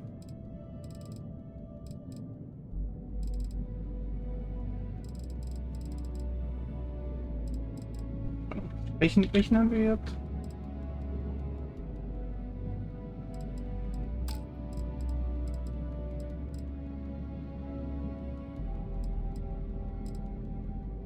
Ja genau, den R4000 Alpha.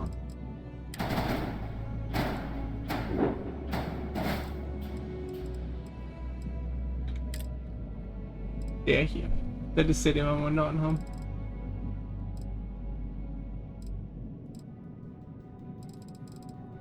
Und dann gibt es halt ein paar mehr. Also unser hat jetzt 27, 33, 36 ist halt das höchste. Den würde ich halt auch kaufen. Ist zwar recht teuer.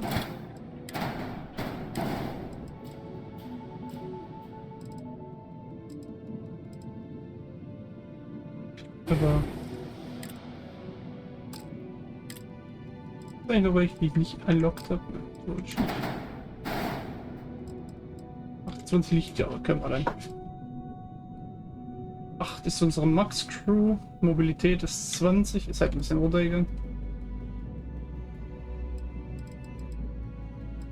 Können aber auch nicht mehr. Also, ne? 29 Energie ist halt echt wenig, finde ich.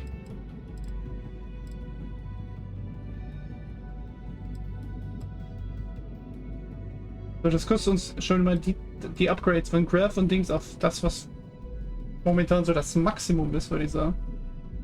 Kostet uns schon 111.000.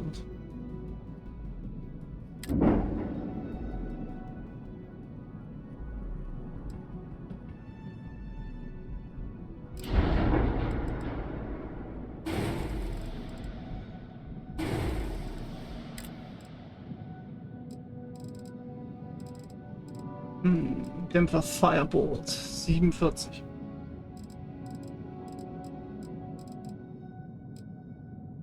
Neutronenschützen.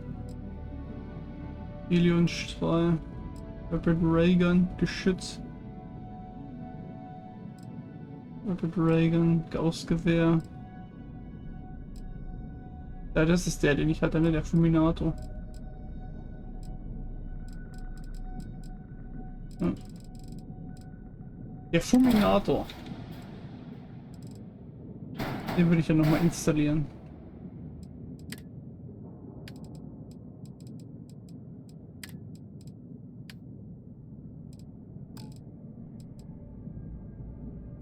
Und dann so ein Plus mit.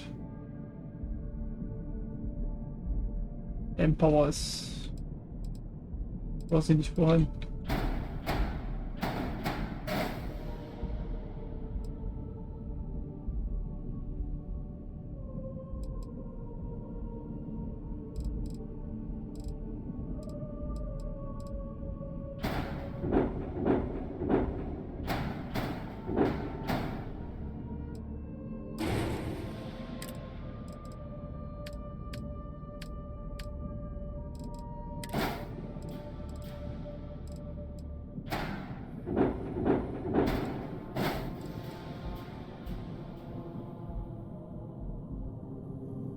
Die M-Waffen sind halt schwierig, finde ich, weil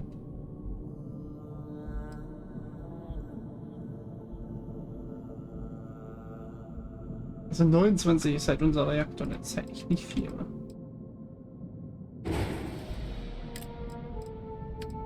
Schilde.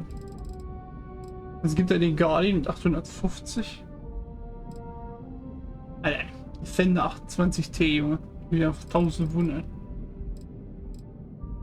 Es gibt auch noch andere Schilde, wenn ich hier nämlich hingehe. Der momentan das hier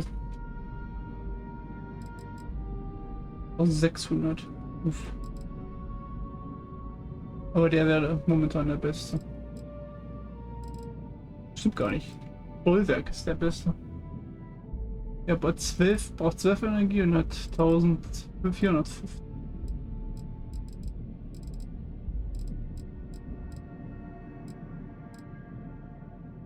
Ich kann aber auch nur einen installieren, wa? Ja.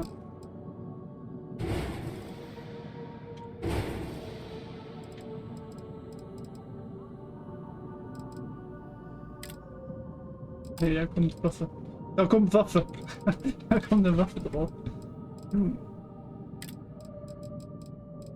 Vanguard. Ach, das ist ein Vanguard-Ding. Das ist ein B. Hat aber 6% Regeneration, ne? Er hat 5%. Jetzt 10%.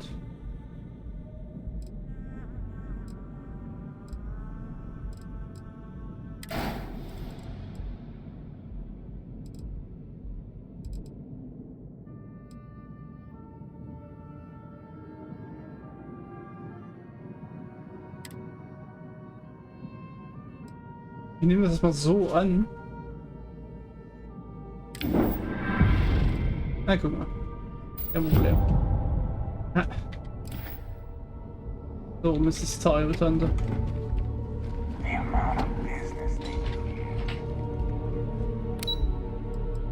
Ich überlege ja wirklich, ob ich nicht bei Daimos baue.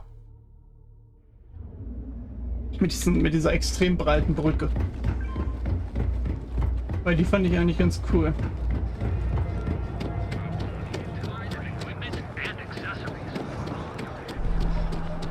I know your type.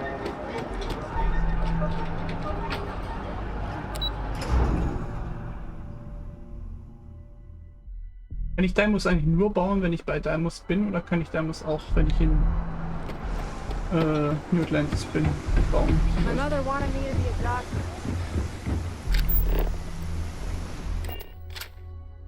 Das ist jetzt mal gleich drin. Okay.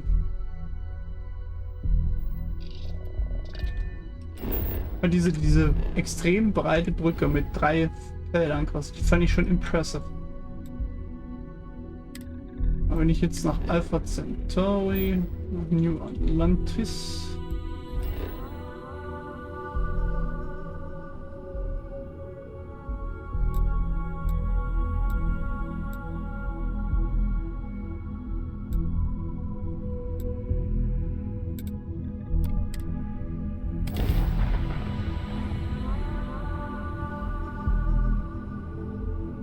Das sind Vögel, Junge.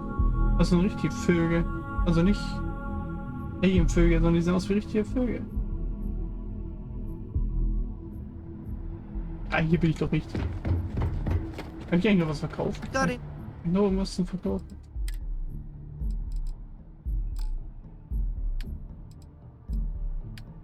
Anything you need to offload?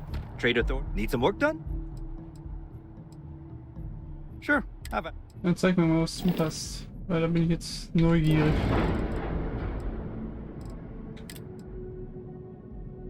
Das ist eine Damuslandebucht, genau.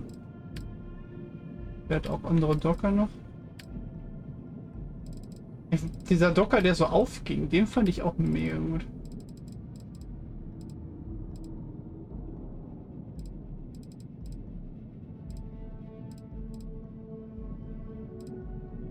Also die sind halt A-Klasse witzigerweise, aber die haben halt einfach.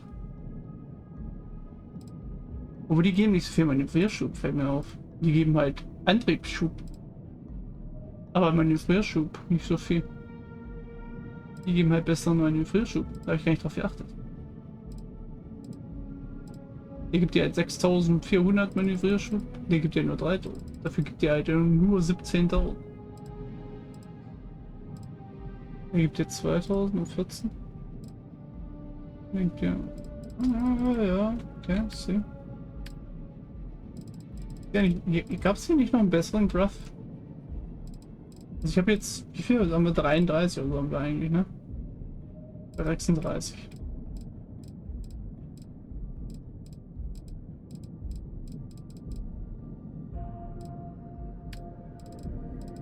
Ja, da hat er doch Nova-Sachen. Wenn der jetzt hier einen besseren Reaktor hat, Junge. 14, 21. 24.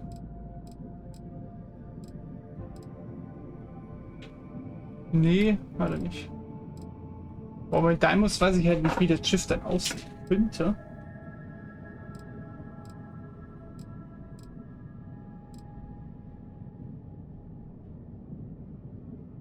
Manöververkleidung zum Beispiel geht halt auch klar.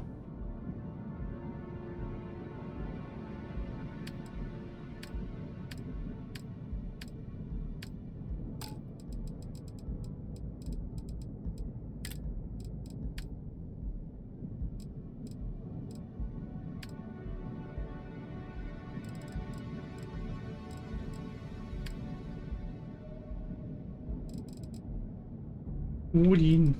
Assurance. Struktur.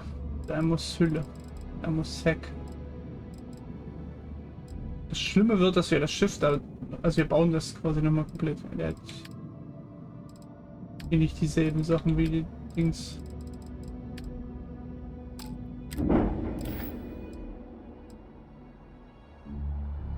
Ah.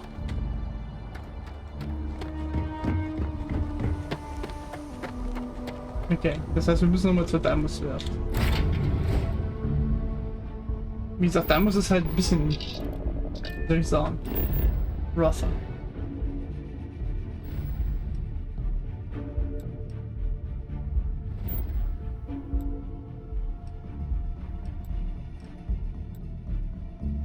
Die Sterne von Nova Galactic ist halt offen. Ich will nicht nach Damus fliegen, zu der Damus Werft.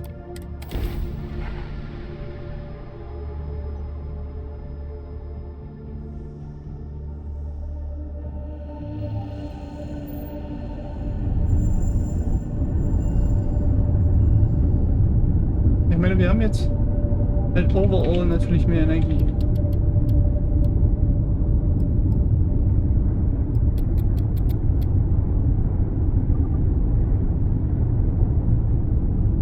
So schön sind jetzt etwas gesünder.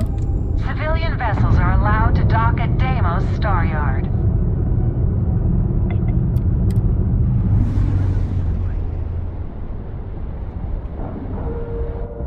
Problem wird halt, wenn man jetzt... Ja, also ich kann das Schiff vielleicht umbauen, aber ich habe hier auch eine bestimmte Idee für Bewaffnung. Und wenn ich die dann halt... Also, ja... nicht so umsetzen kann, wie ich mir das vorgestellt habe. Das wird dann schwierig.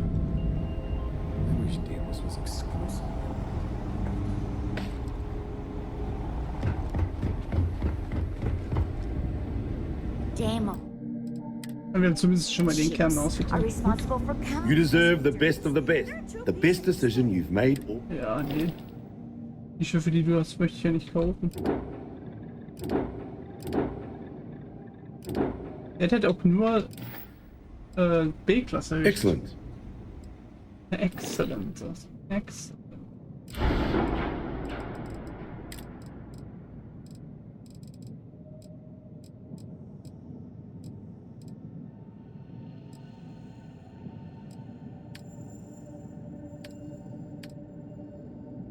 Achso, da brauchen wir erst 3 für die. Achso, nee, für die Ares, ja. Aber die geben schon. Wieso nicht? Ich möchte bauen.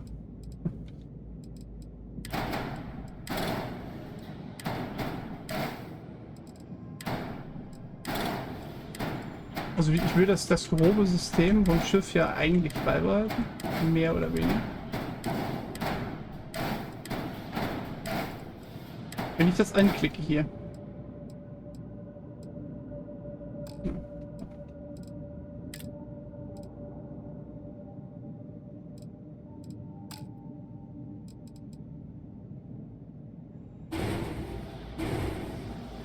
Ist die Frage... Oh ja, die können wir da einfach drauf installieren, Junge. Also, würde mir sagen... Ja, da ist ja theoretisch der Eingang. Weiß vielleicht ist unten noch einer, weiß ich nicht. So, das hier fehlt mir ja persönlich schon mal. Dieses Cockpit. Finde ich eigentlich ganz geil. Jetzt müssen wir nur gucken, dass wir das Schiff breiter machen.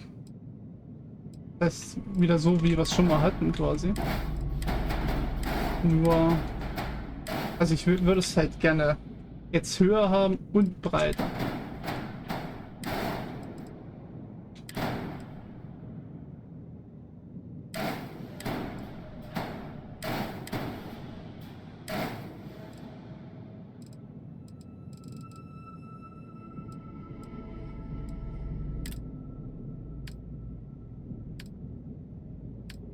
Achso, ich kriege hier natürlich gar nicht diese Strukturen, die ich bei Dings hätte.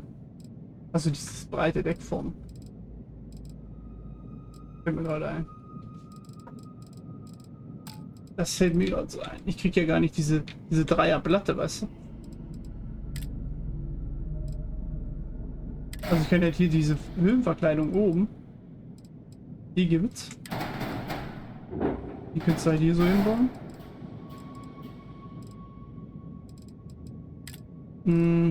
Jetzt hier so. Also, könnte ich jetzt halt da so so zum Beispiel. Welche drehen eigentlich?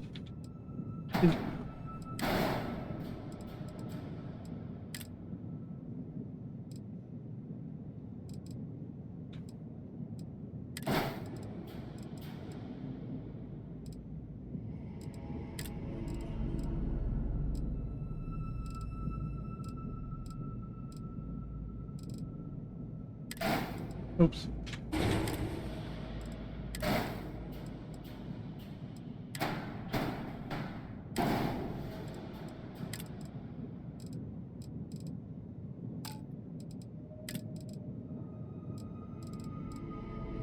Da muss hier vorne.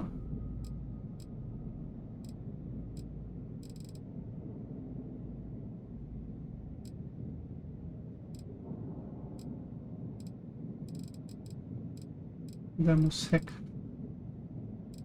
Da muss Hülle A. Was ist denn dann Hülle B?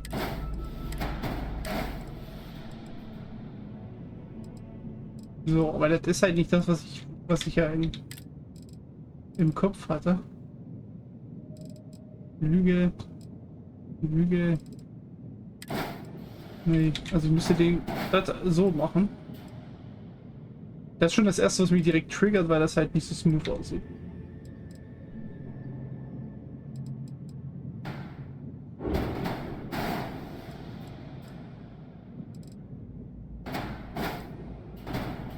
Ich nur mal kurz so. So, was wäre denn meine Möglichkeit dann hier? Könnte man dann hier so Lüge Backbrot. Ah ja.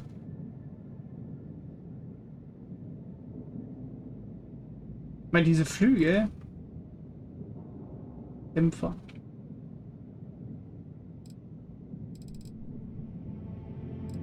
Die finde ich halt gar nicht so kacke, weil die könnte ich, wenn die halt dann immer größer werden würden, weißt du, also. Jetzt hier sage, jo.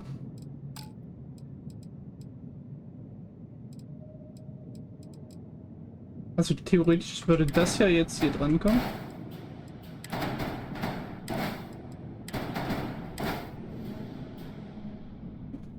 Das wäre halt in der Mangelung an Möglichkeiten. Wenn wir das jetzt halt so erstmal bauen, potenziell.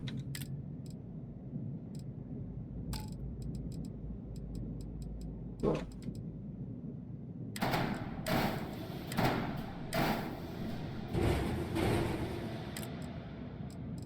Ich mache jetzt erstmal nur eine Hülle dran. So.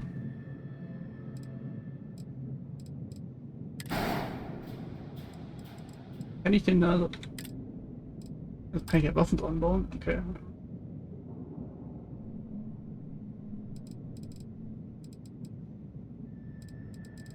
Ich kann jetzt halt nicht sagen,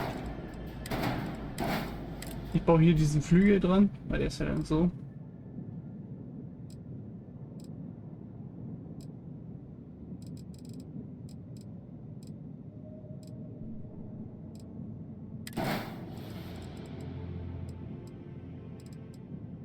würde den halt.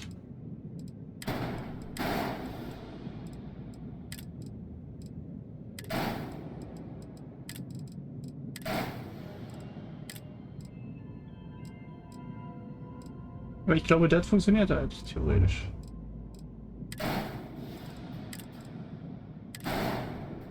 Ja, das ist halt eine Möglichkeit. Der ganze Schiff soll aber auch noch höher werden. Dann sieht so ein Pity-Flügel natürlich nicht mehr so geil aus.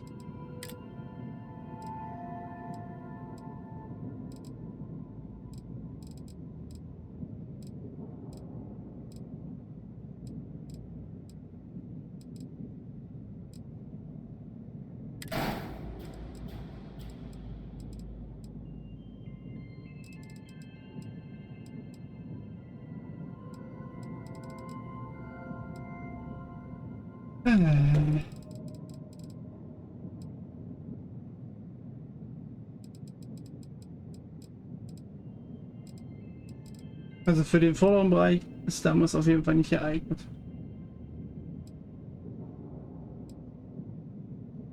Kann ich schon mal sagen.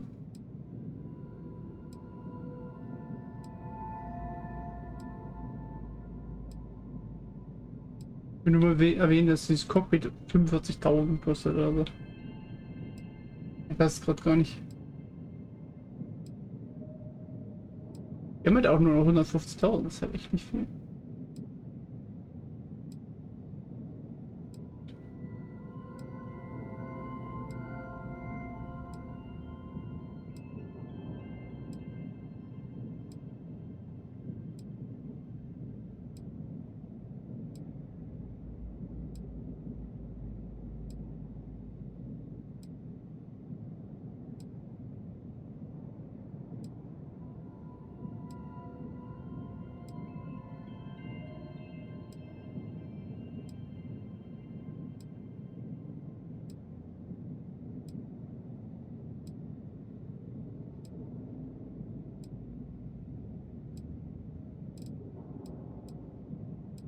Also ich kann ja auch nicht sagen, ich will hier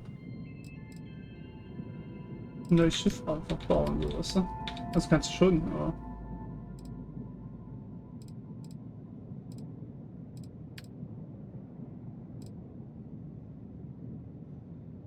Das ist der Docker, den die haben, glaube ich.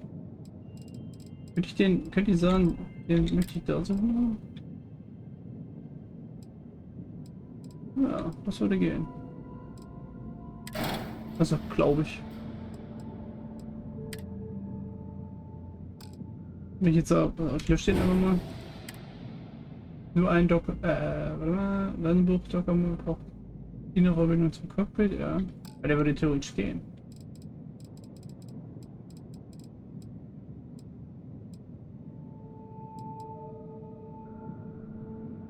Ich kann das hier mal kopieren. Ah.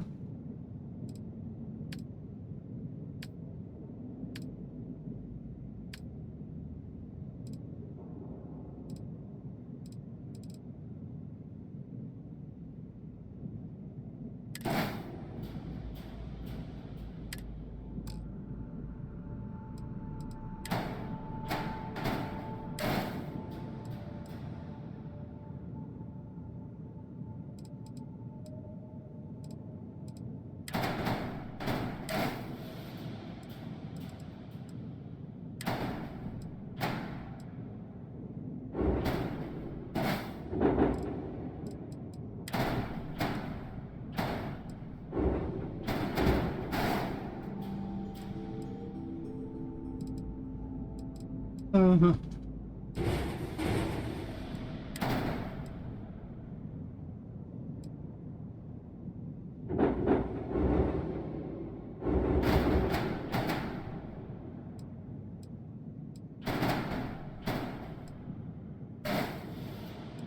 Das ist ja gerade eher so Notdruck, sag ich mal.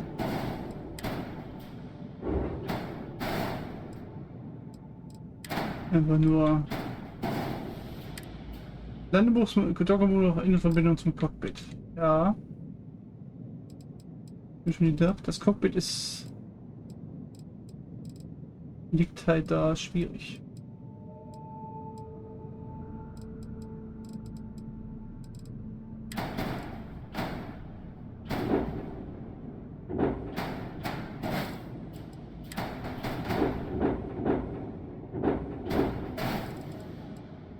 Diese Platte hier aber einmal da lassen.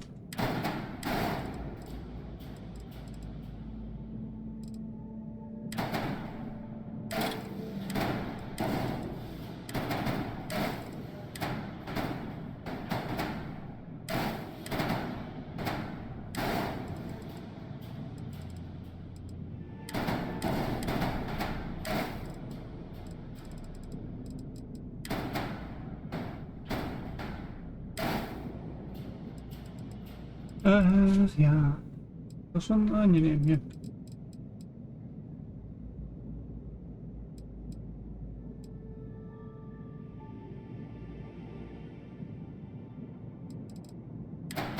Also, tatsächlich bräuchte ich das Schiff gar nicht. Also, dann müsste ich es entweder 2 breiter machen, damit das Ding wieder in der Mitte ist.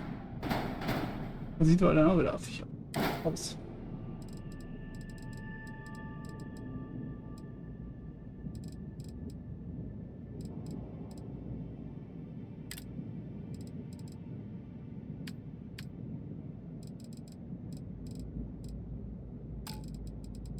Sind wir denn eigentlich hier?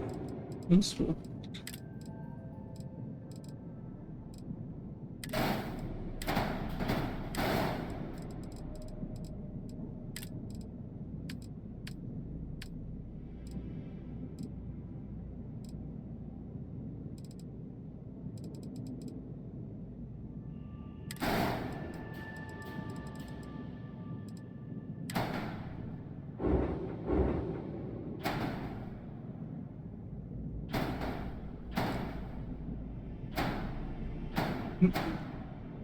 Kann ich ja nicht mal hinpacken, weil der technisch nicht funktioniert, quasi.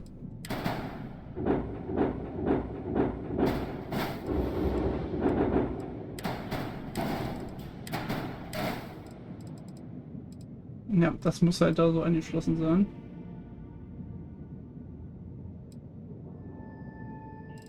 Ich kann halt nicht, also ich würde halt versuchen, ein Schiff bauen, was hierzu passt, zu diesem Ding.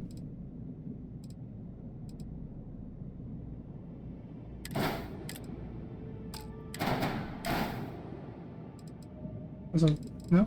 Potenziell.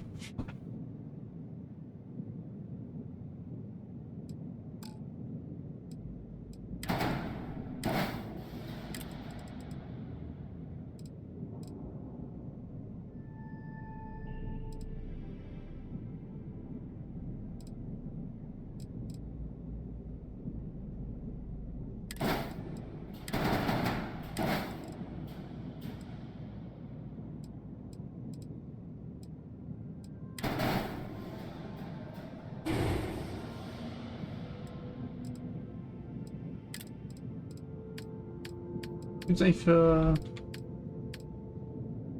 ein Lander da? Dauerwerk. Ja.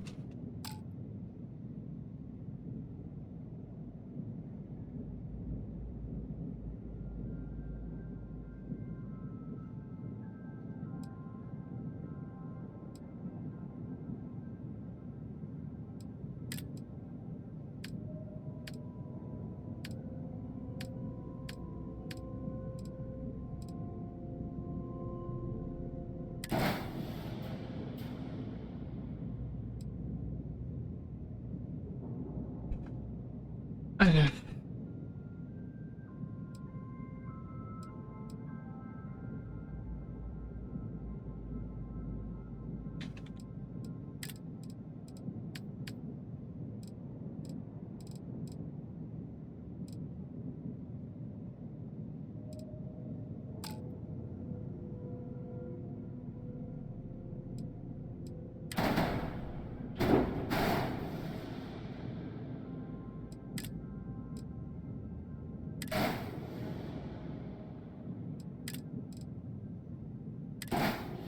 Problem, was ich halt mit dem Damus-Ding habe, ist,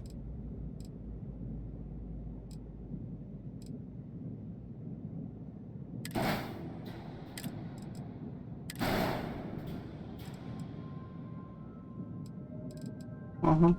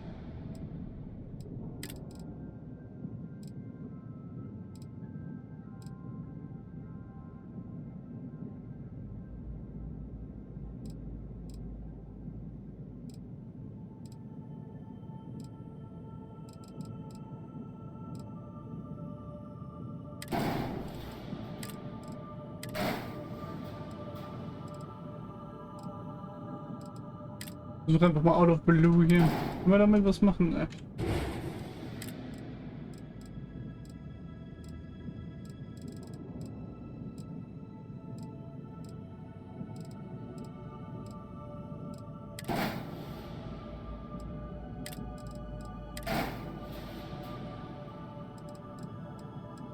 Hm.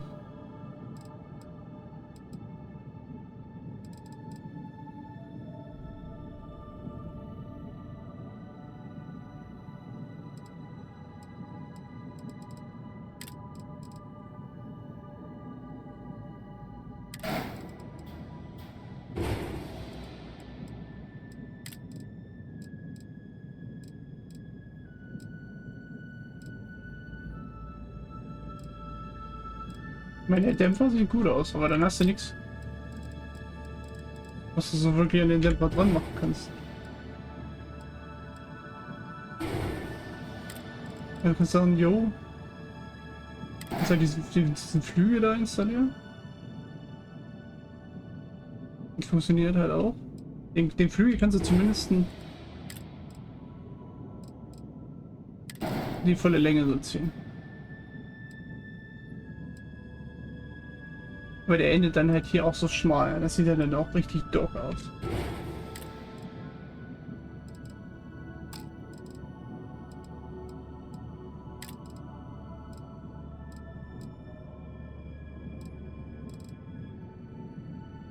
Wie gesagt, da muss halt jetzt nicht.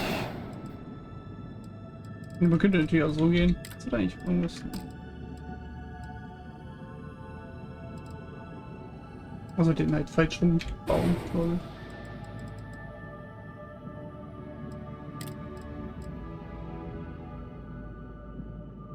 So doch, es gibt ja. Oh, aber der passt da nicht. I see. Bei der da, genau. Du müsstest dann den ganzen Schluss hier eins zurückziehen. So, dann kannst du da diesen.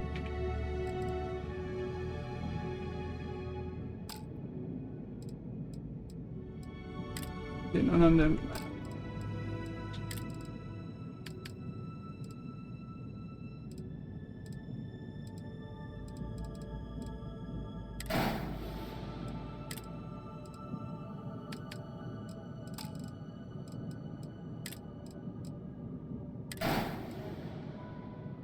Und das Problem ist, dass das dann halt da so ändert. Jetzt natürlich sagen, ich ziehe den ganzen Spaß noch eins zurück. Magic Shit.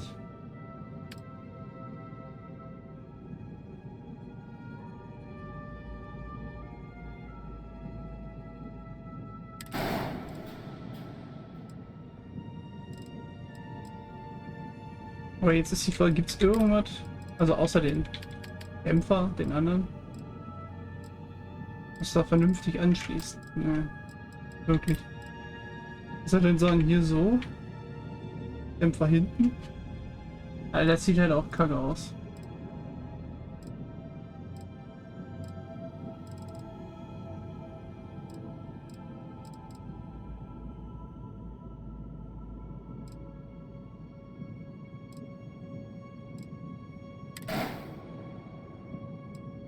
Das ist halt derselbe in Grün quasi. Mit dieser. Damit. Ja, klar, du kannst dann halt so machen. Und dann hier. Einfach nur so eine Lupe dran. Ein Beispiel.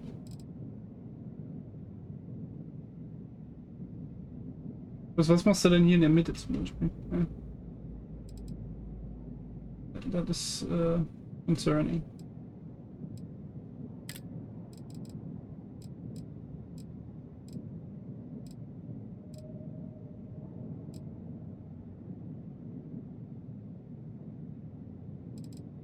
Da muss Key gehen, da muss Hack A.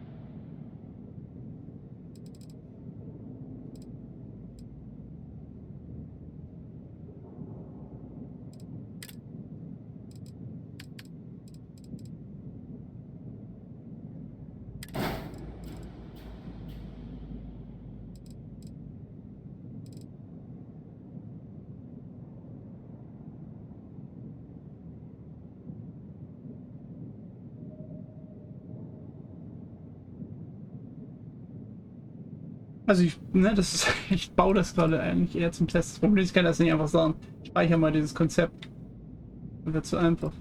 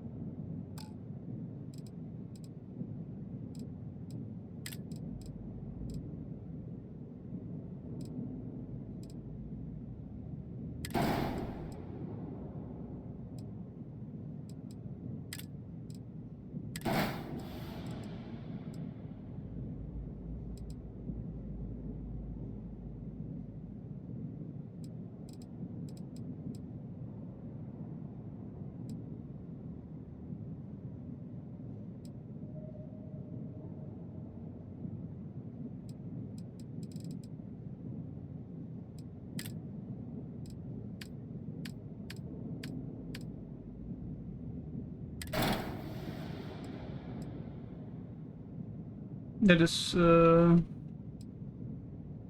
tiefer als ich dachte. Siehst du?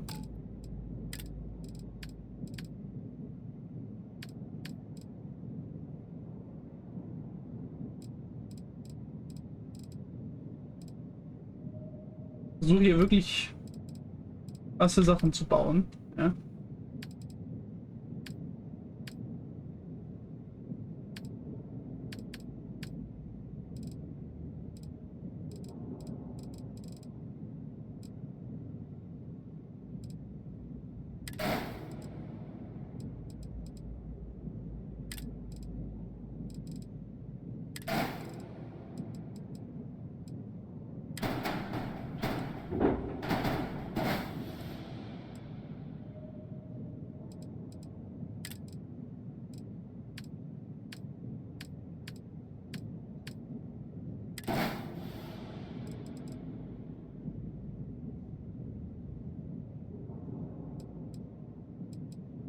Hier gucken.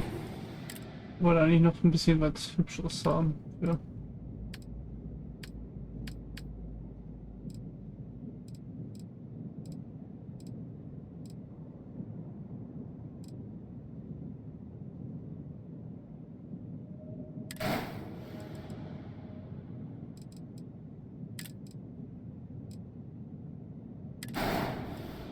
Wild.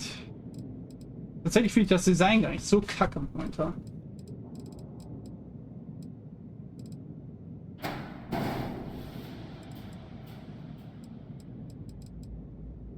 Das ist natürlich hier vorne ist relativ wenig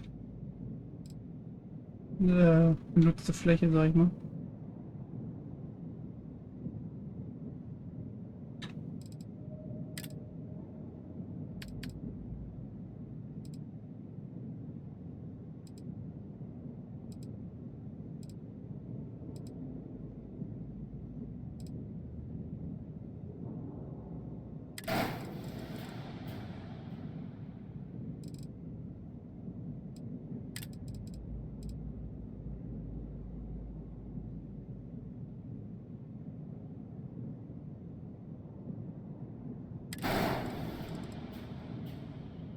Ich meine, ich kann ja irgendwie versehen, was wir für eine Länge haben. Da geht ja auch noch mehr.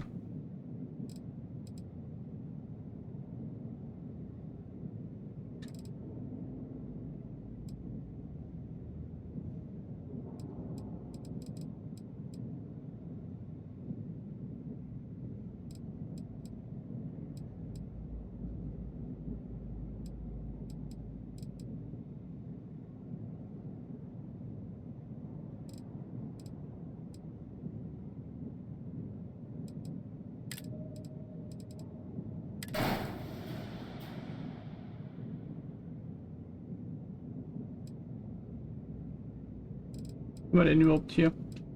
Wir haben hier eine Krankenstation und ein Kontrollzentrum. Waffenkammer und so ein All-in-One. Das Kontrollzentrum mal da so hinrücken, oder? Und dann hier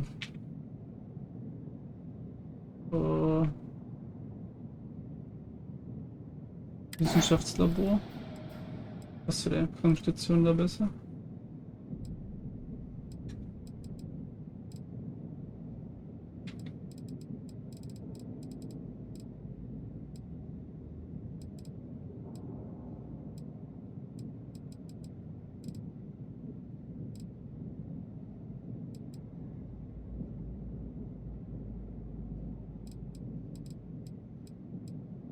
Ja, jetzt weiß ich ja noch nicht, wie das besser wäre, quasi.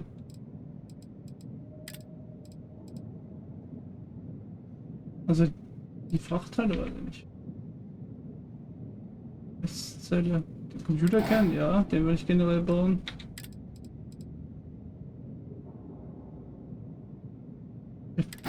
Große Technikstation, so finde ich halt auch generell interessant. Ich würde das übrigens dann auch so setzen. So. Wohnquartiere, ja, generell ja. Hallo, dann wäre meine maximale Modulzahl überstanden.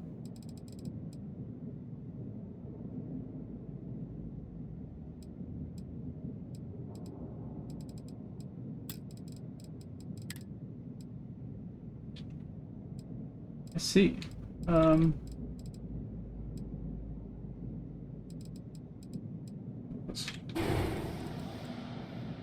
Ich will jetzt mal ganz kurz gucken.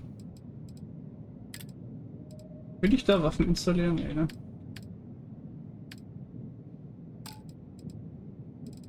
Ich kann auch hier nirgends Waffen. Also hier auf dem Flügel, da kann ich zum Beispiel Waffen installieren.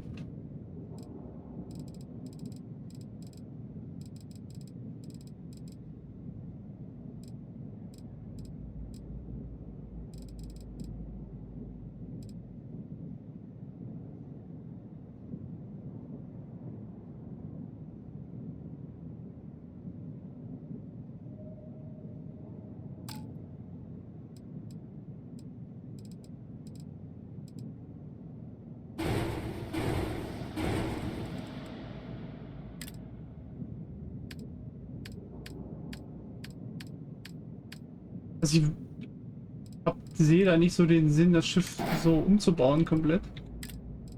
Logischerweise.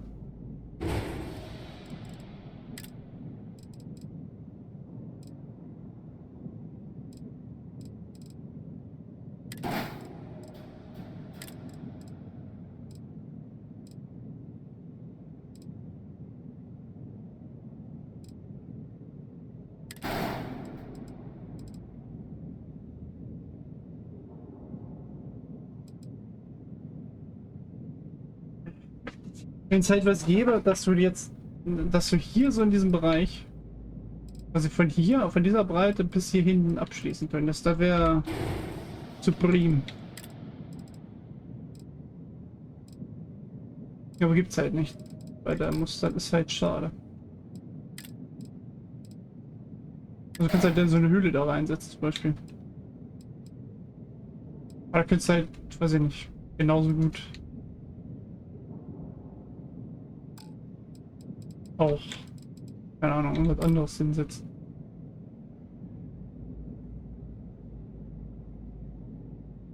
Jetzt könnte ich hier zum Beispiel Waffen draufsetzen. Problem ist,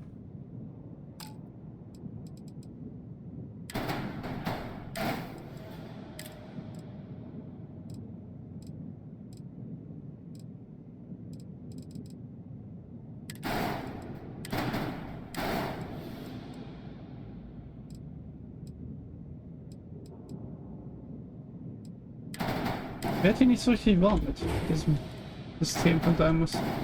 Also da fehlen mir zu viele. Ich meine, klar. Ist halt für Militärzwecke quasi jeder. Aber das zum Beispiel, das funktioniert nicht, weil dann sitzen die genau hintereinander, die Waffen.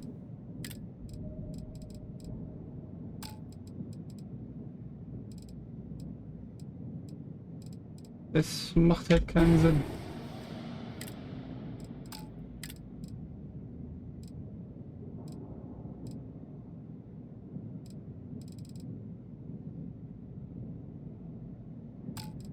Die Dämpfer dahin zu bauen, macht glaube ich auch nicht so Sinn. Durch dahin und dann so. Alter. Weiß ich nicht. Der passt mit dem Flügel halt auch wieder optisch nicht so. Und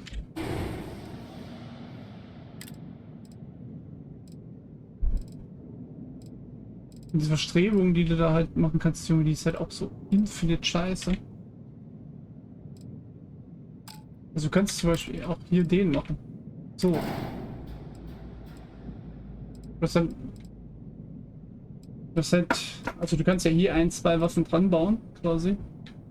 Aber der Slot, der dahinter ist hier, der ist komplett wasted. Da kannst du halt nichts mehr machen.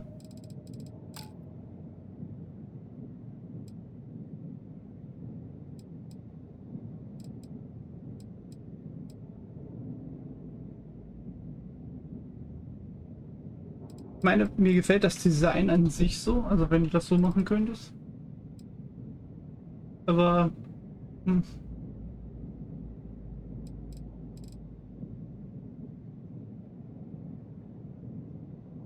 was ich natürlich jetzt interessant fände, wäre, wenn ich so ein ähnliches Design auf das andere Schiff übertragen könnte.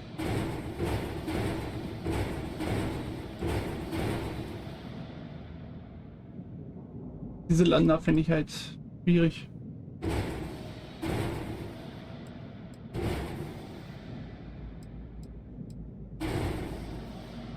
Also wenn ich jetzt hingehen könnte und sage, pass auf.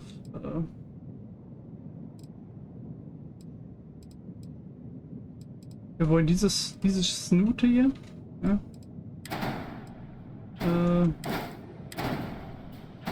Das Schöne ist an denen ja, die kannst du einfach so nebeneinander setzen.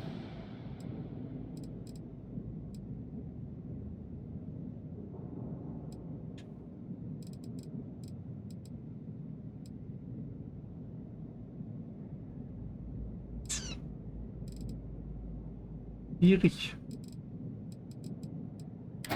Da ist halt. Ich kriege das hin.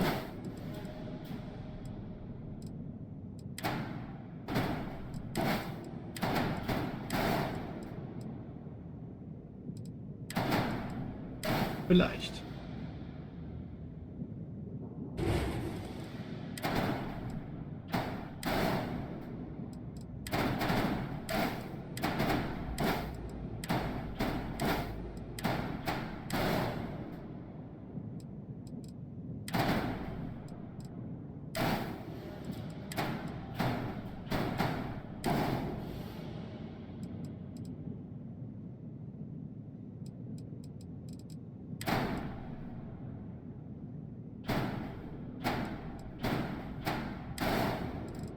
nehme die einfach erstmal komplett da weg, kurz.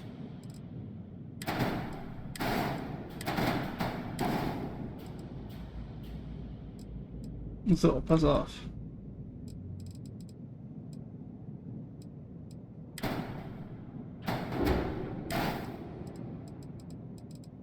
Ich weiß gar nicht, ob ich die aneinander setzen kann, ne? Die heißt, genau. Das heißt, die brauchen auf jeden Fall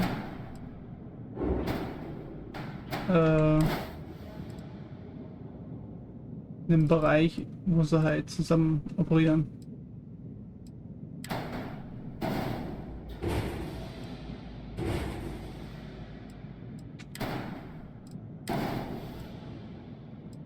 Ich versuche jetzt halt so eine Mischung aus Stylus und dem anderen zu machen.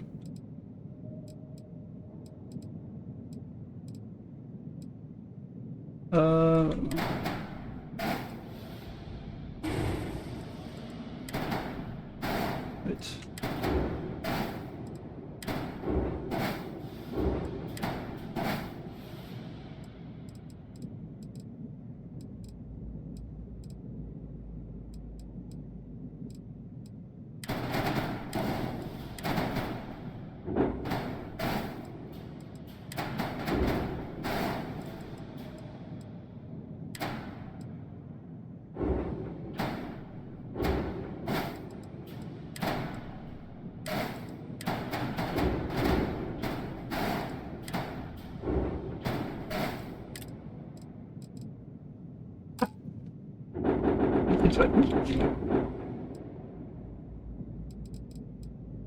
Also ich könnte jetzt hier zum Beispiel auch sagen, ich nehme den hier und packe den da vorne ran.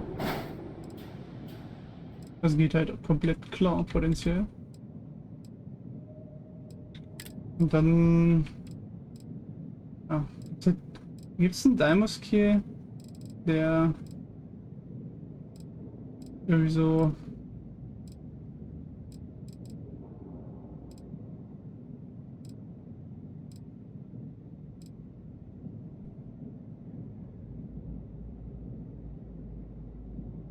Also wir sind jetzt viel zu lang, klar, aber...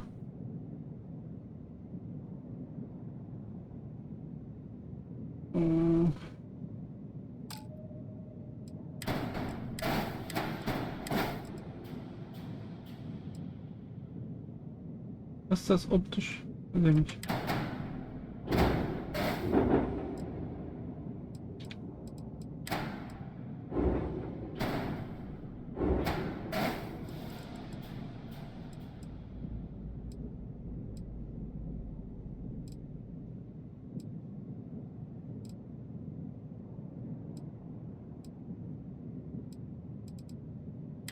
Ich könnte jetzt zum Beispiel hier auch so machen. Das geht halt potenziell.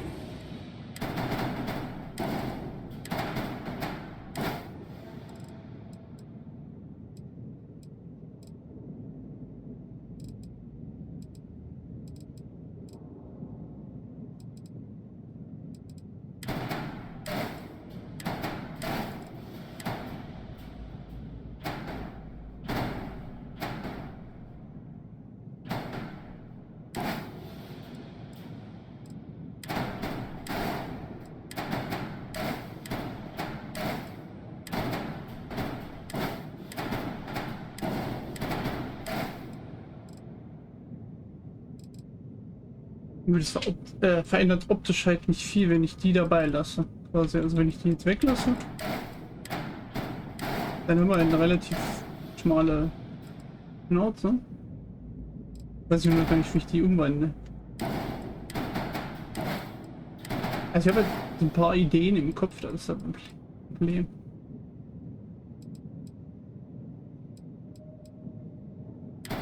Wie zum Beispiel diese Flüge hier nehme, ne?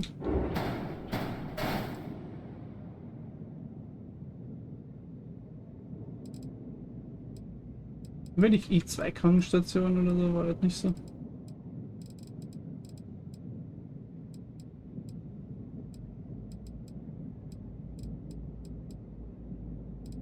Dass ich nicht alle Module sehen kann, die ich verbaut habe. Auch maximal schwierig.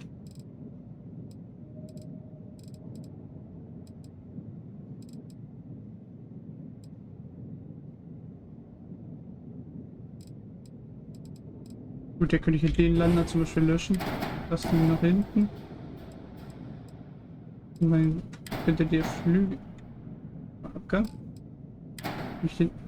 Ja. Jetzt wenn du so weit unten bist. Gib mir den Flügel.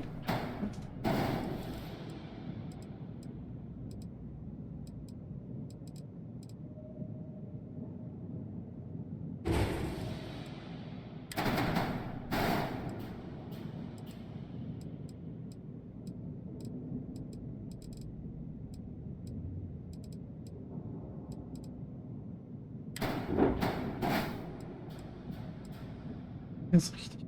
Das ist hier ein Problem, was wir noch haben. Und zwar, ich muss mal kurz gucken.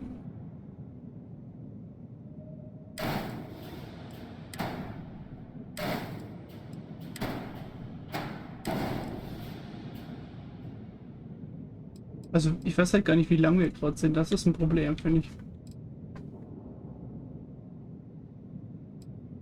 Also wir sind, ja gut, was ist ja hier? Oh. Der Breite ist halt nicht so unser Problem. Ich mache eher so Längen.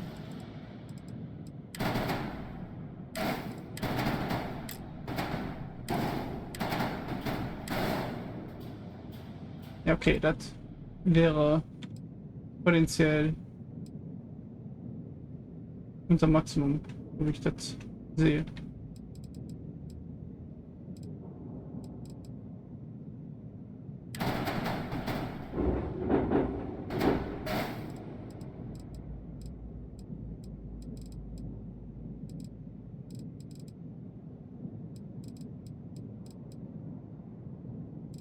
Die Frage.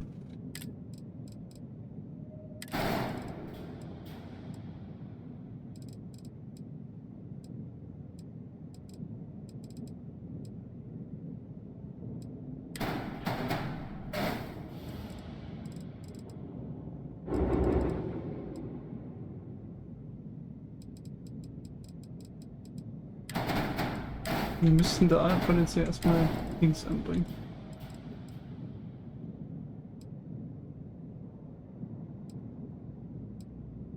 Fenster mal.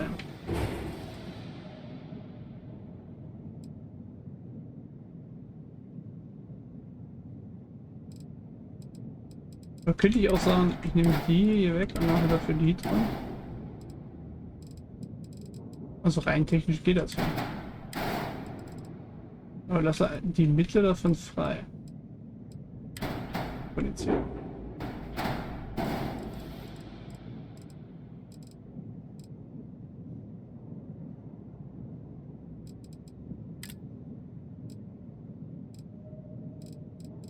Gibt's halt ja entweder von Daimos Bremsantriebe. Ich würde eher von Daimos die nehmen, weil die sind nicht so huge. Aber dann geht da so ein bisschen der Charme verloren.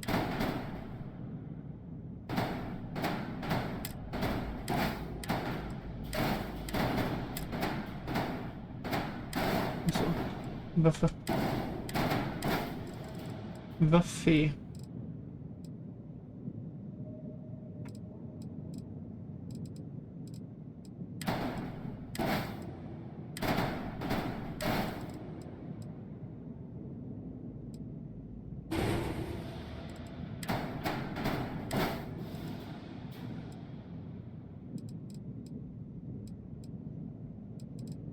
Ich würde mal jetzt den löschen und würde da von Deimos so eine Einwand reinbauen.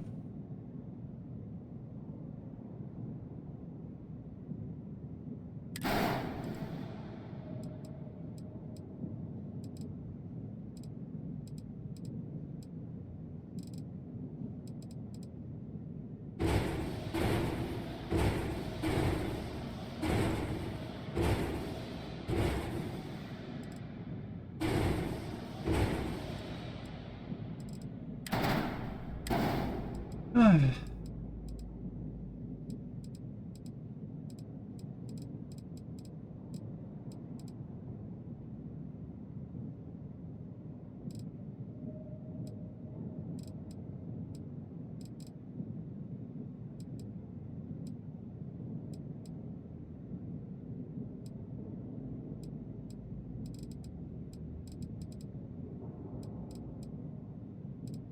Das ist schwierig.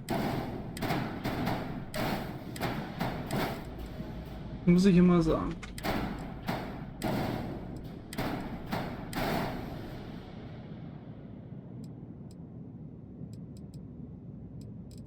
Ich würde diese lange Technikstation würde ich einmal tauschen gegen. Wo ist eigentlich eine Krankenstation?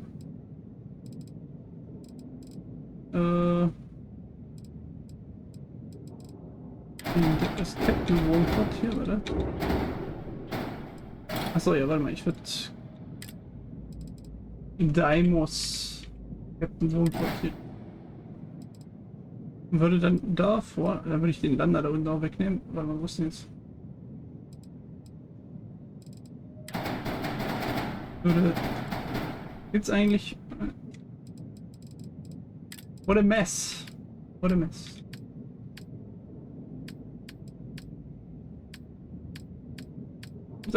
Gibt keine Antriebe von denen für die Mitte so. Also ich könnte zum Beispiel den hier machen. Ich könnte den wegnehmen und hätte für die so eine Landebucht bauen. Ja, aber das finde ich irgendwie.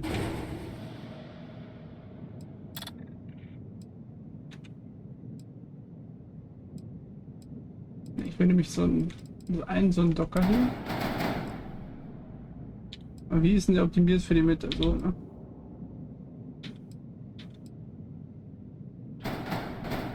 So einen Docker würde ich vorne hinsetzen.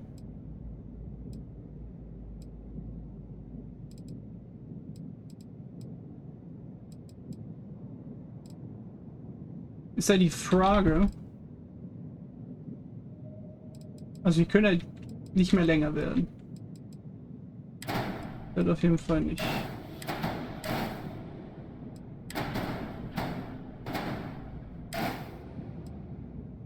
Lass mal diese Fenster hier löschen. Dann lösche ich kurz mal die Helium-3-Tanks.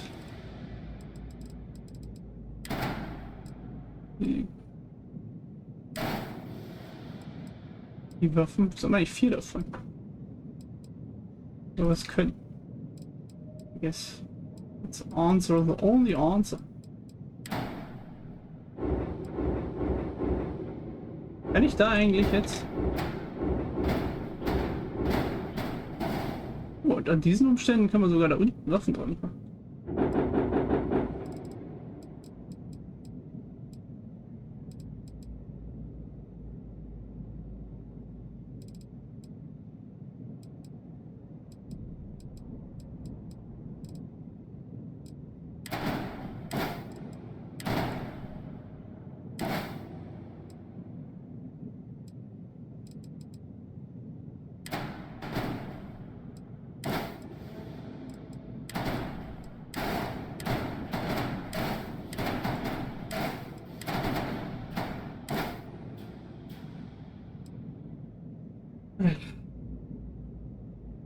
Naja, das wird spannend, wenn ich da einmal angefangen habe mit.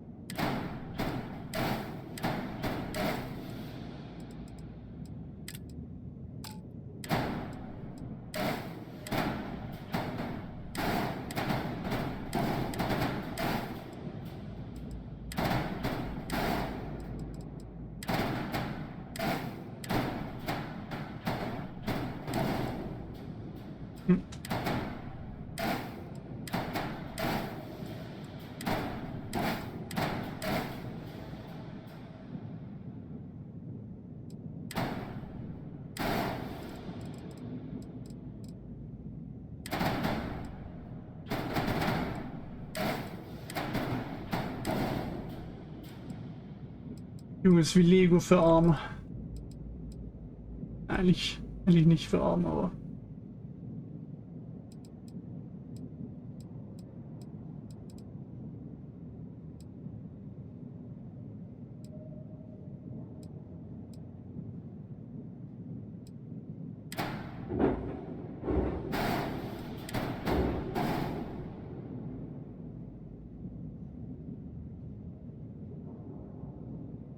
Ich weiß ja nicht, in welchem Bereich wir breiter werden wollen können.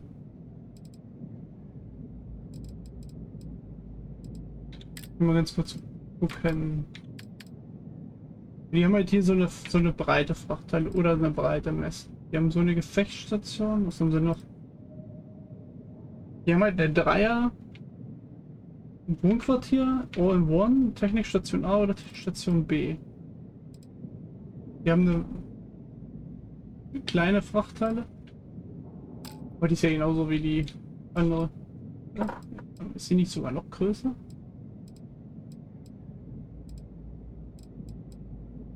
Aber gibt's eigentlich auch eine... Das sind jetzt zwei Frachtteile, Communican, Technikstation. Die würde ich da mal reinsetzen. Oder würde ich die aber so setzen?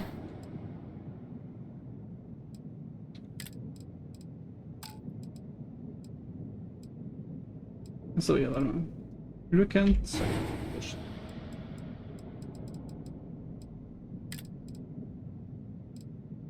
Er muss...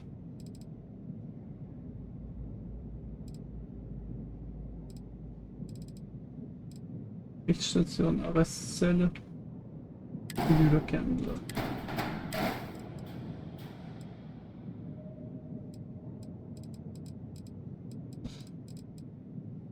Ich weiß nicht genau, was unsere volle Breite war.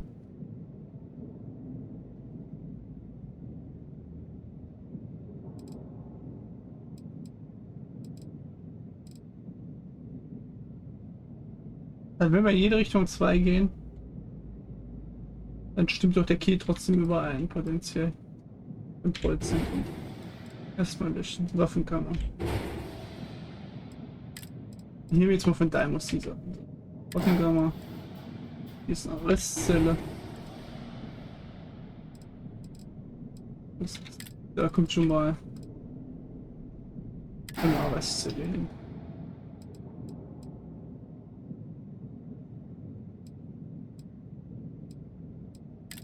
Gefechtsstation haben die auch nur, nicht Gefechtsstation, Kommandozentrale haben die auch nur halt. Dann kann man Captain und mal Computerkern, Station, Bunker, hier Wissenschaftslabor. Kontrollzentrum. Das ist hier Werkstatt. Station.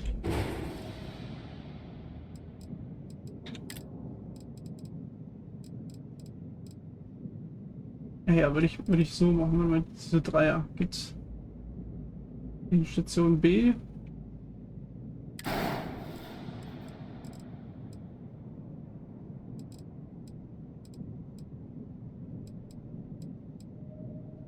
Da muss Captain Wohnquartier, genau. Technikstation B. Und dann so ein Wohnquartier.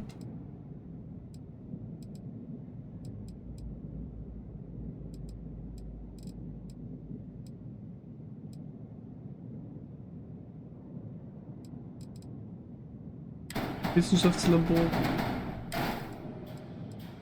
Weil das nämlich die nehme und die da drin. Und den aber weg. Alter, ist da der. Das Landerding noch.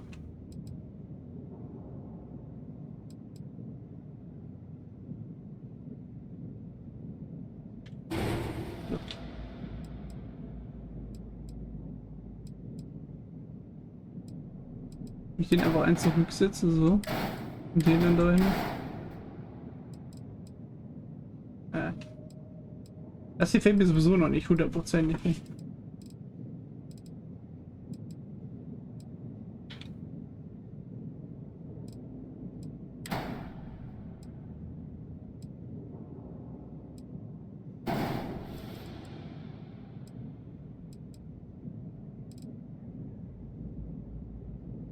Und die Alternativen sind halt auch eher schwach dazu.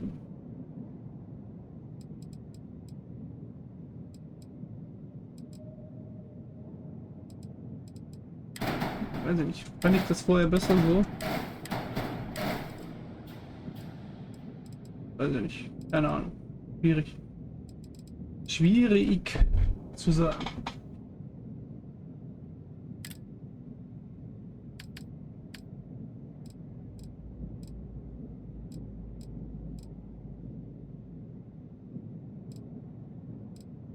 Also kannst du natürlich auch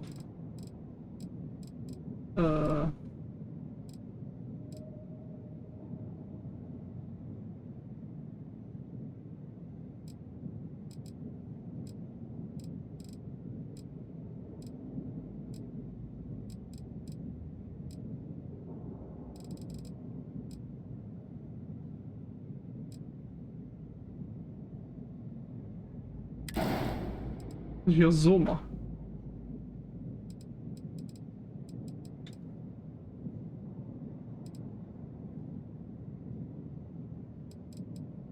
Also da ist jetzt halt nichts dahinter, aber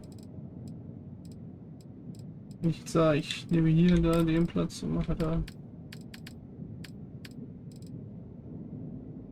Waffenkammer, Wissenschaftslabor, geht natürlich nicht. Wissenschaftslabor, so dahin.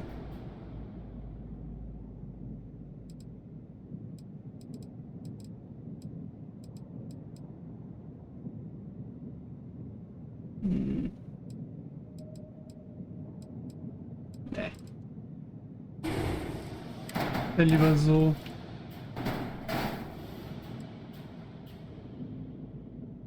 Ich glaube da auch Sensorik, oder nicht?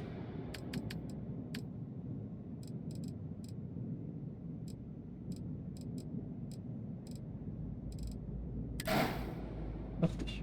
Das gibt's auch, aber habe ich jetzt nicht gesehen. Also jetzt haben wir hier ein Wissenschaftslabor, Waffenkammer. Wissenschaftslabor würde ich löschen.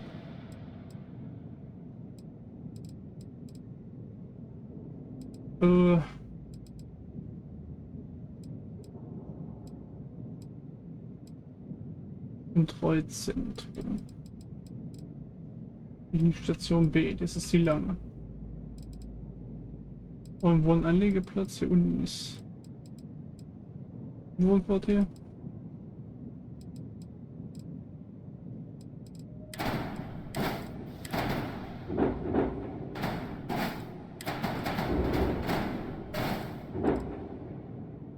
Das so machen.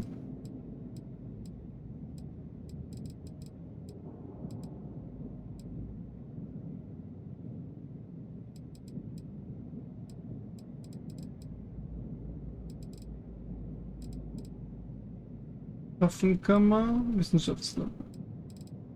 Eine Werkstatt brauchen wir ja dann noch.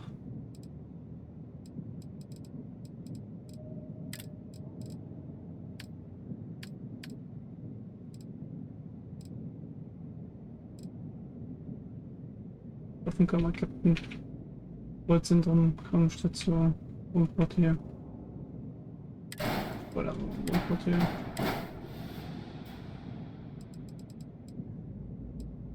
So, Kontrollzentrum machen wir in der Mitte. Und dann würde ich hier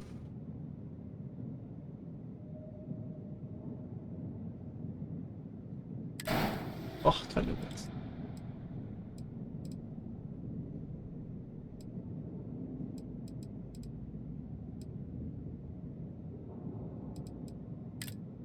Dann Eine Messe.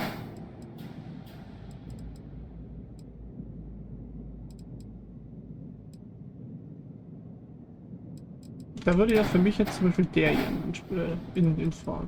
So, so und dann so zum Beispiel.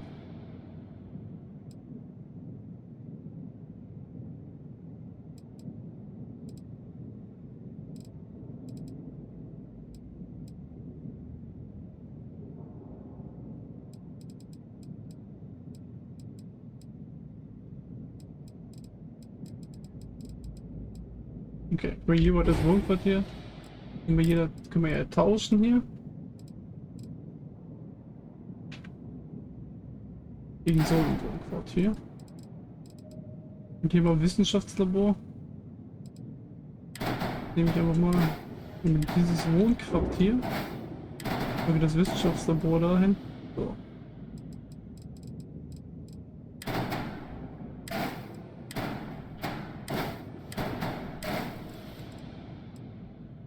Wir mixen den ganzen Spaß einfach ein bisschen.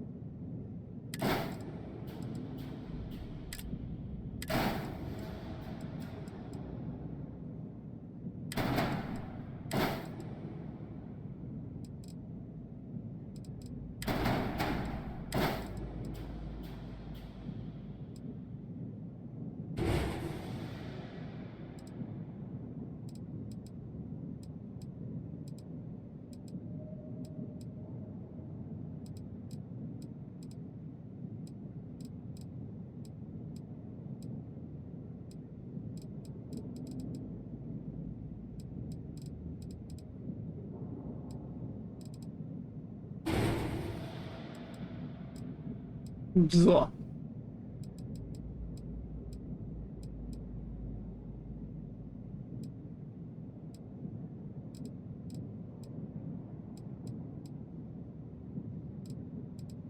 Ich habe ja gesagt,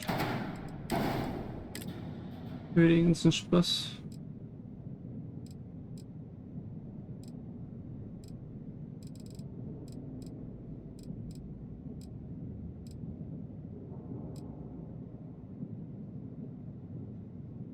Ich halt auch so machen zum Beispiel. Also du kannst halt so einen Schwung machen und jetzt den und dann kommt der zum Beispiel erst, was? Also geht er auch potenziell.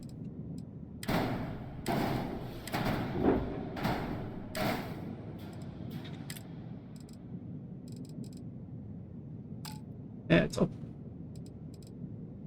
Da will ich doch. Warte mal. Das ist die Kiew. Muss Kiew vorne. Das fällt aber ab, oder nicht? Ja, der fällt ab. Die C, die B.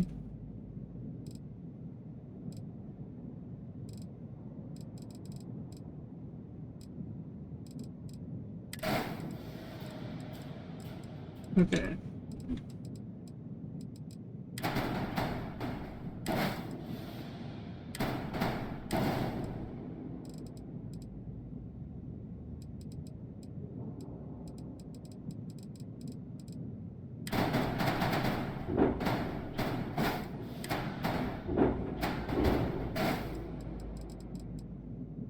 Kann ich da...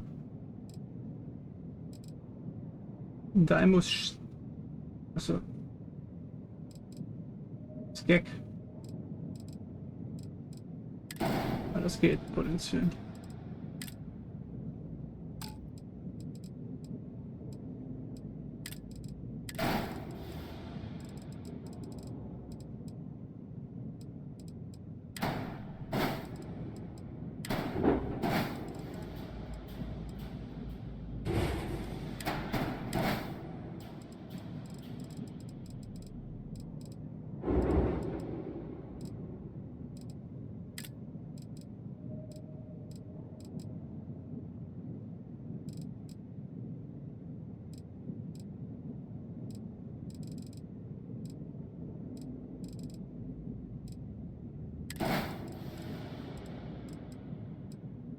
Yeah, that looks interesting.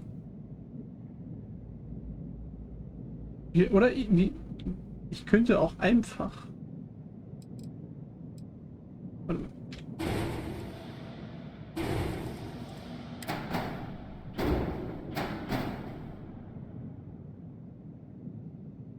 mal. Achso, warte mal.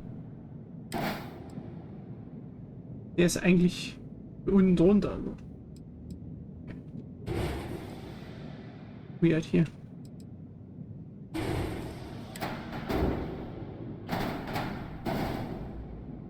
Ja, genau das, was ich machen wollte.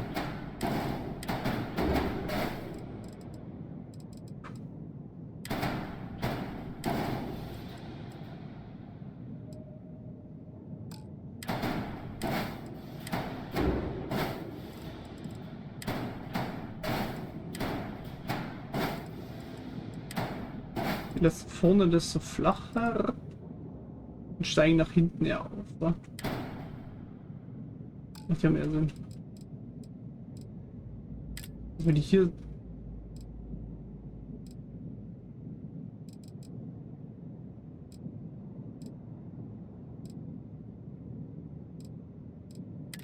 jetzt zum Beispiel auch so machen. Geht halt auch. Oder ins Ziel. Ja.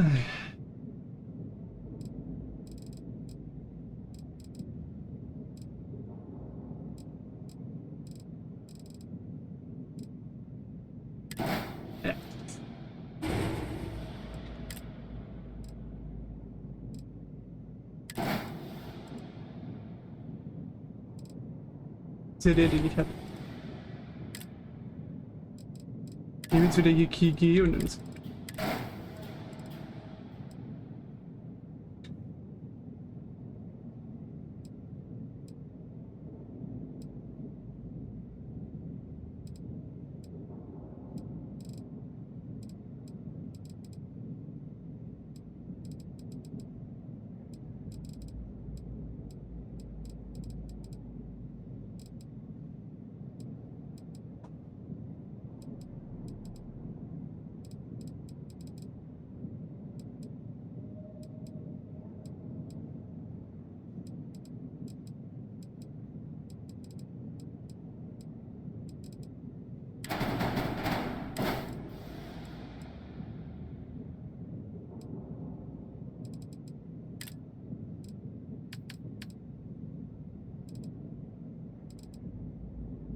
Diese kleine Frachtteile, weißt du?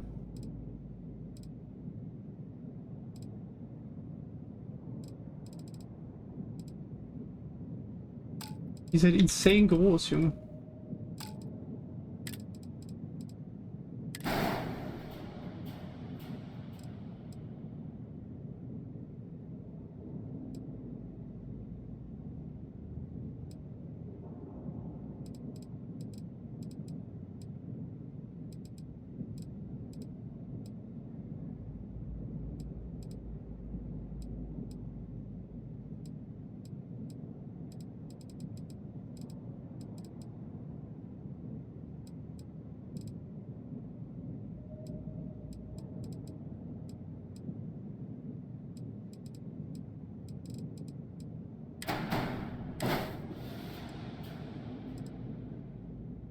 Die kann ich hier nicht duplizieren bei denen.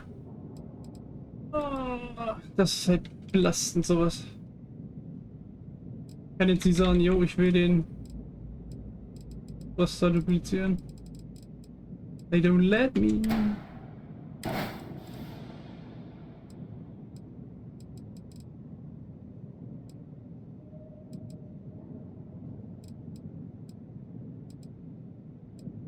Also ich meine, ich habe die von vorne noch. Die will ich natürlich da aufsetzen.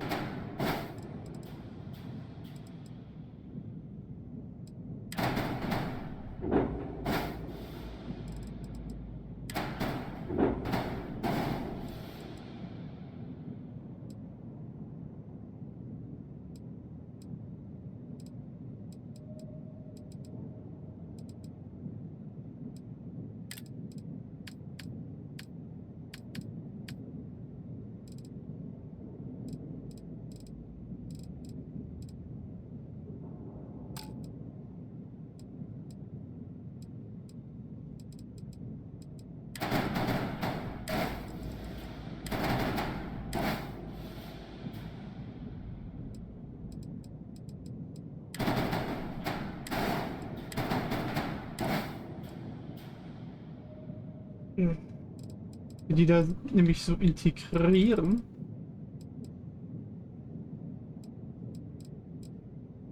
Den auch mal wegnehmen, oder?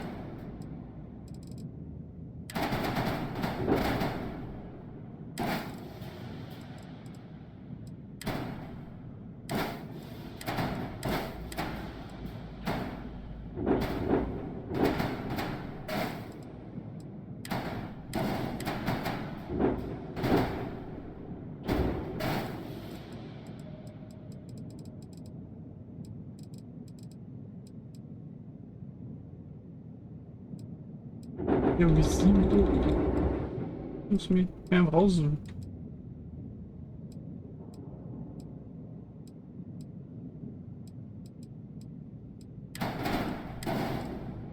Ich will nämlich noch. Ich finde, da muss nämlich genau, es gibt so ein Hack. Weiß ich nur nicht nur, wie das funktioniert.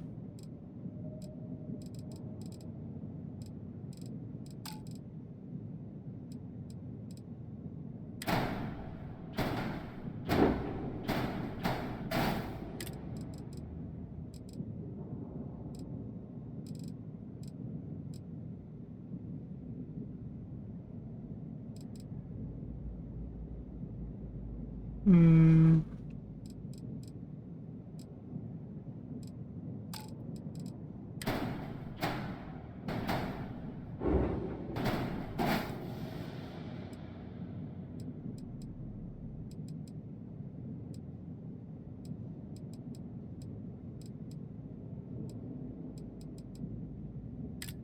Ich kann keinen Hund dran bauen. Das ist das Heck, Junge. Nicht der Bug. Heck.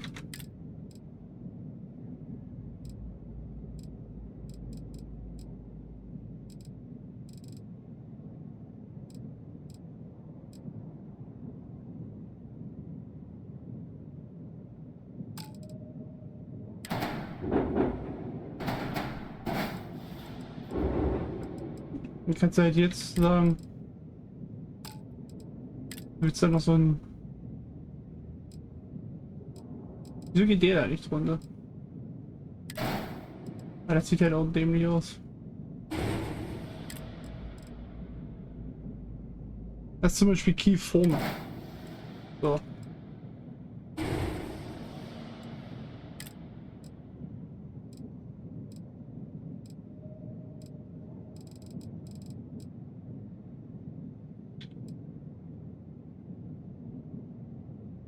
Aber ich könnte den zum Beispiel, könnte den Dams Bauch da so hinpacken. Dann da muss Heck A. Gibt aber auch nur Heck A. Es gibt nicht Heck B. Also vielleicht gibt es Heck B, aber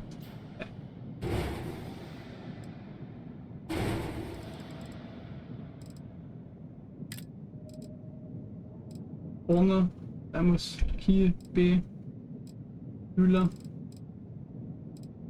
B, Heck.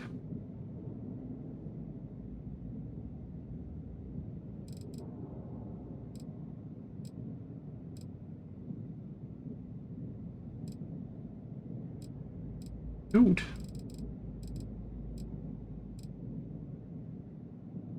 Ich meine, ich kann hier Key G bauen, da kannst du halt Waffen drauf bauen. Yay. Kannst natürlich auch immer sagen, packst dann da so eine Engine dazwischen.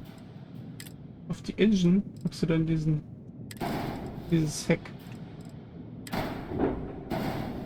Aber also abgesehen davon, dass ich halt nur 4 Engines installieren kann. Übrigens ist jetzt das Schiff, also wieder symmetrisch. Was ich sagen wollte, ist eigentlich, ich kann halt nur 4 Engines installieren. Also ich kann jetzt nicht sagen, hier, ich will noch eine Engine.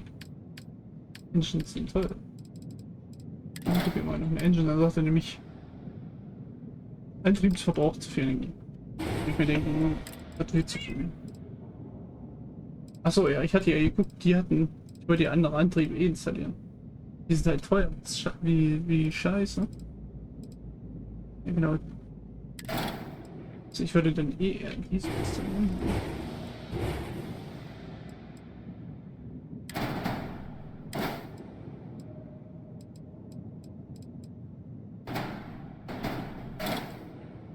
Ist hier eigentlich Spenden oder so? Wieso kann ich die da nicht hinpacken? Also wegen dem Key oder was?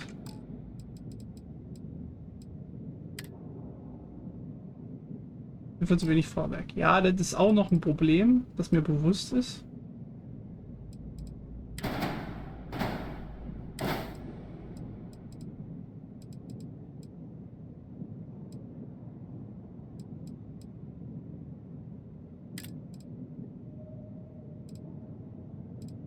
Die gibt's halt auch. Die kannst du halt, wir haben 16.000. Supernova. Ich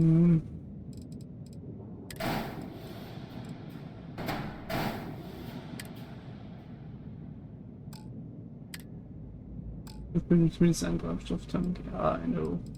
Die sind halt insane teuer, die Dinge.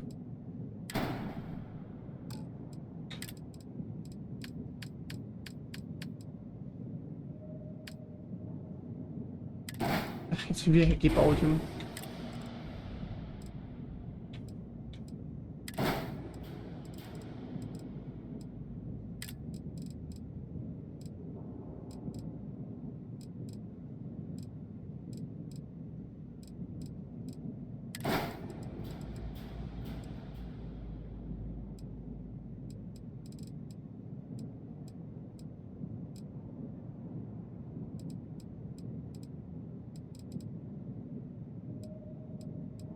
Das ist schwierig zu sehen.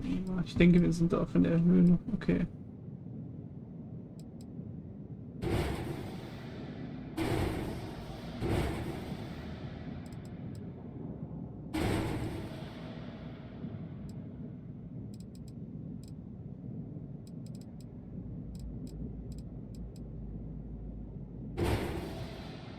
Ich habe auch noch keinen Platz für den Anlegeplatz.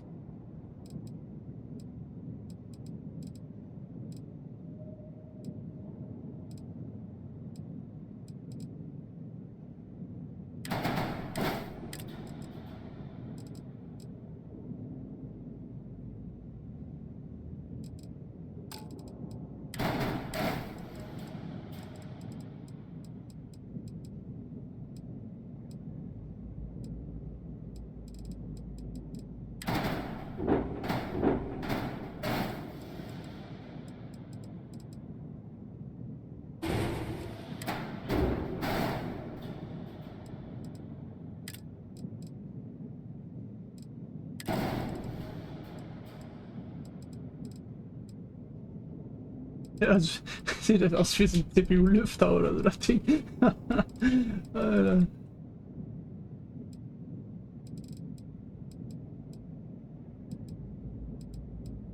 Ich weiß halt jetzt nicht, das ist das Problem, wie viel Platz wir noch so haben. Warte mal. Ja, die Länder müssen wir noch installieren.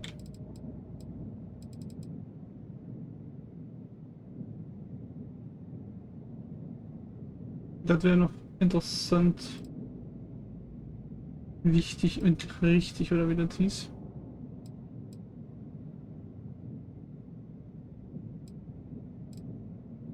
Ich würde einfach die Frachtteile mal löschen. Den darüber machen, den so nehmen. So, dann hier unseren einmal einen Lander nehmen und hier einmal einen Lander.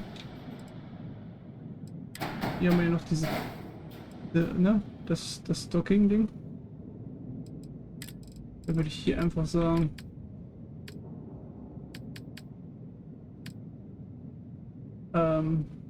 was wollte ich jetzt? Ah ja, Wohnmodul. Da muss.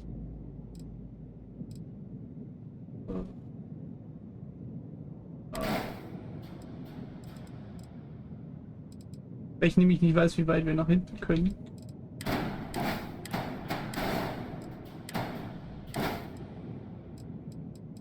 Weil ich halt alles sehr weit verschoben habe.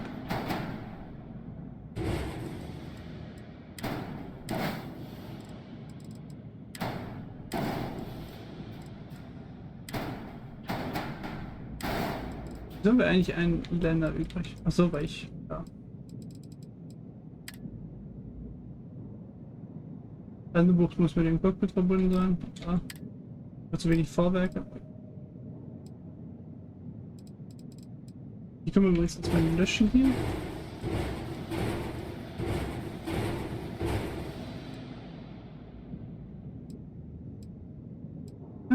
Schiff hat zu wenig Fahrwerk.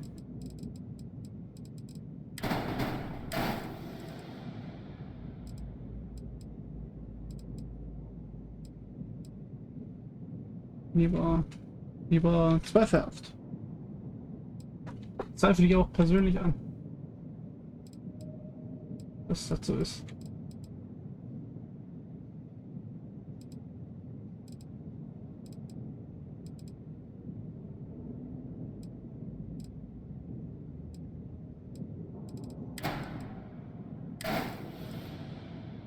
...39... 9... Wir haben ja sogar noch Platz. Also wir könnten potenziell... Das weiß ich nicht genau. Reicht nicht mehr? Reicht das noch für eine Station? Wenn ich so gehe... wir machen einfach hier den hier. Uranium Fieber.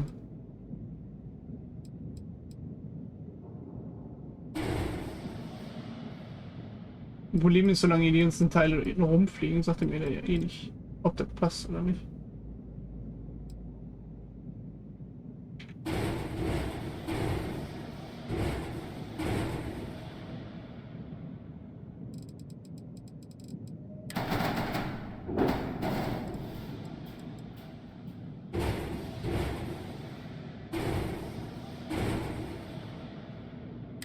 Weil er sagt mir halt, ich brauche noch mehr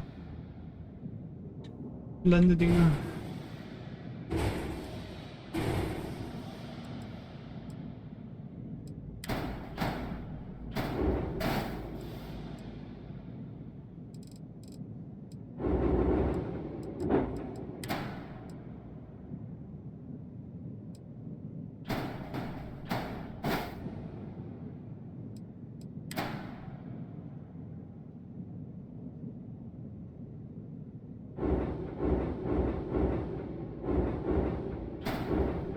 Das wird eine schon bremst.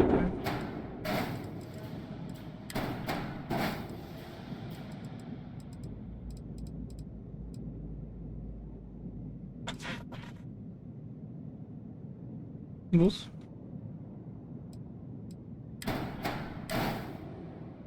Wird er nicht noch ein Laser? Wir haben noch 4 Laser, oder? Oder nur 3.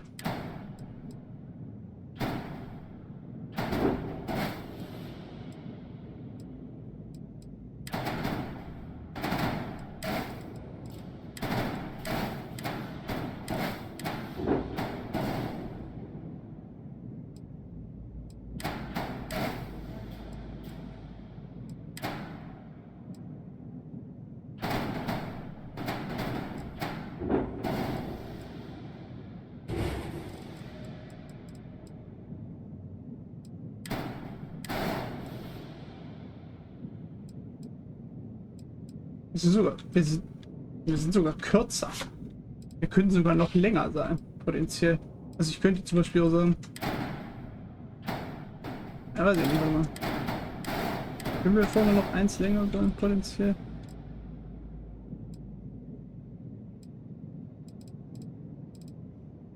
Ne, wenn, dann wollten wir doch eher hinten eins.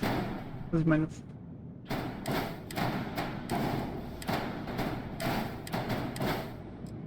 Vorne eins länger sehen natürlich noch ein bisschen besser aus, fände ich. Was? Aber hinten eins länger würde bedeuten, wir könnten...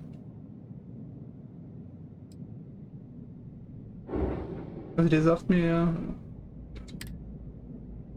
Schiffsbündel ist mir... Ja, Schiff ist zu wenig Fahrwerk. Ich bräuchte noch mehr Fahrwerk. Ich muss bedenken, dass ich aus Versehen wie einmal habe ich auch eine Stunde gebaut oder so. Und dann habe ich aus Versehen durchgedrückt. Also beenden und dann... Ja. Set. Ja.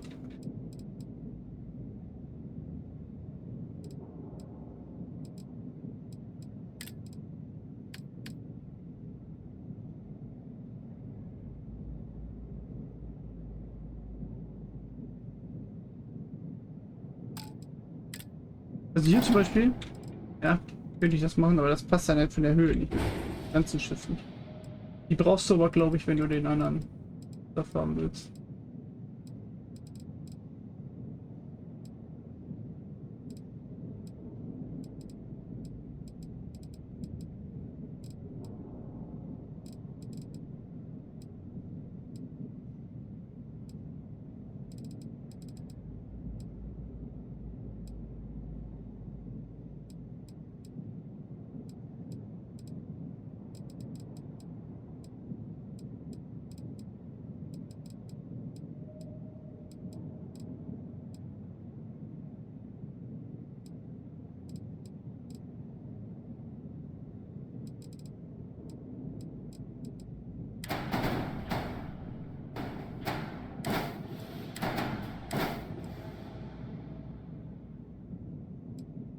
Hä?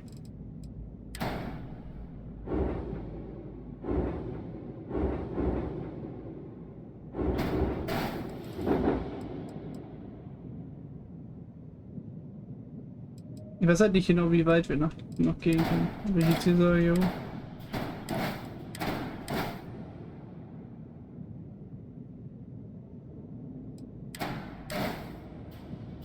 Das ist dann zu lang. Tatsächlich. Das wäre, glaube ich, noch vorne rausziehen oder dasselbe. Also, denke ich mal, wenn ich jetzt sage, hier, ich will den Länder da vorne drin. Ja, kommt halt auch selber raus. Das heißt, wir müssen noch irgendwie...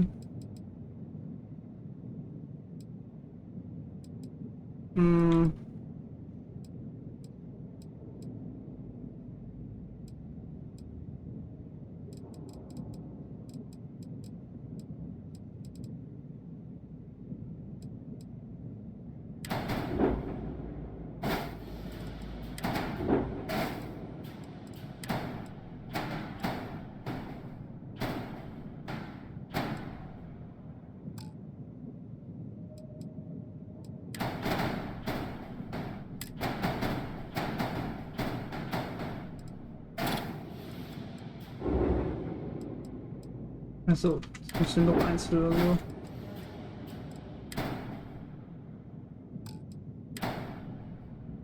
Junge, kannst du da bitte einfach...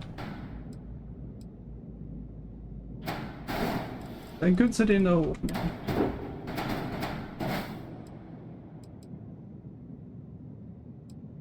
Ich kann die hier nicht kopieren. Bei denen.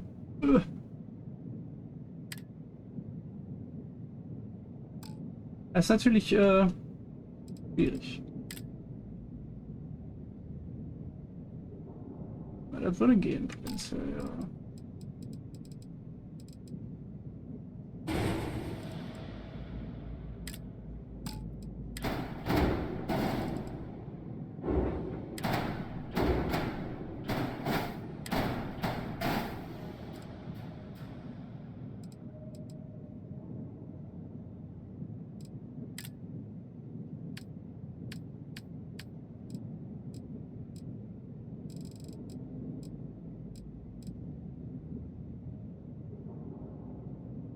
Jetzt halt auch nur hinten und unten so.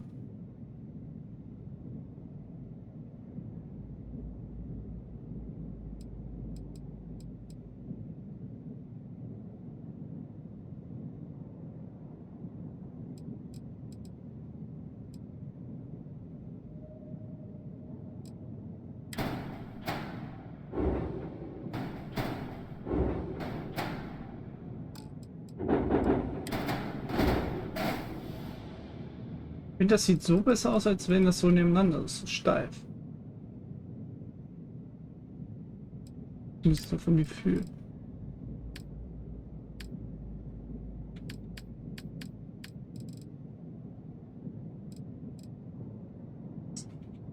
Gut. So.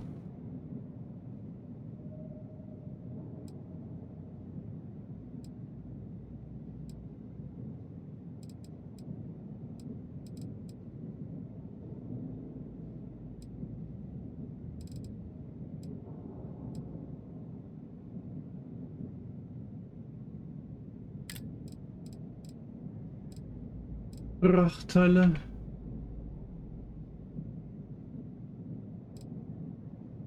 Und der muss eigentlich auch so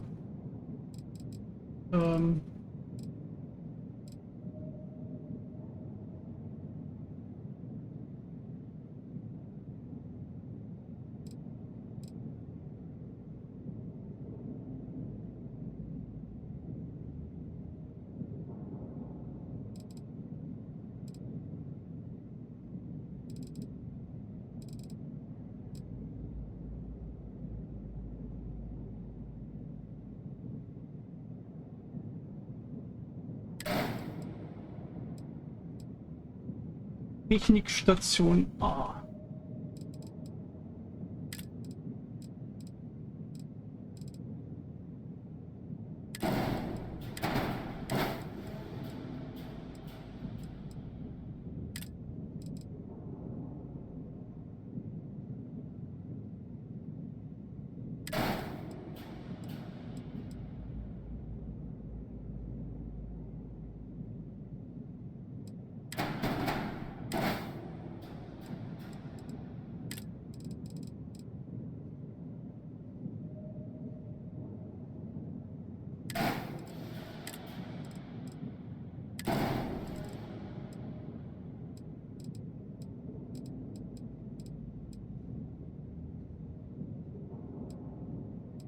Witzigerweise.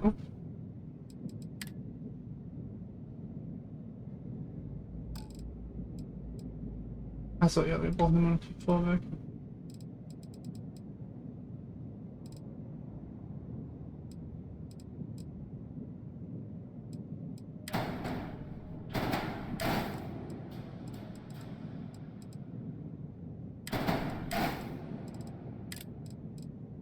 Was gibt es da eigentlich für Struktur bei Demos?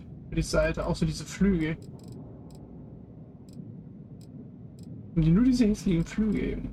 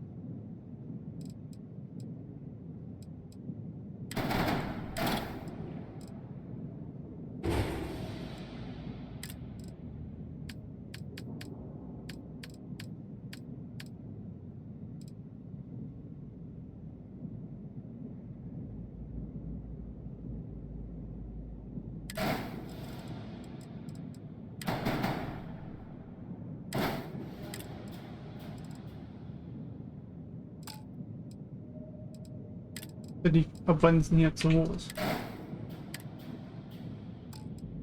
Gut, das ist hier deswegen.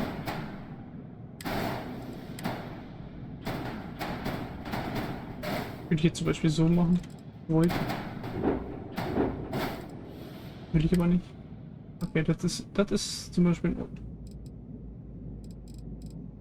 Also das, ne? Wollen wir nicht.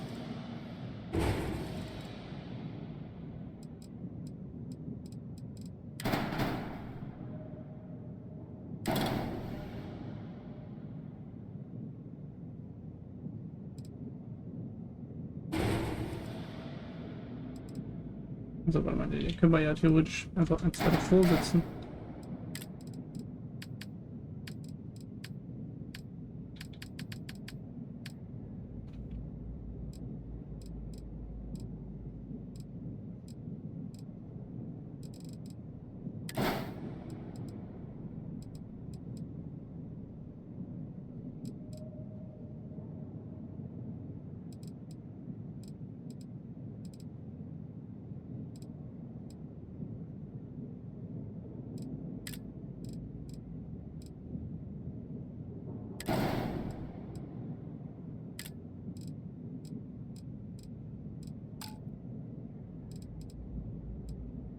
Ist ja die Frage, wollen wir diese Teile nehmen?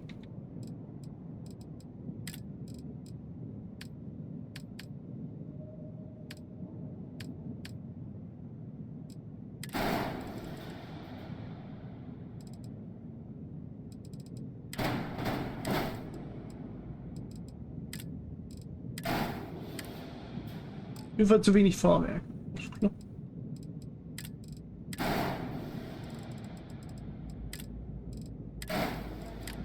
Einfach zu wenig Fahrwerk. Excuse me?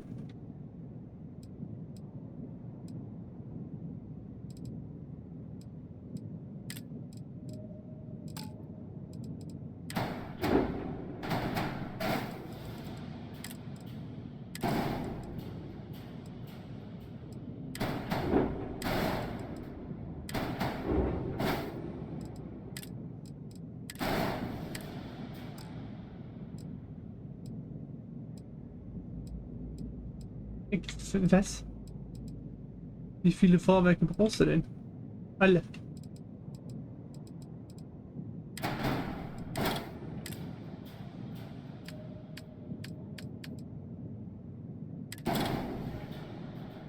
Natürlich ist sie so lang. Natürlich.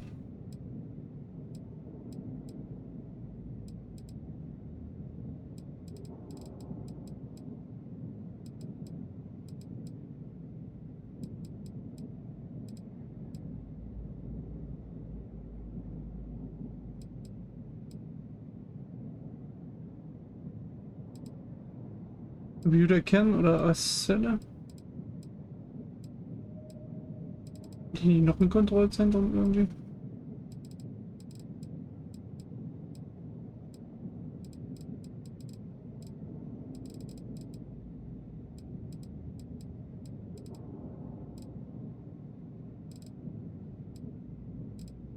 Irgendwo. Stimmt.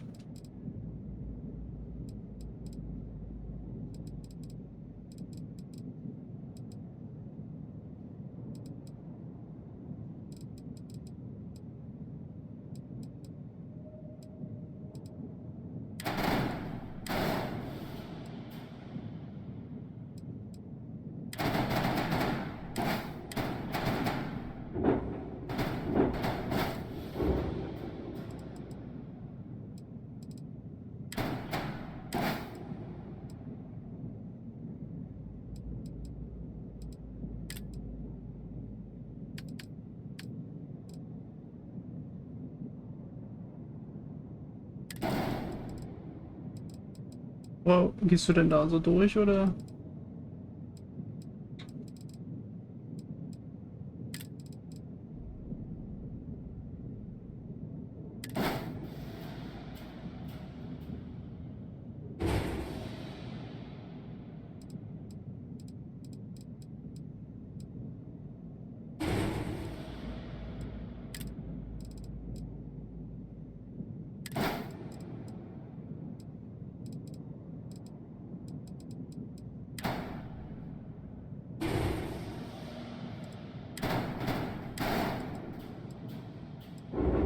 Das sieht halt besser aus, als wenn die da an dem Ding drin sind.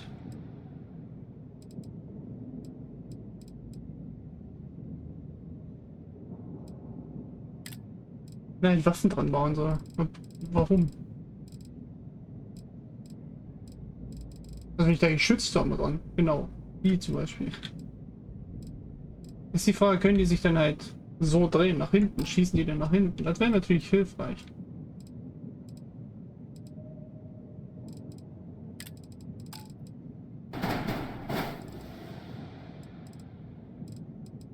Ja.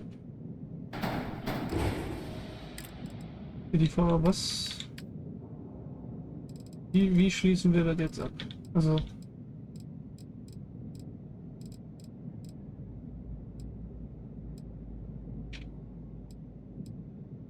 Das geht nicht weiter wegen dem Triebwerk. Dann.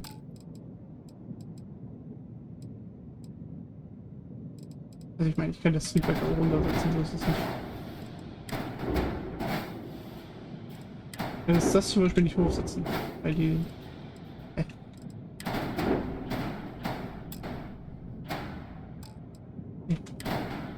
könnte ich denn das jetzt?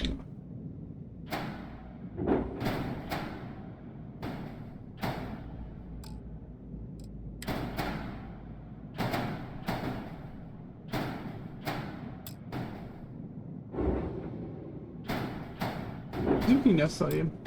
Nicht verwirrt.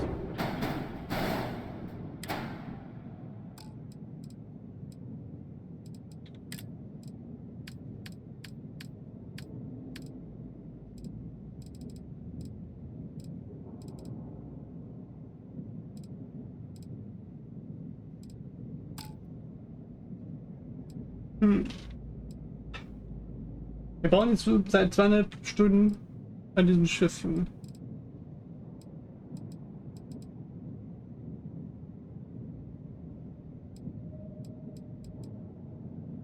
Das sieht honestly ziemlich weird aus, wenn das so ist.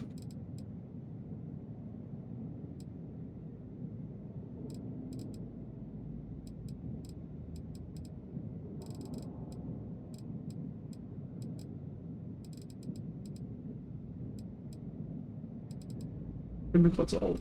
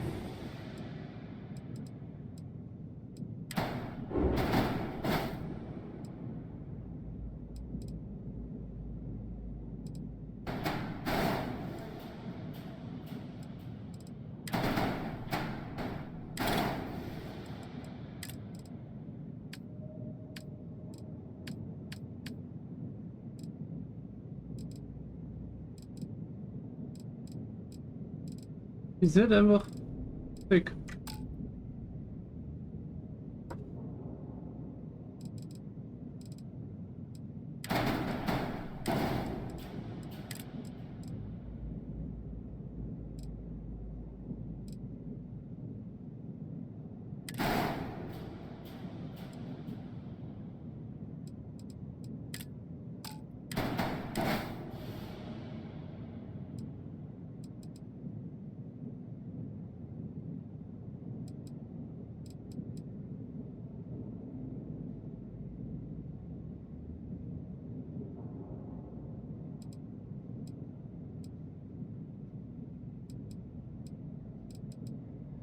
Aber Problem ist, wir können ja sowieso, also ich kann ja jetzt hier nicht sagen.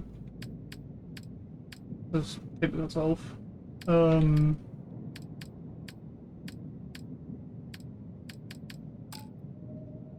So.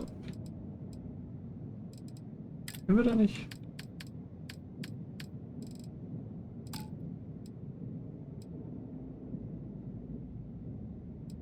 Da können wir keine Waffen draufpacken. Das ist das.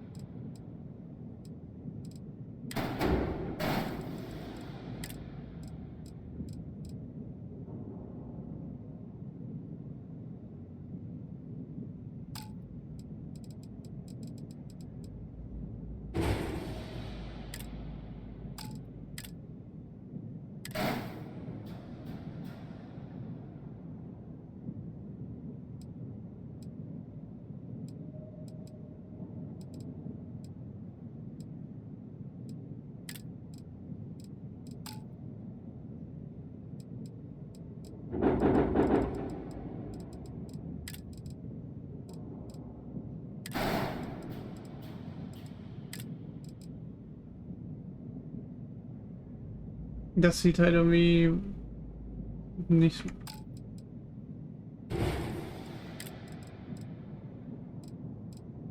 Wobei mich das ganze Schiff ein bisschen triggert. Minimal.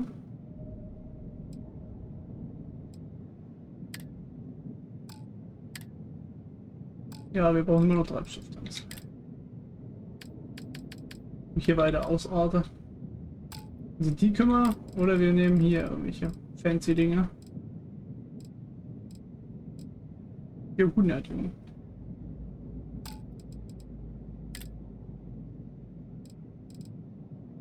Also gibt halt hier der hat 150.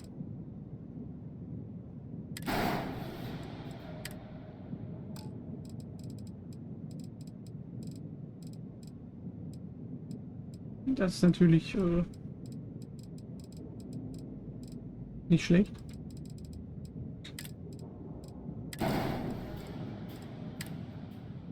Schiff halt nicht verbundene Module. Ja, dann dieses eine Ding hier.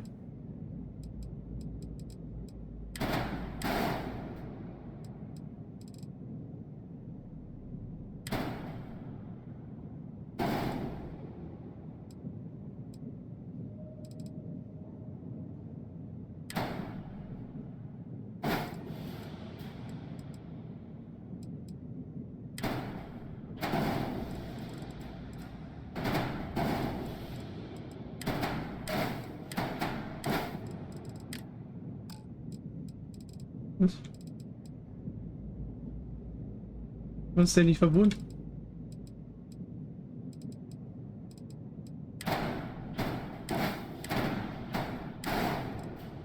Alter, was ist denn jetzt nicht verbunden?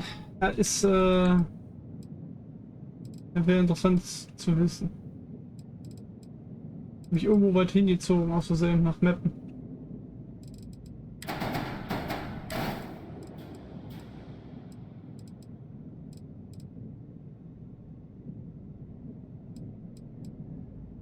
Der sagt mir jetzt halt aber auch nicht, was nicht verbunden ist. Das ist halt ein Problem.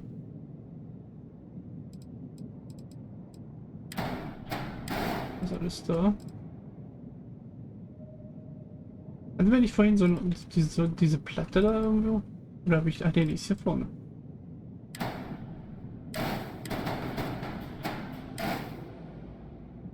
Oh.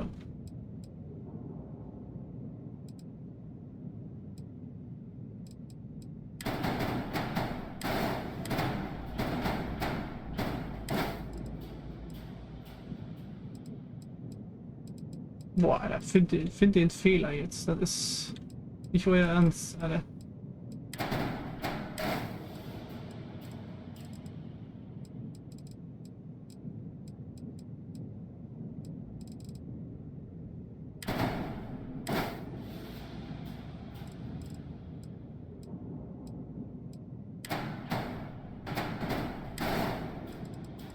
Das Problem ist, du kannst jetzt halt, ich kann halt nicht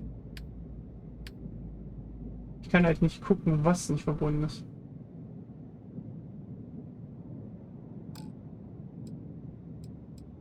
Ich kann halt nur warten, potenziell.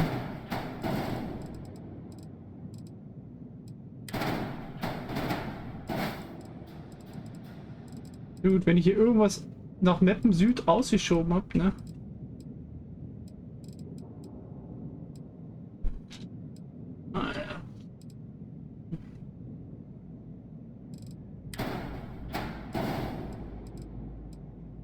Die Dinger vielleicht hier. Ne, die sind im Fall verbunden.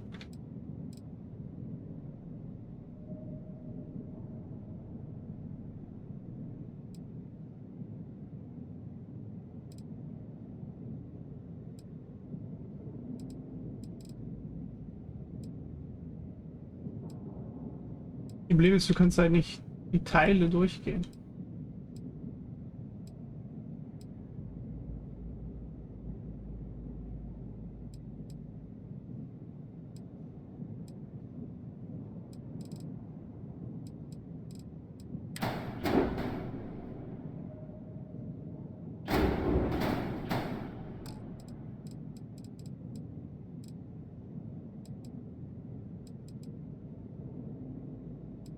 Was ist nicht verbunden?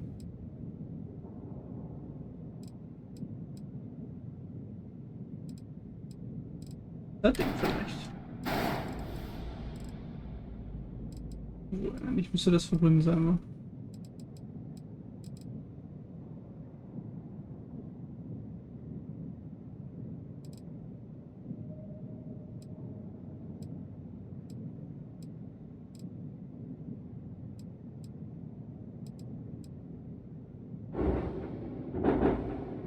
Das kann halt sonst was sein.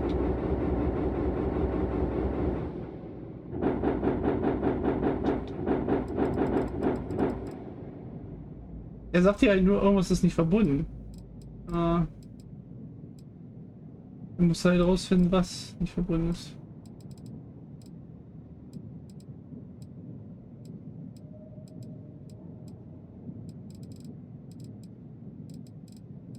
Ich bin der Meinung, es fehlt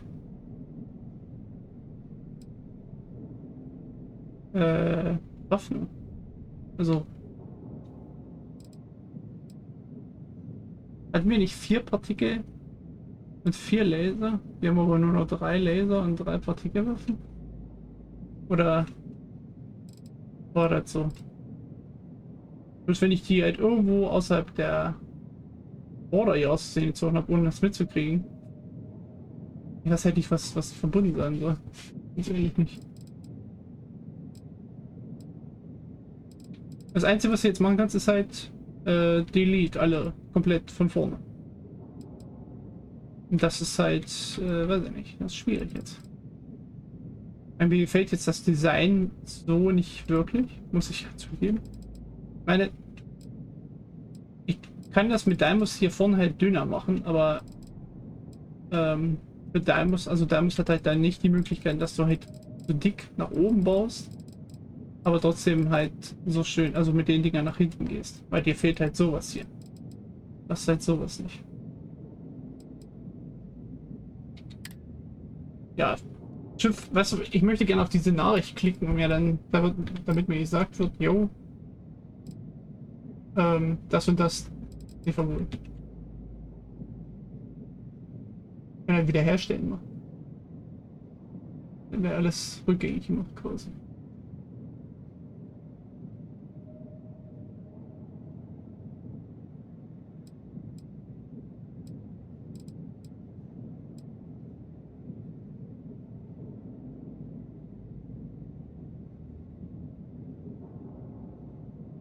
Alter.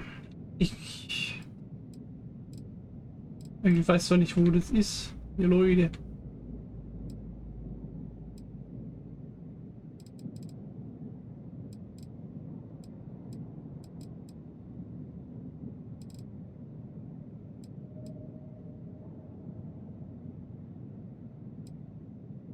Wir werden halt nie herausfinden, ob unser Schiff funktioniert hätte, weil ich nicht weiß, was nicht verbunden ist.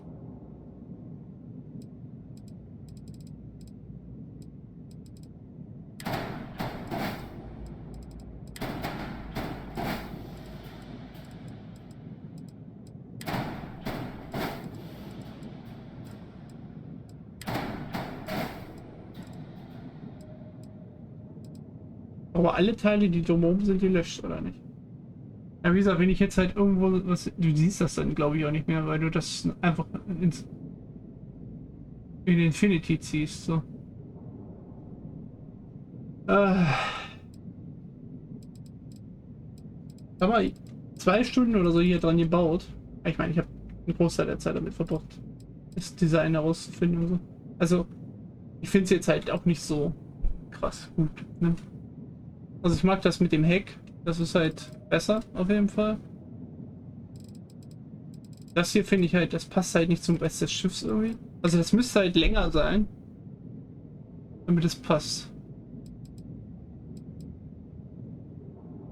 Wir sind sogar kürzer als vorher. Wir könnten das halt... Das Problem ist, ich glaube, wenn du es jetzt ein länger machst... Ja, dann bist du halt zu lang, weißt du? Dann sagt er dir, jo, über das steigt maximal Länge, so. Halt schwierig.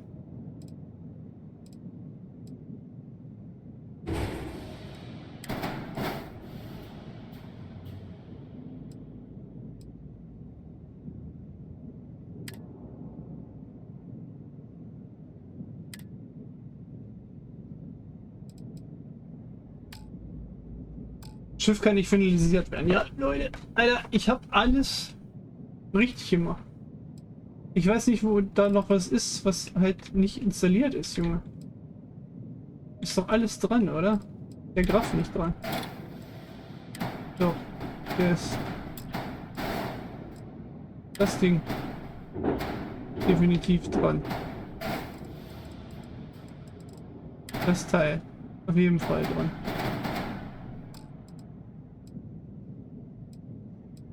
Die Dinge dran.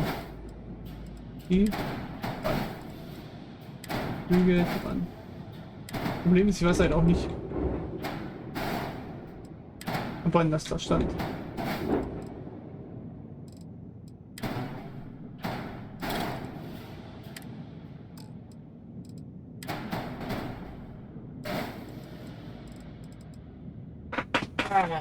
Junge, das ist doch kacke jetzt. Weil ich irgendwo so ein Ding übersehe. Die Dinger sind aber verbunden, hier, oder? Die Frachträume. Ja, würde ich schon sagen. Das hier vielleicht nicht dran. Habe ich eben schon geguckt. Ah, das ist ja... Das hat doch mehrere Fixpunkte. Das hat unten und hinten. Also du müsstest hier oder hier eh andocken. Und selbst wenn dann hier und hier, könnt es auch andocken.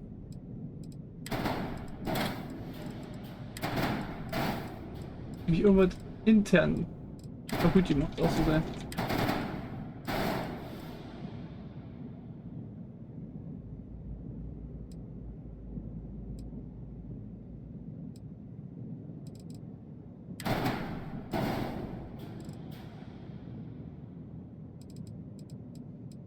I don't know. I honestly don't know.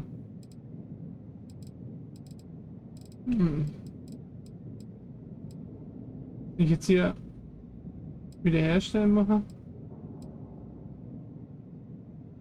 Oder ist das falsch?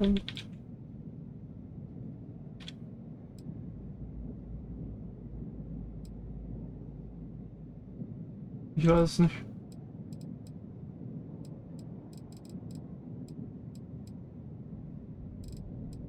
Also im Schiff muss ja eigentlich alles verbunden sein. Die Bugklappe ist verbunden. Also der Unterschied ist ja eigentlich nur, dass ich halt... Sonst hätte ich halt das hier vorne so. Also wir sind halt ein bisschen schmaler. Und wir haben halt diesen Bug. Dadurch, dass wir halt... Also, ne? Wenn wir jetzt mit Stratecken bauen würden, hätten wir das halt nicht. Da wäre hier Schluss. Aber, ja. Das finde ich, jetzt nicht optimal. Ich habe keine Ahnung. Ich kann nur abbrechen. Und, ja. Kann ich nichts machen. Also konnte letztlich jetzt da nichts machen. Finde ich jetzt persönlich natürlich auch nicht optimal.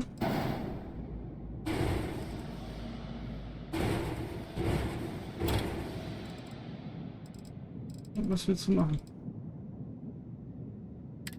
Du willst über die antreten. Wie sagst du?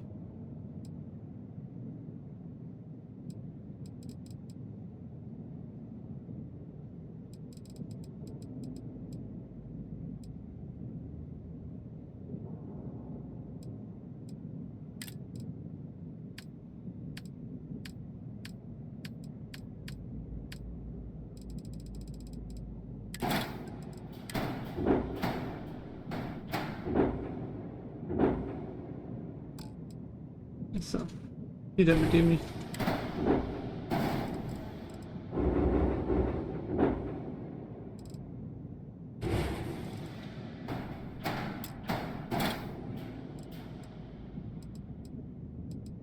Das geht dann ja natürlich nicht.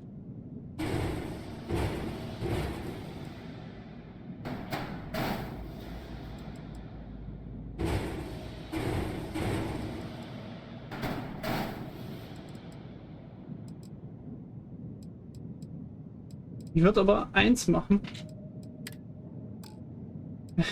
Mit seinen Fahrwerken, der Junge. Fahrwerkfehler. 1111.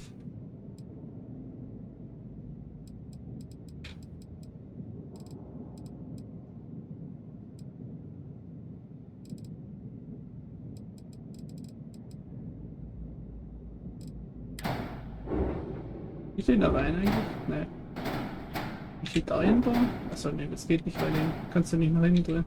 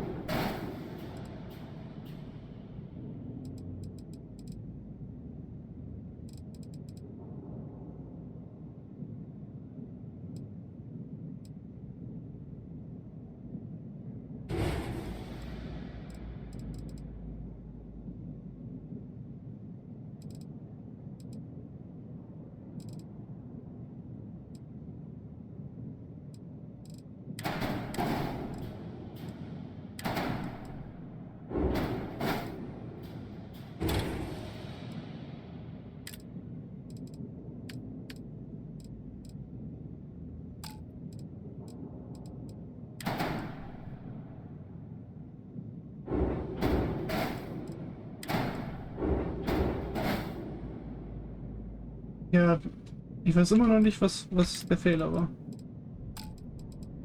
Kann ich honestly nicht sagen.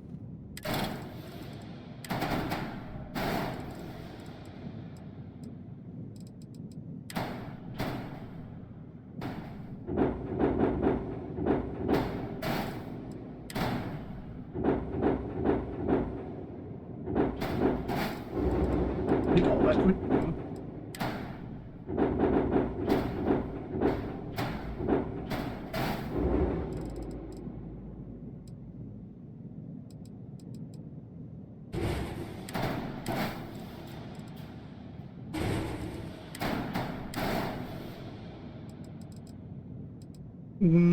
So.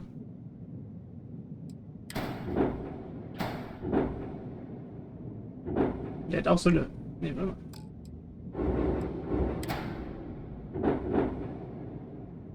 Das ist auf einer Ebene dämlich. Manchmal. Wird zu wenig vorweg. Ah ja.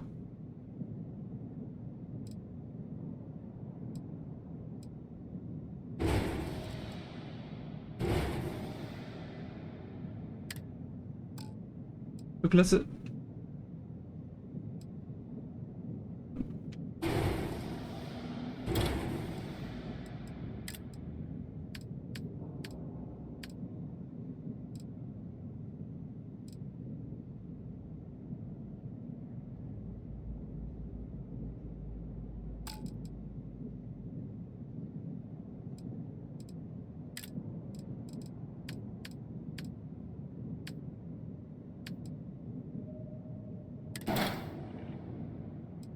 Natürlich sind wir dann 41 Meter lang, weil diese kleine Hurenlandebucht uns kennen will.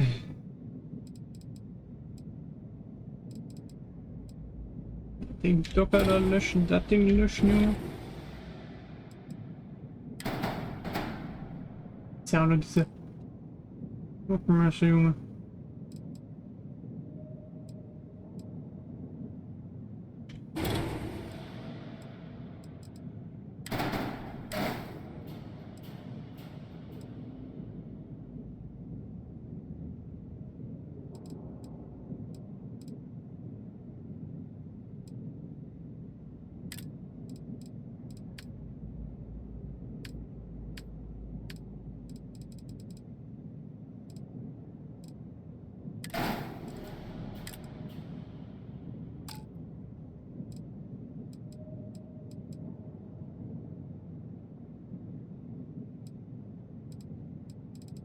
Nee, warte mal, das ist so bescheuert.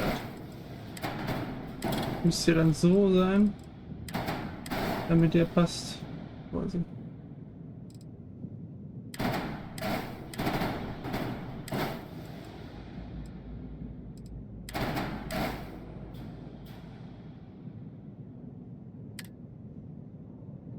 Wird so wenig andere. Ja, dazu komme ich doch noch.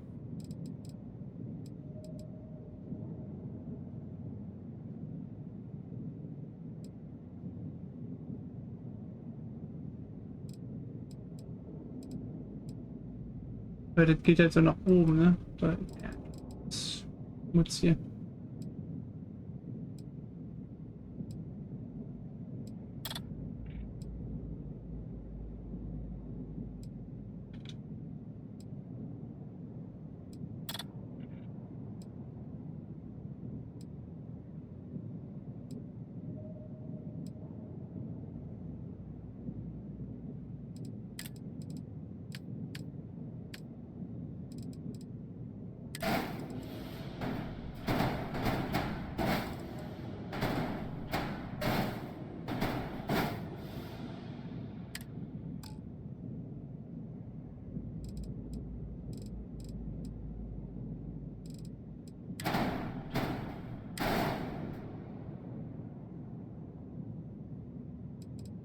So, jetzt.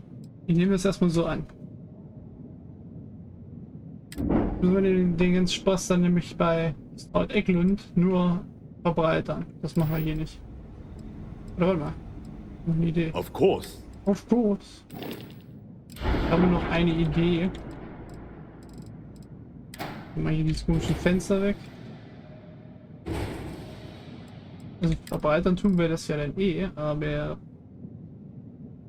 warte mal.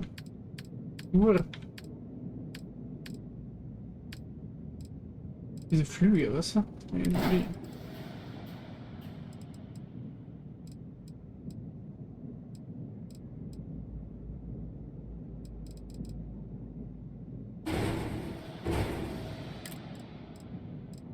Ich könnte auch diese Dämpfer nehmen.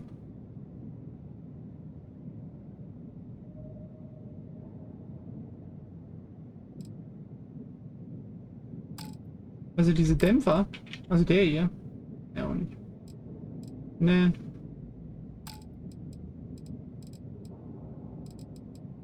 Gut, bin ja nicht zu lange hier drin schon.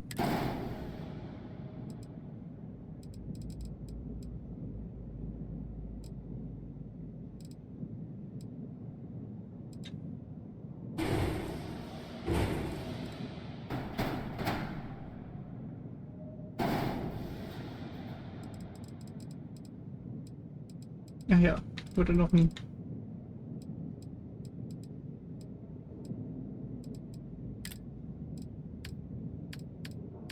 Und noch diesen...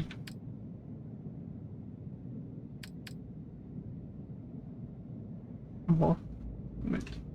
Geht. Das haben wir so im Vorwerk.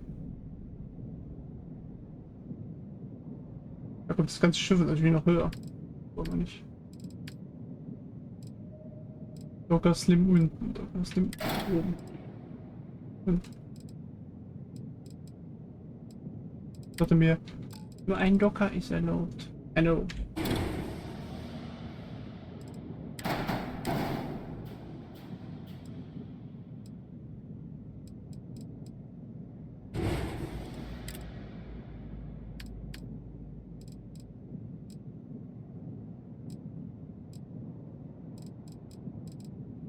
Titan. 650. 250. 400. Da reicht theoretisch ein Tank.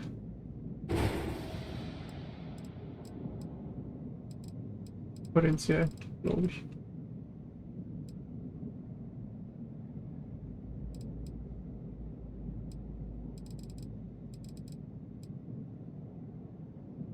So, kann ich hier die Varianten wenigstens durchgehen?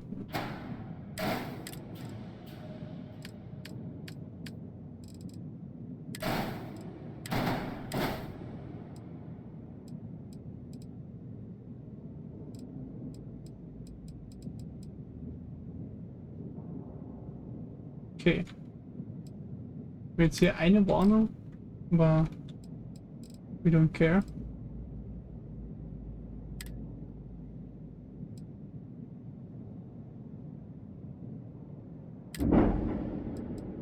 So.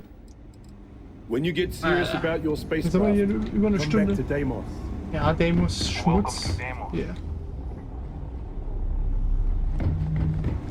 No other ship can hold a candle to a Deimos.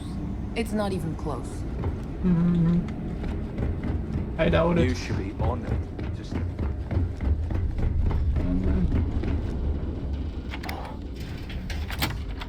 Also, das Schiff hat sich ja jetzt nicht verändert. Das Einzige, was sich verändert hat, ist unser Dockpunkt. Wir sind jetzt, kommen jetzt unten rein, quasi in die Waffenkammer. Da wo auch der Ausgang ist. Es hat sich halt sonst nichts verändert. Außer unser minimalistisches kleines Cockpit. Aber das Schiff wird, also ich baue das dann halt wie gesagt noch größer. Was ich nämlich machen will, ich möchte eine Bewaffnung, also die theoretisch die Dreierbewaffnung, ich weiß noch nicht, dass die fürs Rot geht. Also ich hätte das andere Schiff auch so genannt, wie es war, ja. Also, aber jemand hat sich gedacht, nö. Das Wichtigste, was wir ja geändert haben, ist Power und Grab. Quasi. Power und Schilde. Schilde sind halt auch wichtig. Bewaffnung ist natürlich auch nicht unwichtig, aber was ich halt machen will, ist, ich will also so automatische Geschützbatterien noch quasi haben. Weil ich da sagen muss, das würde mit dem anderen Cockpit besser funktionieren. Okay, das ist das Deimos. Ist aber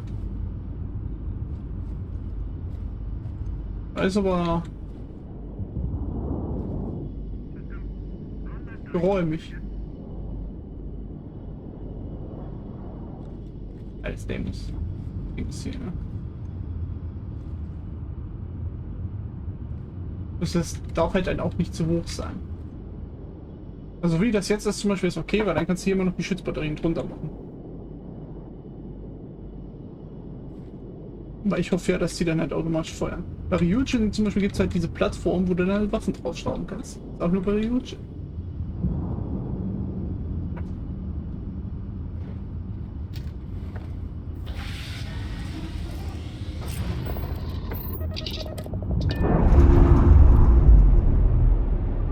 An sich hat sich am Schiff ja überhaupt nichts geändert.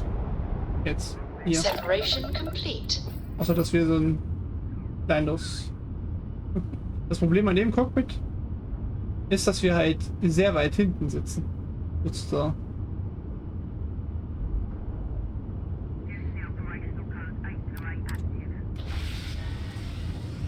Also wir sitzen erstens in dem Cockpit nicht zentriert. Das finde ich schon komisch. Und dann... Also hier wäre halt zentriert. Du sitzt halt versetzt und du sitzt super weit weg. Vom...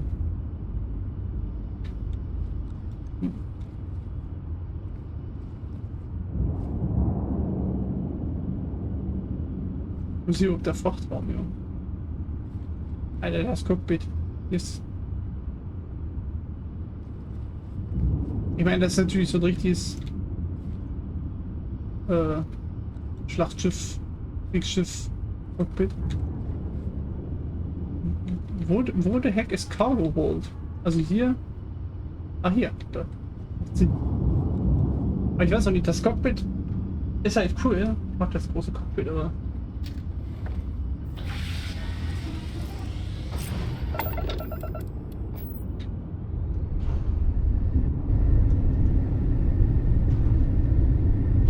Ist schwierig, würde ich sagen.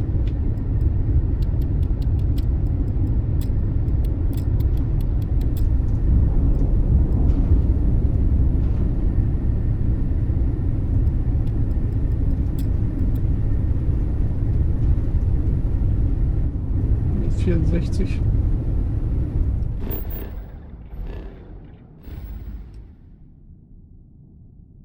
Also ich weiß ja nicht. Ich werde dann das Schiff, also ich werde jetzt trotzdem dann noch breiter machen halt.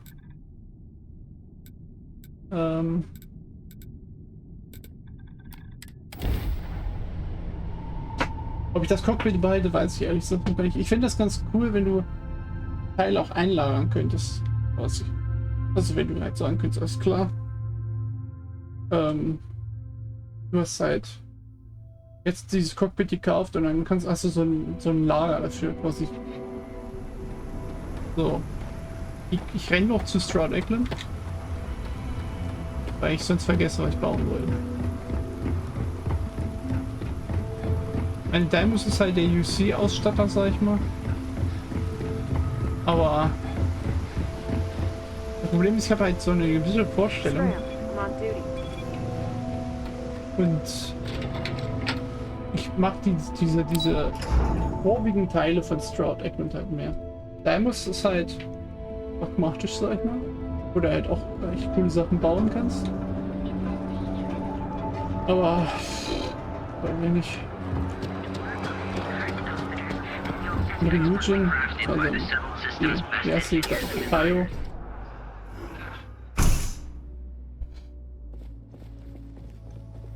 Das geht zum Beispiel auch ganz geil. Du kannst halt, das könnte ich dann halt auch bauen, theoretisch. Du kannst diese Dinger kombinieren und dann gibt es diese Aufhängung für Antriebe. Das sieht auch nicht schlecht aus. Jetzt brauche ich aber nicht mehr weiter. Ich speichere jetzt. Ich habe jetzt 1,5 Stunden fast überzogen.